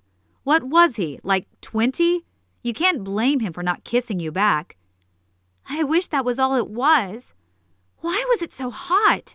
It was like 100 degrees. She picked up a dessert menu and fanned her face. Grayson took a bite of his cheese Frenchie. So, what happened? He was really getting into the story now. He kissed me, like really kissed me. Grayson about choked again. He did? The next part she couldn't say out loud, so she whispered. He thought I was Natalie. Oh no, he said, his face showing his empathy. When he found out it was me, he freaked out and left. I'm sorry. He put his hand over hers. I'm sure that was embarrassing. She nodded. Yes, but that wasn't the worst part. She blinked more tears away, and her stomach clenched. He was so disgusted, he never came back. Grayson shook his head. No, that's not what happened. She massaged her forehead. Yes, that was the last time I saw him until he came into Blissfully Matched. Okay, but he was in college. He was trying to get into medical school. A look of pity filled his face. He wasn't staying away from you. She could barely speak over the lump in her throat. Yes, he was. I know, because he'd come back to Bishop Falls and visit his mother, but he stayed away from me. Sidney, Grayson said, his voice low. He was older than you. He couldn't have dated you. She looked down at her fingernails. I know that. You can't think he was staying away because of that kiss. That was exactly what she thought, but she didn't say anything. Instead, she stared at the jukebox sitting in the corner and tried to hold it together. Okay, I understand, Grayson said. She looked at him. He blew out a breath and leaned back in his chair. I can see why you lied. You were hurt. I was over it. Grayson looked at her with skepticism. But you hadn't forgotten. True, and I didn't want to get all caught up in my Blake crush again. She stared at her cheeseburger, unable to take a bite. So I told him I was engaged. And when were you going to tell him the truth? She froze. Never. He plopped the last of his cheese Frenchie in his mouth. That's real mature. She sulked. I know, but if I tell him I made up the engagement, I'm going to have to tell him why. And I can't put myself on the line like that. Not again. Then you're going to lose him. I think I already have, she whispered. Chapter 21. Sidney stared down at the untouched food on her plate. Grayson nudged her. You gonna eat that? She shook her head and shoved the plate toward him. No. He shrugged and picked up the burger. You really should talk to Mom. That was the last thing she wanted to do. Why? Because she's upset that you told her you and Ted were engaged. Sidney frowned. Ted says she took it well. She didn't scream or murder anyone, if that's what you mean. But she's hurt. He wiped his face with his napkin and stared at her. Did you really think you'd get away with lying to Mom and never have to face it? She sighed and ran her finger along the edge of the table. I guess I didn't think about it. If you don't clear the air between you, it will just get worse. The door dinged and she glanced over to make sure it wasn't anyone she knew. I'll talk to her. Grayson nodded. Good. He finished eating the rest of her cheeseburger while she watched people come and go, her stomach tightening with each minute. At last he said, You ready to leave? She nodded and stood, grabbing her purse. After Grayson pulled into her apartment parking lot, they got out and he walked her to her door. I know it's none of my business, but you really should tell Blake the truth. She looked down at her shoes. He was probably right, but she didn't think she could bring herself to do it. Grayson gave her a hug. Hang in there. Have a good flight. She blinked back more tears. Then she socked him in the arm. And don't forget to call once in a while. He chuckled. Okay. Sidney said goodbye to Grayson and entered her apartment. Natalie was sitting on her couch, her head in her hands, her feet up on the coffee table. A box of tissues sat on the couch beside her. Natalie, what are you doing here? Natalie moaned and put her hands in her lap, revealing the tears streaming down her face. I'm a horrible person. Sidney sat down next to Natalie and put her arm around her shoulders, searching for something to say. It can't be that bad. What happened? Natalie plucked a tissue from the box and blew her nose. It is. It's bad. You're going to hate me. Sidney clenched her teeth. Had Natalie come on to Blake again? Horrible thoughts pushed their way into her head, and she had to know. What happened? She repeated. I didn't mean to. It was an accident. What did you do? Her panic was rising. If Natalie didn't tell her, she was going to smack her. It was just a kiss, I swear. Oh, no. Natalie kissed Blake. Her gut clenched, and she tried not to picture it in her mind. Too late. Tell me what happened, she said, fearing the truth, but needing to know. Ted came over this morning. He was helping me with some new software. Wait, Ted? Her head spun, and relief flooded over her. Her sister hadn't kissed Blake. I'm so sorry, Natalie wailed. I didn't mean for it to happen. He's just so nice, and he doesn't look at me like other guys. He talks to me like what I think really matters. But I promise it will never happen again. Guilt washed over her, and Sidney bit her lip.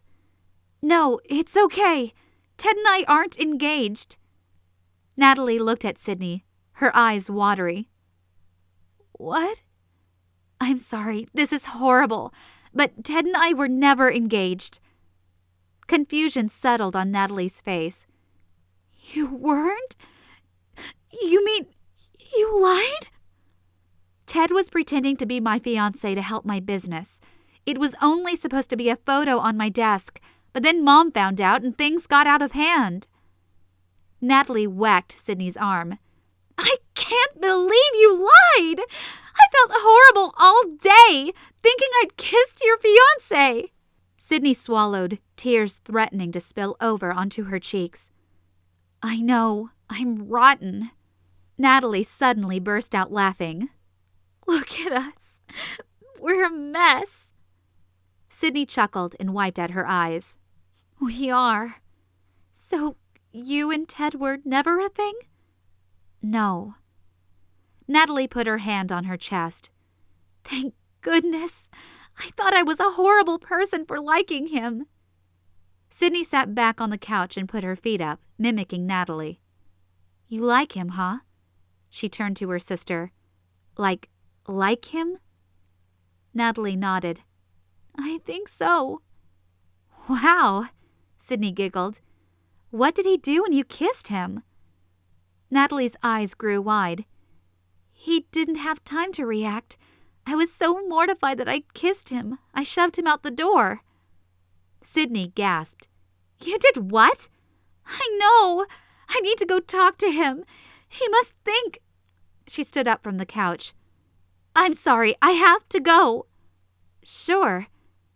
Natalie rushed out the door so fast she didn't close it all the way. Sidney got up from the couch and secured the door. Natalie and Ted? The thought made her head reel. What an unlikely pair. But she had to admire Natalie, rushing over to Ted's to talk to him and clear things up. That was what she should have done this morning, instead of lying again. Why couldn't she be more like Natalie? The thought wormed its way around her brain. She wasn't ready to tell Blake, but she needed to face her parents. Grayson was right. She looked at the clock. 9:30. Her parents usually went to bed at 10. Maybe they were still up. She texted her mother to see if she could come talk. Phyllis, we're up. Come on over. Nerves assaulted her as she drove to her parents' home. She pulled up in front and cut the engine. This was just something she had to do. Her mother met her at the door wearing her muumuu nightgown. It suited her. Come in. She ushered her into the living room. Her father sat on the couch, no expression on his face. Her mother joined him. Sidney took a seat and wrung her hands. This wasn't going to be easy. She looked at the quilts her mom had spent her life creating, displayed around the room, each one meticulously stitched. There were no shortcuts. She'd spent the hours needed to get them perfect. I need to apologize, Sidney said. No one spoke, so she went on. Ted and I were never engaged, and I shouldn't have lied about it. Her mother smiled. We know, dear. Sidney stared. Who was that, and where did her real mother go? She swallowed nervously. I'm sorry I lied. Mom's smile widened. We know this time of your life can be confusing. You're growing, and things are changing. Heat rose to her neck. What was her mother doing, giving her the talk? Sheesh, how old did she think she was? Hold it, Mom. Her mother continued, undaunted. When two people love each other. Mom! Sidney wanted to sink into the floor. Ted and I don't love each other. Oh, I know, dear. Her father patted her mother on the knee. I think it's best if we let Sidney figure things out on her own. Her mother folded her hands in her lap and nodded. Very well. Thank you, heaven above. I'd better go. I just wanted to apologize. Sidney stood. Her father came and gave her a hug. You'll be just fine. Thanks, Dad. When Mom hugged her, she patted her on the back. You know you can tell us anything. We love you no matter what. I know, Mom. She left her parents' house, breathing in the cool night air, glad that was over. Now the only person left to talk to was Blake. Either that, or crawl into bed and never come out again. The latter seemed like a good option. Chapter 22. Sidney clicked through the computer profiles, trying to narrow down a third match for a client, Mickey Phillips. As she clicked, the song Hey Mickey rattled around in her head, and soon she was clicking to the beat. After a minute of that earworm, she turned on the radio. Adele's voice rang out. Better. Sidney flipped through a few more profiles until she found herself staring at Angie's face. Why was Angie still listed in with the available profiles? She should have moved her over. Sidney's mouse hovered over the unavailable box, but she didn't click it. She stared at the phone number.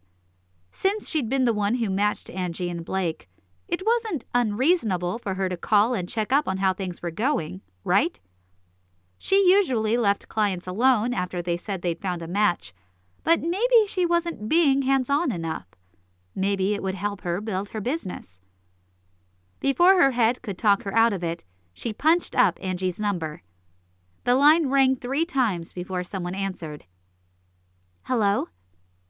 Sidney clenched the phone.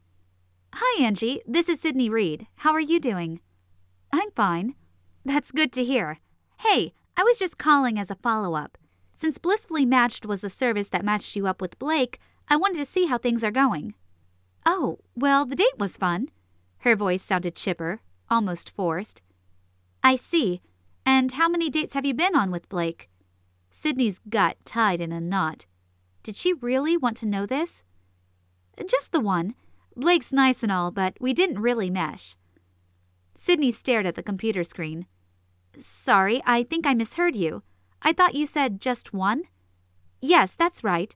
We only went on the one date. Sidney's heart pounded in her chest. You and Blake didn't hit it off? Sidney, are you okay?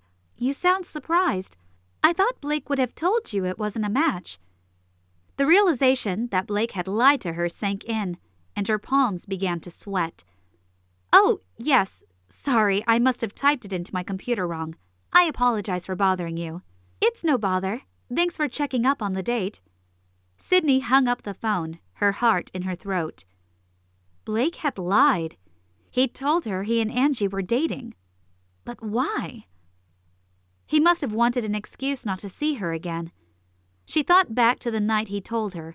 He hadn't come around her place since then. He was once again running from her. She sat in her chair, too stunned to do anything else. Blake wanted to cut ties. Sidney's week turned into a stressful one. 2 clients backed out of their contracts, and she found out her rent was going up. She tried to talk to the landlord about it, but he was evading her. On Friday, she needed some alone time. After work, she ran to the grocery store and bought some chocolate fudge brownie ice cream. It would go really well with a movie on Netflix. She curled up under the oversized quilt her mother had made for her when she left for college, turned on the television, and dipped her spoon in the carton. The cold felt good on her throat. She scrolled through the movies, avoiding the sappy romantic ones, and selected a nice, campy horror. She was glad she'd changed into her sweats, much more comfortable while curling up in the chair. She turned off all the lights and watched the movie in the dark. It turned out to be scarier than she'd been thinking. Less campy and more edge-of-your-seat slasher. That's why she screamed when a knock came on her door. She paused the movie. Her heart hammered in her chest as she stared at the door. Who would be coming over at this hour? She stood, wrapped the quilt around herself, and peeked out the window. Blake? Not again. She couldn't take any more of him. She leaned up against the door, hoping he'd go away. Another knock sounded, and then a muffled, "Sidney, open the door. I know you're home. I heard you scream." Crud. She slid the lock and opened the door. "What do you want?" He frowned. "What are you doing in here? Why are the lights off?" Then he looked at the television. "You're not watching a scary movie, are you? You know you can't handle them." She stuck out her chin. "I'm not 12 anymore." He shook his head. "You're right, I'm sorry. Can I come in for a second? I have to get something off my chest." Oh no, that didn't sound good. "I'd rather you didn't." He cocked his head to the side and studied her. "Okay, I'll say it here." She peered out into the creepy darkness and huffed. "Fine, come in." She yanked him inside and shut the door, then locked it. He chuckled. "Not afraid of anything out there, are you?" She flipped on the lights, then whacked him in the chest on her way back to her chair. "Shut up." She plopped down with the quilt around her. "What do you want to get off your chest?" she said, making air quotes. He sat down on the couch, on the side closest to her chair. He looked down at his hands. "I have to tell you something." She waited for him, and when he didn't go on, she said, "Okay." He looked up at her, and she was surprised by the intensity in his gaze. "I lied."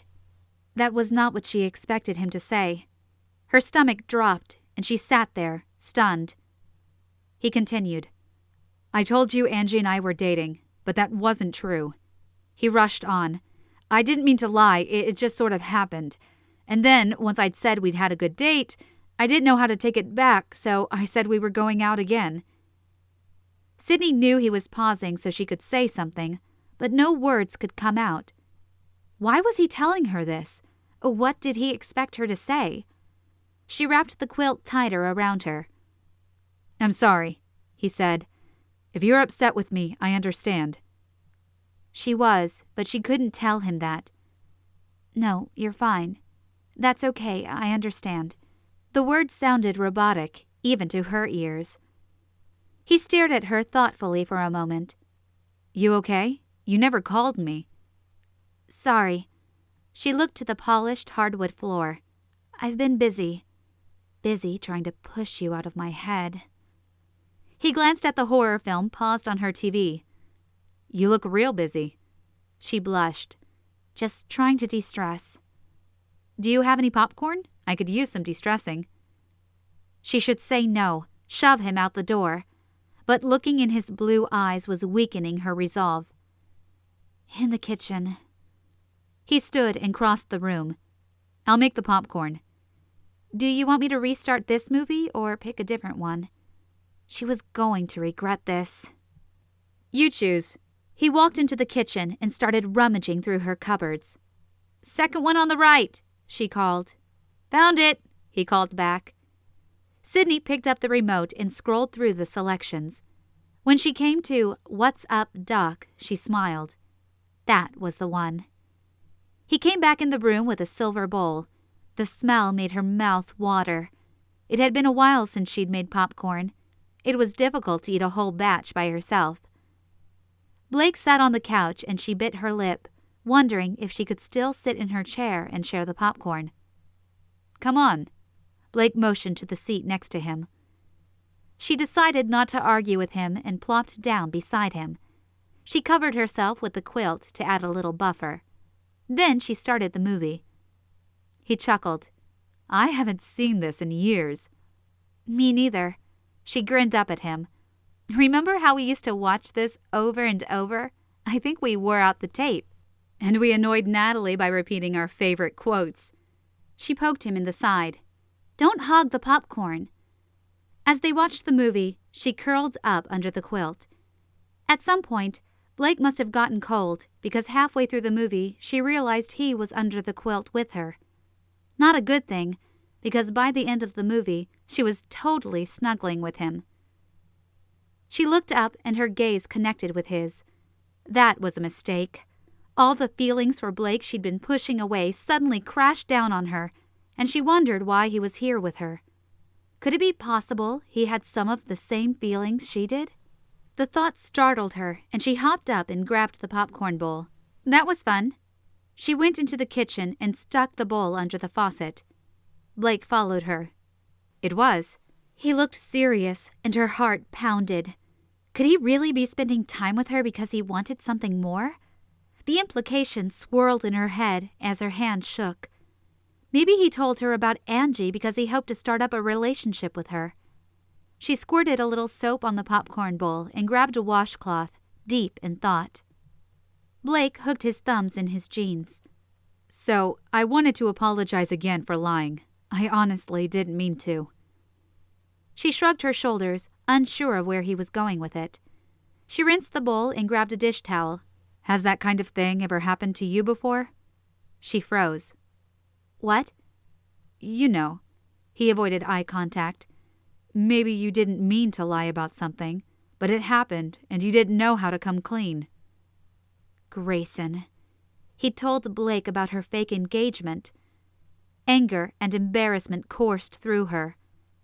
How could he have done that? She dried the bowl, then set it down on the counter. "Nope," she challenged him with a stare. He blew out a breath and raised his hands. "All right, I tried everything. I give up." She narrowed her eyes at him. "What are you talking about?" "I know you weren't really engaged to Ted." "I can't believe Grayson told you!" She tossed the dish towel on the sink and huffed out of the room. "Grayson didn't say anything." Blake's voice was right behind her, and she turned to face him. "Then who?" He balked and took a step back. "It doesn't matter. What matters is, I've known for weeks, and I've given you every opportunity to tell me. I thought if we spent more time together, you'd feel more comfortable talking to me. So I took you to the lake. I came over. We talked. I've told you things I've never told anyone else." His voice rose. "But no matter what I do, you lie to me." His eyes shot accusing daggers at her. Her mouth dropped open. He'd known this whole time? That's why he'd been coming around? And that's why he told her about Angie? It wasn't because he had feelings for her? Humiliation filled her and her neck burned. Once again, Blake was making her feel like nothing, less than nothing. He'd made her open up her heart to him, and all he wanted was to see if he could make her crack. She clenched her hands into fists. "Get out!" He folded his arms. "Right. You're mad at me. Because you lied." "Get out!" She pointed to the door, too livid to do anything else. "Fine. I'll go. I just want to know one thing." He paused. "Why?" "Because I didn't want to fall back in love with you." The words echoed in her head. Her heart thumped loudly in her ears. Too late. She took a step away from him. "I want you to leave. Now!" His shoulders fell and he walked to the door. He opened it but didn't leave. He turned to her. "Listen, I'm sorry. I didn't mean—" "Stop." Sidney was in no mood to talk about it anymore. All she wanted to do was crawl into bed and forget about the last few weeks of her life. Her stomach burned with acid, and she couldn't breathe. She closed her eyes, hiding the moisture that was building up, threatening to make the situation even more humiliating. "Just leave, and don't come back." The door shut, and she opened her eyes. Blake was gone. Blake slid behind the wheel of his truck and stared at Sidney's apartment door. Why had he confronted her with the truth? Of all the stupid things he could have done, that was the worst. He had spent the week wondering why she'd broken off her pretend engagement. In all honesty, he was hoping it was because she wanted to make herself available to him. But that obviously wasn't the reason. She was continuing to distance herself from him, even after he'd gotten her to let down her guard tonight.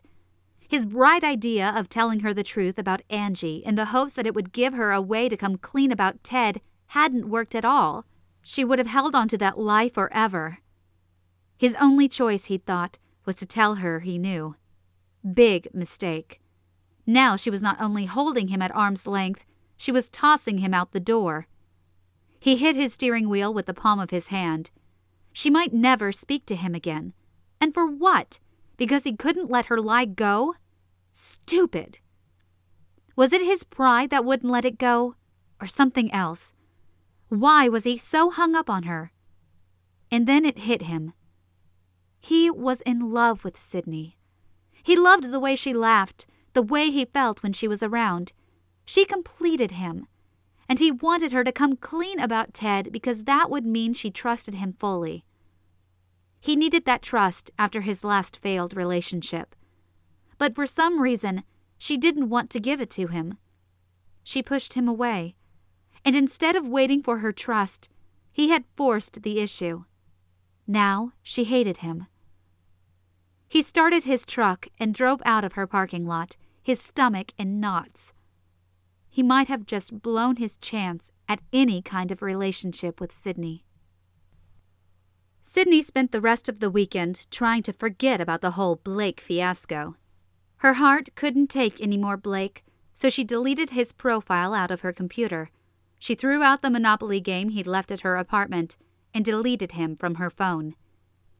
The official Blake purge was underway. She threw away the materials she'd gotten from her skydiving instruction class.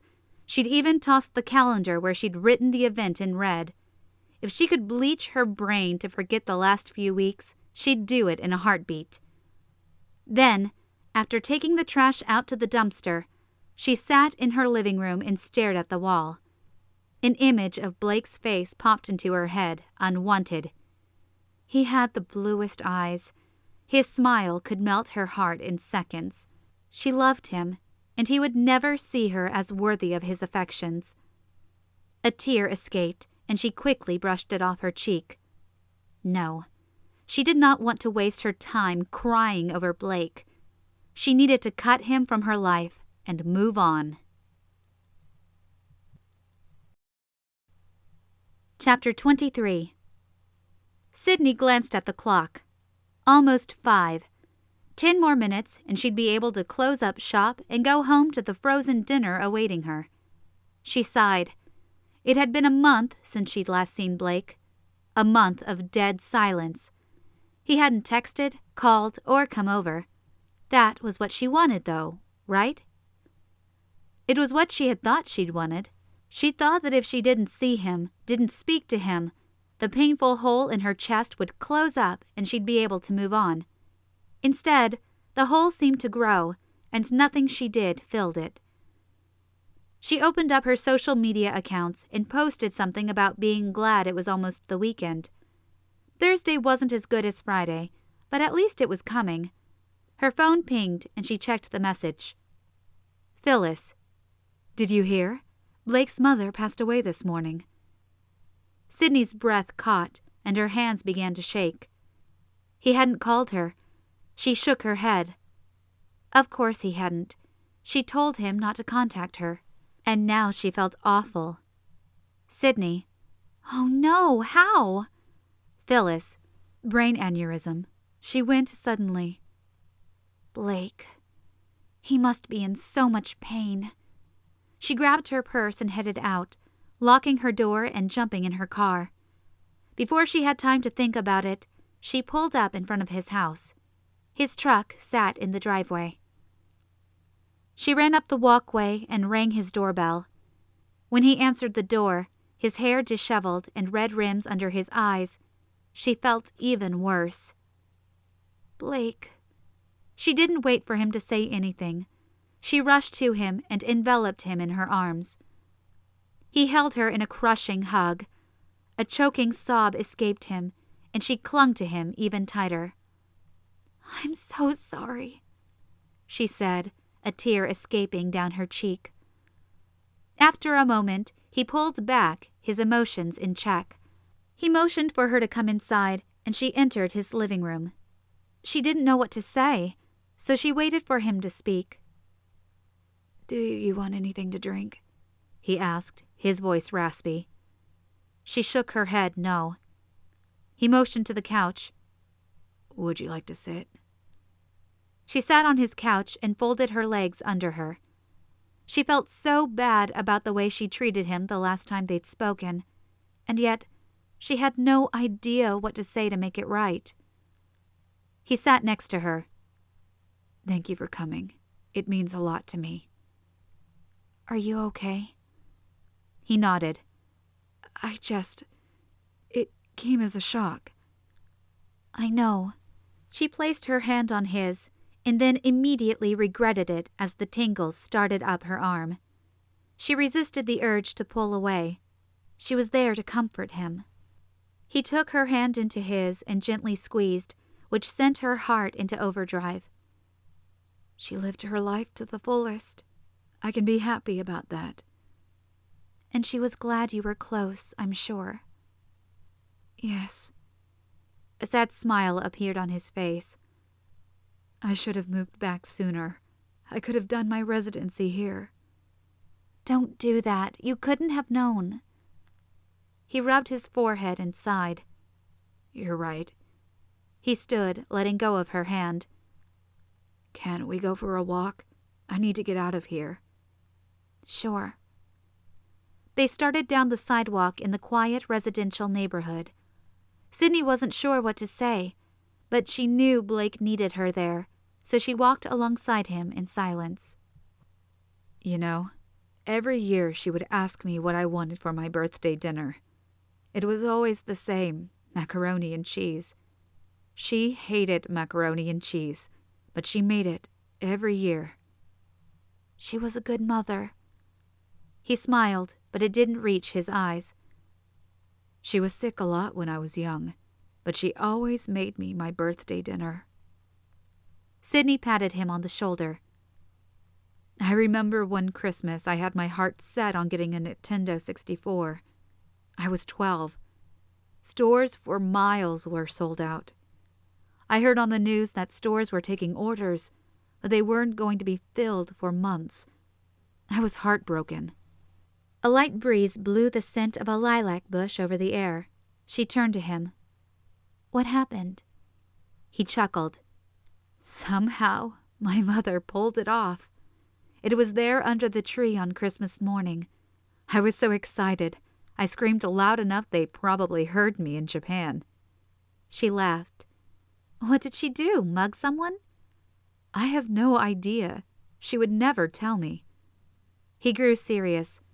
She loved Christmas. It was her favorite time of year.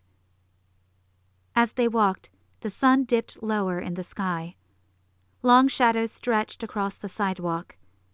Blake told her stories about his mother, and she listened. She knew he needed to talk. They walked until it got dark. When they got back to Blake's house, Sidney was famished. How about I make us something to eat?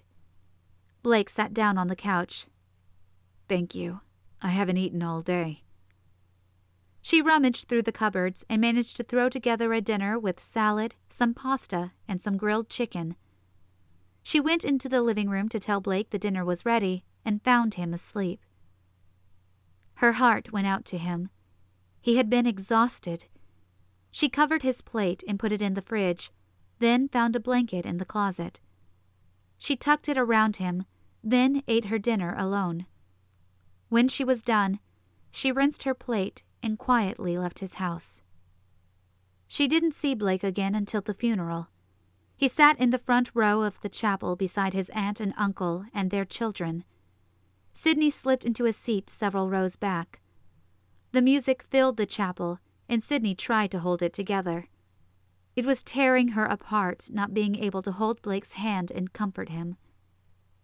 After the service, she slipped out the back door and crossed the parking lot. She didn't want to stay for the luncheon. As she climbed into her car, she saw Blake step out and stop by the door. He stood and watched her pull out of the parking lot. Chapter 24.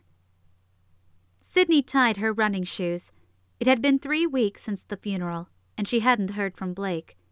She figured she wouldn't. It didn't lessen the pain any, though. She strapped her phone to her arm and started her playlist, but instead of her favorite pop song, Stairway to Heaven started playing. Heaviness settled in her chest. Instead of changing it, she let the classic rock song play as she jogged down her street. She'd heard the song before, but she now listened to it with a new purpose. She wanted to understand the song. She wanted to pull the music into herself, and thus a little bit of Blake in as well. The melody was a bit haunting, but it went well with the lyrics, which spoke to her about the focus on material things in this life. She thought about Blake's ex-wife and wondered if the song ever made him sad. And then the song changed, grew more up-tempo, and she realized she was enjoying it. She listened to it 3 times before she let the playlist go on to the next classic rock song, Hotel California. She let the rest of the music play as she ran. Listening to Blake's music made her feel closer to him, even though it magnified the pain. She no longer cared about that. It was obvious she wouldn't outlive the hollow feeling inside her. She got back to her apartment and stepped into the shower, playing the rest of Blake's playlist on her Bluetooth speaker. She longed for the time she'd spent with him, the times they would talk or just goof around, the way he smiled, and the way he always knew what to say to make things better. She missed him. The shampoo lathered in her hair as she listened to Don't Stop Believin' and wondered what Blake was doing today. Maybe she couldn't have him the way she wanted to, but avoiding him was ripping her apart. She turned off the water. What would he do if she showed up at his house like he used to at hers? Would he hang out with her? Seemed to her that he was okay being friends. Maybe just being friends was better than this pain of not being around him anymore.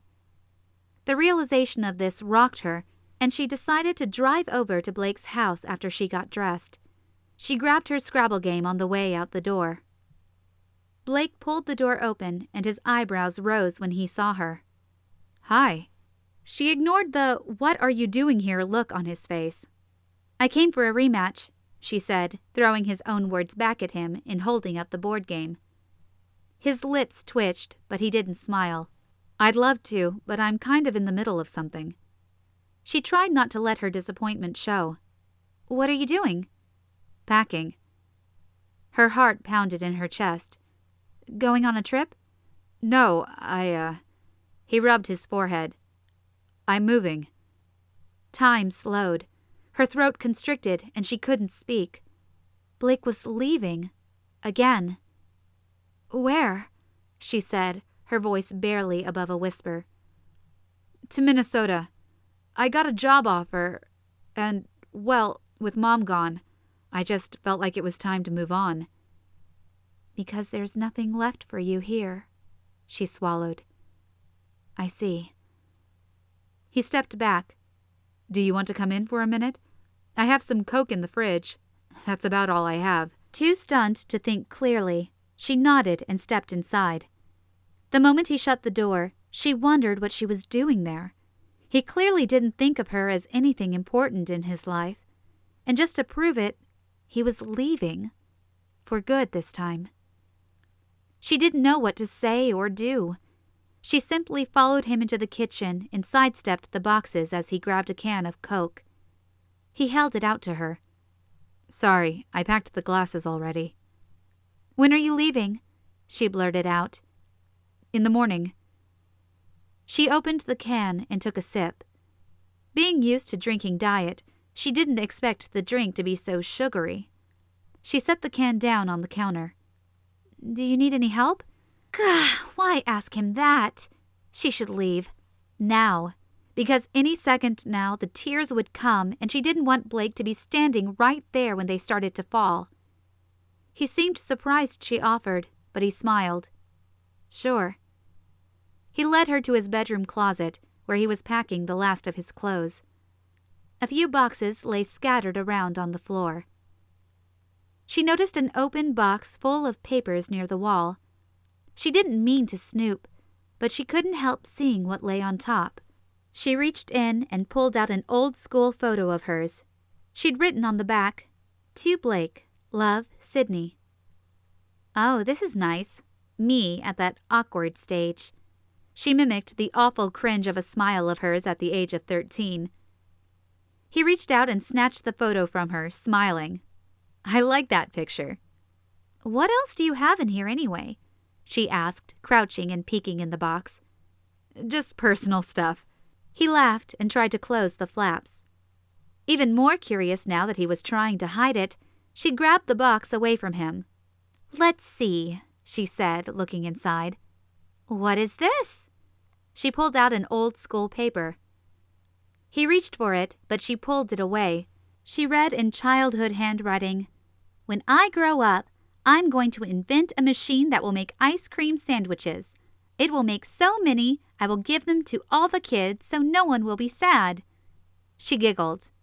"Oh, that's cute." He blushed and took the paper from her. She looked at the box again. "You saved all your old school stuff?" She grinned up at him. "Are you a closet pack rat?" "It's just one box." She reached in and pulled out another photo of her. This time it was her senior picture. She stared at it. Blake had been away at college. She hadn't given him her senior photo. This had been taken during the time when he wasn't talking to her. "Where did you get this?" Her voice was so low, it almost came out as a whisper. He shrugged. "I think Grayson sent it to me." He took the box from her and stuck his hand out for the photo. She handed it to him, silent. He slipped the photo into the box and folded the flaps. "If you want to finish taking the clothes from the hangers, you can fold them and put them in that garment box," he pointed. She nodded, too stunned to say anything. Blake taped the box and put it on a stack in the living room. What was Sidney doing? Why had she shown up of all times? He'd pretty much accepted that she was never going to trust him, never give him what he truly wanted, herself. Maybe she'd been too burned by Asher. maybe she'd grown too jaded. He wasn't sure, but she'd been running from him ever since he stepped into her business and hired her. She had made her intentions clear. They were friends, and that was it. Being in Bishop Falls was too hard on him, with Sidney so close and yet unavailable to him, so he'd sent out his resume. It hadn't taken long before he had a job offer. He'd accepted the first one. And now Sidney was here, making him rethink his decision to leave. Every time she was around, all he wanted to do was pull her into his arms. The smell of her hair made him replay their kiss in his head. Being near her was both torture and sweet happiness, and he wasn't sure he wanted to give up that small piece of heaven. What was he thinking? He couldn't say. He needed to leave and forget about the way she made him feel, like he was falling from the plane again. No, falling in love. Yes, he knew it now. He was in love with Sidney, and that was why he had to leave. Because being in love with someone who didn't love you back was like his marriage to Melody, full of pain. He sighed and went back into his bedroom. Sidney was folding his shirts and placing them neatly in his garment box. His suitcase sat on the floor by his bed. She glanced up at him. "The closet is almost done." "Thanks. What do you want to do next?" "The only thing left to pack is under the bathroom sink." He went to find a good-sized box for that. When they were done packing the bathroom, he stood and stretched. "Do you want to go to lunch?" She bit her lip like she wasn't sure she wanted to, but then nodded. "Okay." They went outside. He opened the passenger door for her and she climbed in his truck. After he started the engine, she flipped on the radio, then looked at him with one eyebrow raised. "You've been listening to the pop station?" "Oh, busted." He tried to play it cool and shrugged. "It's been growing on me." She laughed, and he realized he wouldn't get to hear that sound again after today. He clenched his jaw. He needed to get a grip. After lunch, he went and picked up the moving truck. Sidney helped him haul all his boxes onto the truck. When only the heavy stuff was left, he turned to her. "I've got some guys coming over in the morning to help with the rest." She nodded. "Okay then." She ran her hand through her hair and looked toward her car. She was about to leave. His heart climbed into his throat. The urge to pull her close and kiss her almost overwhelmed him, but he took a step back. It wouldn't be right. He'd never be able to tell her how he felt. She swallowed and blinked up at him. "I guess I'll go." He couldn't hold back any longer, and he pulled her into a hug. He held on to her for what seemed to be like a longer than acceptable time, but she didn't squirm to get away. She simply let him hug her. When he pulled back, she had tears in her eyes. Surprised, he wiped one with his thumb. "Why are you crying?" She laughed a little and stepped back from him. "Stupid, right? I mean, I'm sure we'll see each other. It's not like you're never coming back." He wasn't sure what to say. He certainly didn't plan on coming back to Bishop Falls. His plan was to move away and bury the pain, until maybe someday he'd be able to skydive again without remembering the way she felt in his arms, or get up in the morning without wondering what she was doing at that moment. He nodded, a numb feeling overtaking him. "Right." She backed up. "This isn't goodbye then. It's see you later." "See you, Sidney." She turned and walked toward her car. She paused, like she wanted to turn and say something, but she must have changed her mind because she started walking again. She got in her car, and he watched her drive out of his life, for good. Chapter 25. Sidney tossed and turned all night, unable to shake the feeling that she'd made the biggest mistake of her life. Blake was leaving, and she hadn't told him the truth. Not really. He'd found out about her lie, but not the reason behind it. She loved him, and he was leaving. She rolled over and punched her pillow. Would it make a difference if she told him? There were times when she wondered, when he held her and she thought maybe he could feel it too. And then other times she wasn't sure.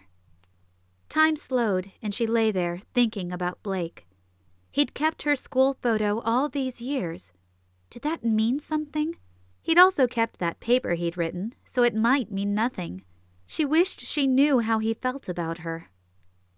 When sleep didn't return, she finally got out of bed at 5 o'clock and took a shower. The warm water felt good on her back, and she stood there, wondering if she was crazy. What if she did tell him? If he left anyway, all she'd have would be one more embarrassing incident. She'd handled those before. One more wouldn't kill her. But what if she told him and he decided to stay in Bishop Falls? What if her love for him was enough?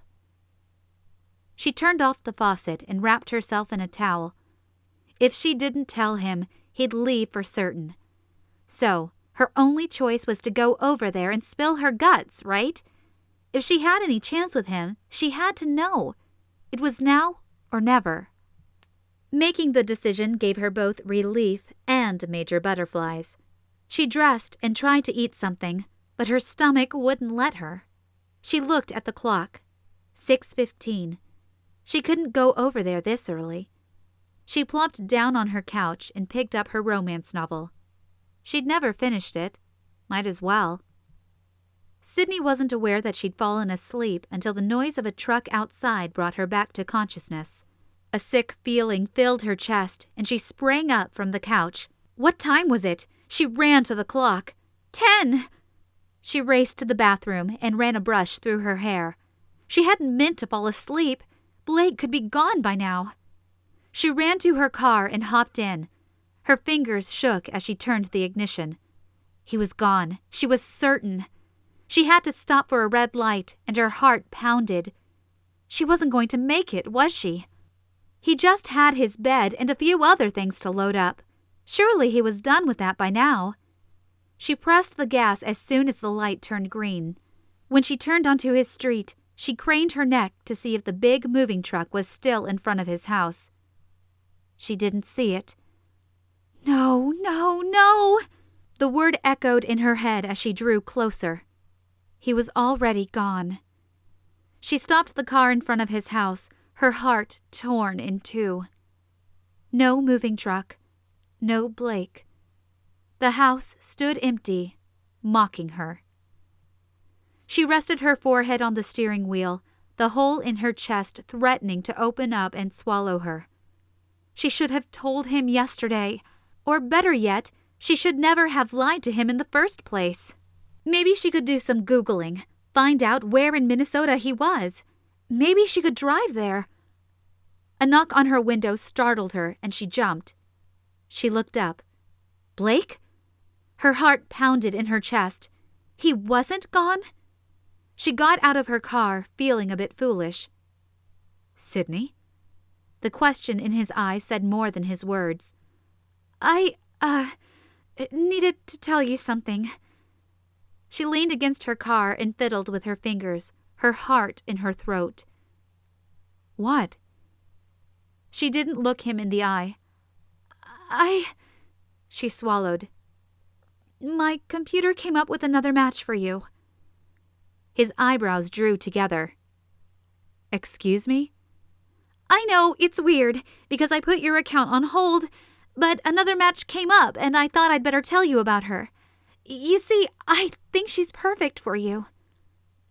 He blinked, then his lips twitched. You do? She rushed ahead, sure that if she stopped, she wouldn't get the words out. Yes, she's an outdoor girl, loves hiking, canoeing, and swimming. And get this, she loves to skydive.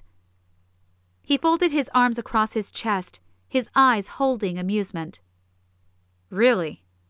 And, not to brag or anything, but my matchmaking skills are top-notch. I think you should meet this girl. Give her a chance. Maybe I will. Her pulse raced and she twisted her hands. "I know this comes at a bad time. You moving and all." He placed his hands on her car, on either side of her, trapping her. "I canceled the move last night." His voice was so low, she barely heard him. "You did?" "Yes. The guys helped me move everything back inside this morning. So, maybe it's fate." His gaze traveled over her face. "When can I meet this match?" "That's the best part. You already know her." He was so close now, she could smell the slight mint on his breath. "I do. Who is this girl?"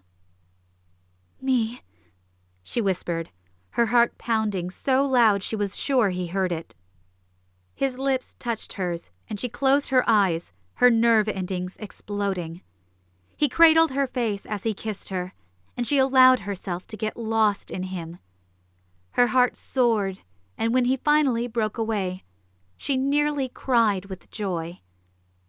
He stared at her, his face serious. "Why didn't you match me with this wonderful girl before?" Her breath caught, and she forced the words out. "I'm so sorry I lied. I was frightened." He blinked in surprise. "Of me?" "No," she looked down. "Not really.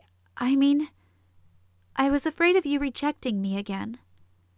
Her humiliation came back, threatening to choke her, and a tear slid down her cheek. "What are you talking about?" He didn't say it accusingly. He spoke gently, his words almost caressing her. "When I was 16, and I kissed you." Realization formed on his face, and he rubbed the backs of his fingers down her cheek.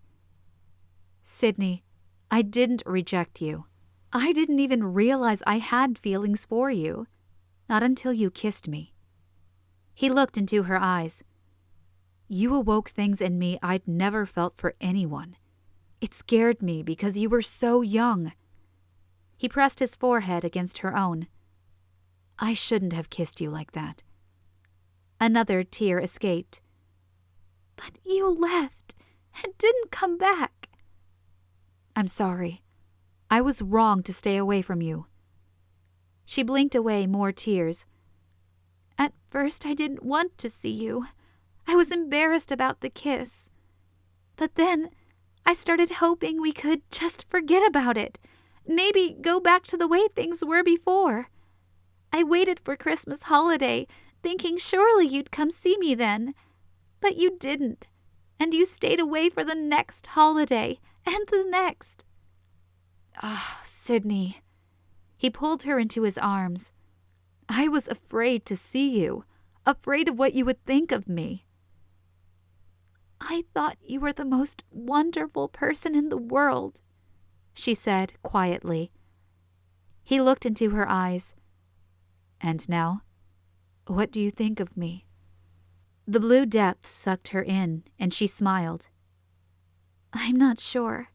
I might need another kiss to figure it out."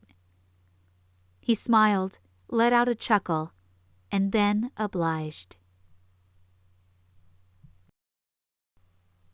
Epilogue. Sidney looked in the mirror as Mia tugged on her hair. "Ouch!" Sidney said, frowning. "Are you almost done?" "I still have to fasten the veil. Hold your horses." "My horses have been holding for an hour now." She shot Mia a cheesy smile. "Funny." Mia fussed with her hair a little more, then placed the veil on. After a few pins and some disgruntled looks, Mia pronounced her done. Sidney stood, her heart pounding. She smoothed out the long white skirt and turned to the side. "Do I look okay?" "Girl, you look more than okay. Blake is going to trip over himself when he sees you." Natalie walked into the makeshift dressing room and gasped. "Oh, honey, you look amazing!" She pulled Sidney into an embrace. "You're such a lovely bride." Sidney blinked back the moisture. "How's Mom doing?" "Madder than a hornet's nest underwater, but she'll get over it. It's your wedding. If you want to jump out of a plane, no one should stop you." Sidney smiled and hugged her sister again. "You're the best." Together, they walked through the small airport to the waiting area where her father stood. He smiled when he saw her. "My little girl." She refrained from rolling her eyes. "All grown up, Daddy." "You'll always be my little girl." He took her hand and placed it in the crook of his arm. "Are you ready to do this?" "I've been ready practically my whole life." He smiled. "I know. I'm just glad you two figured everything out." They stood and waited until their cue. Then her father opened the door. They walked outside and down the white fabric leading to the small airplane. The cameraman clicked as they walked, and she tried not to trip on her long dress. Her father helped her climb in the plane, where her family sat, buckled in. Ted was seated beside Natalie, and Mia and her husband were in the back. White flowers and organza bows decorated the small space. She joined Blake, who stood before Reverend Joseph. Nerves shot through her as Reverend Joseph began the ceremony. She looked up into Blake's eyes, and she calmed. His gaze was so full of love, she could barely breathe. How could she be so lucky? This man, whom she'd loved her whole life, was now looking at her in adoration. It was the way she used to look at him as they paddled across the lake or watched late-night TV after her parents had gone to bed. She had always dreamed he would someday see her this way, and now he did. Her turn came to say her vows, and she blinked back tears. "Blake, you make my heart so full. I've loved you since the day you and Grayson babysat me, and you made milk come out of my nose." She paused as everyone laughed. "You stepped into my life very early, but I always knew you were the one for me. Now, today, you're making me the happiest woman in the world. I promise to love, honor, and cherish you forever." Blake smiled. "Sidney, you were always the bright spot in my day. You knew how to make me laugh and make me bend over backwards to make you happy." He paused for some chuckles. "Even when we were kids, I knew there was something special about you. And now, here you are, beside me, ready to embark on this new adventure together. My love for you has grown each day, and I can't wait to spend the rest of my life with you. I promise to never leave you, to love you more each day, and to enjoy my time with you as we grow old together." Sidney's mother sniffed, and she gave her mom a smile. After a few more words and the I do's, Reverend Joseph pronounced them husband and wife. "You may kiss the bride." Blake put his arms around her and pressed his lips to hers.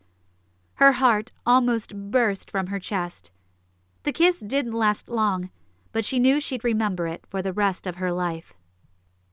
Reverend Joseph congratulated them, then stepped off the plane. Blake grinned at her and grabbed the gear. "Ladies first." She found the Velcro and unfastened her long flowing skirt, revealing the white pants she had on underneath. Her sister whooped as she put on her parachute. Over the past 6 months, she'd been taking lessons and could now make the jump on her own. Blake handed her the helmet and goggles, then he slipped into his own gear. Once they were ready, they sat down and buckled their seatbelts for takeoff. Blake reached over and took her hands. Tingles spread up her arm. "You're not scared, are you?" She grinned at him. "The scary part's over." He pretended to sock her in the arm. "You're too funny." When the plane reached altitude, Ted hopped up out of his seat. "Before you two jump, I have a special musical number for you."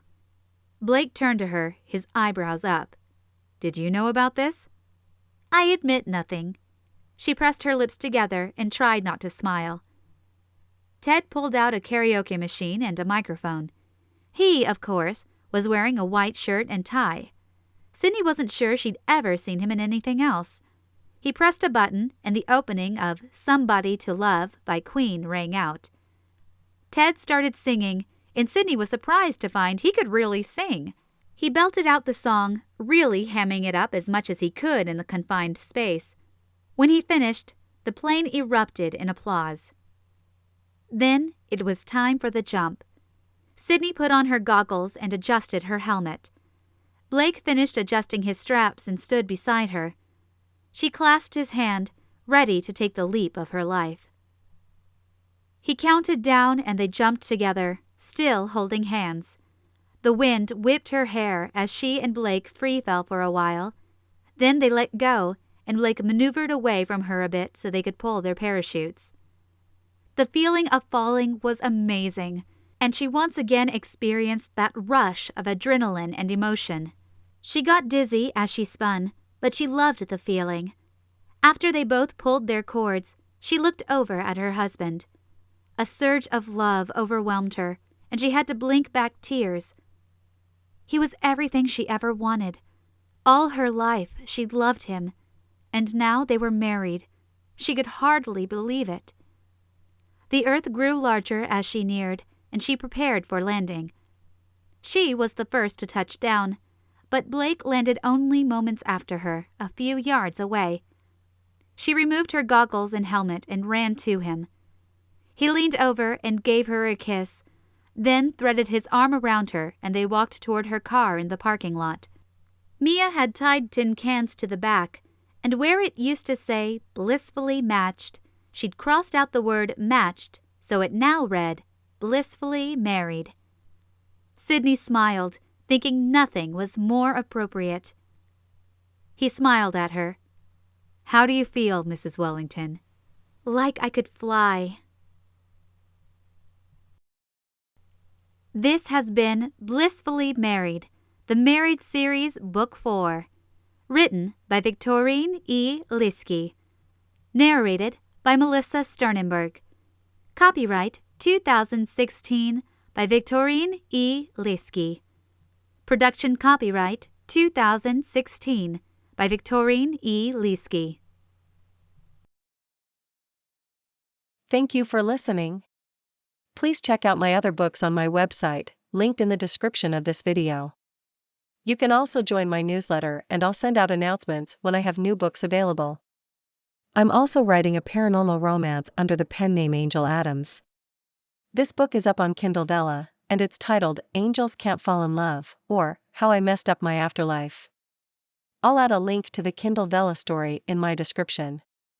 It's been a blast to write. Check it out.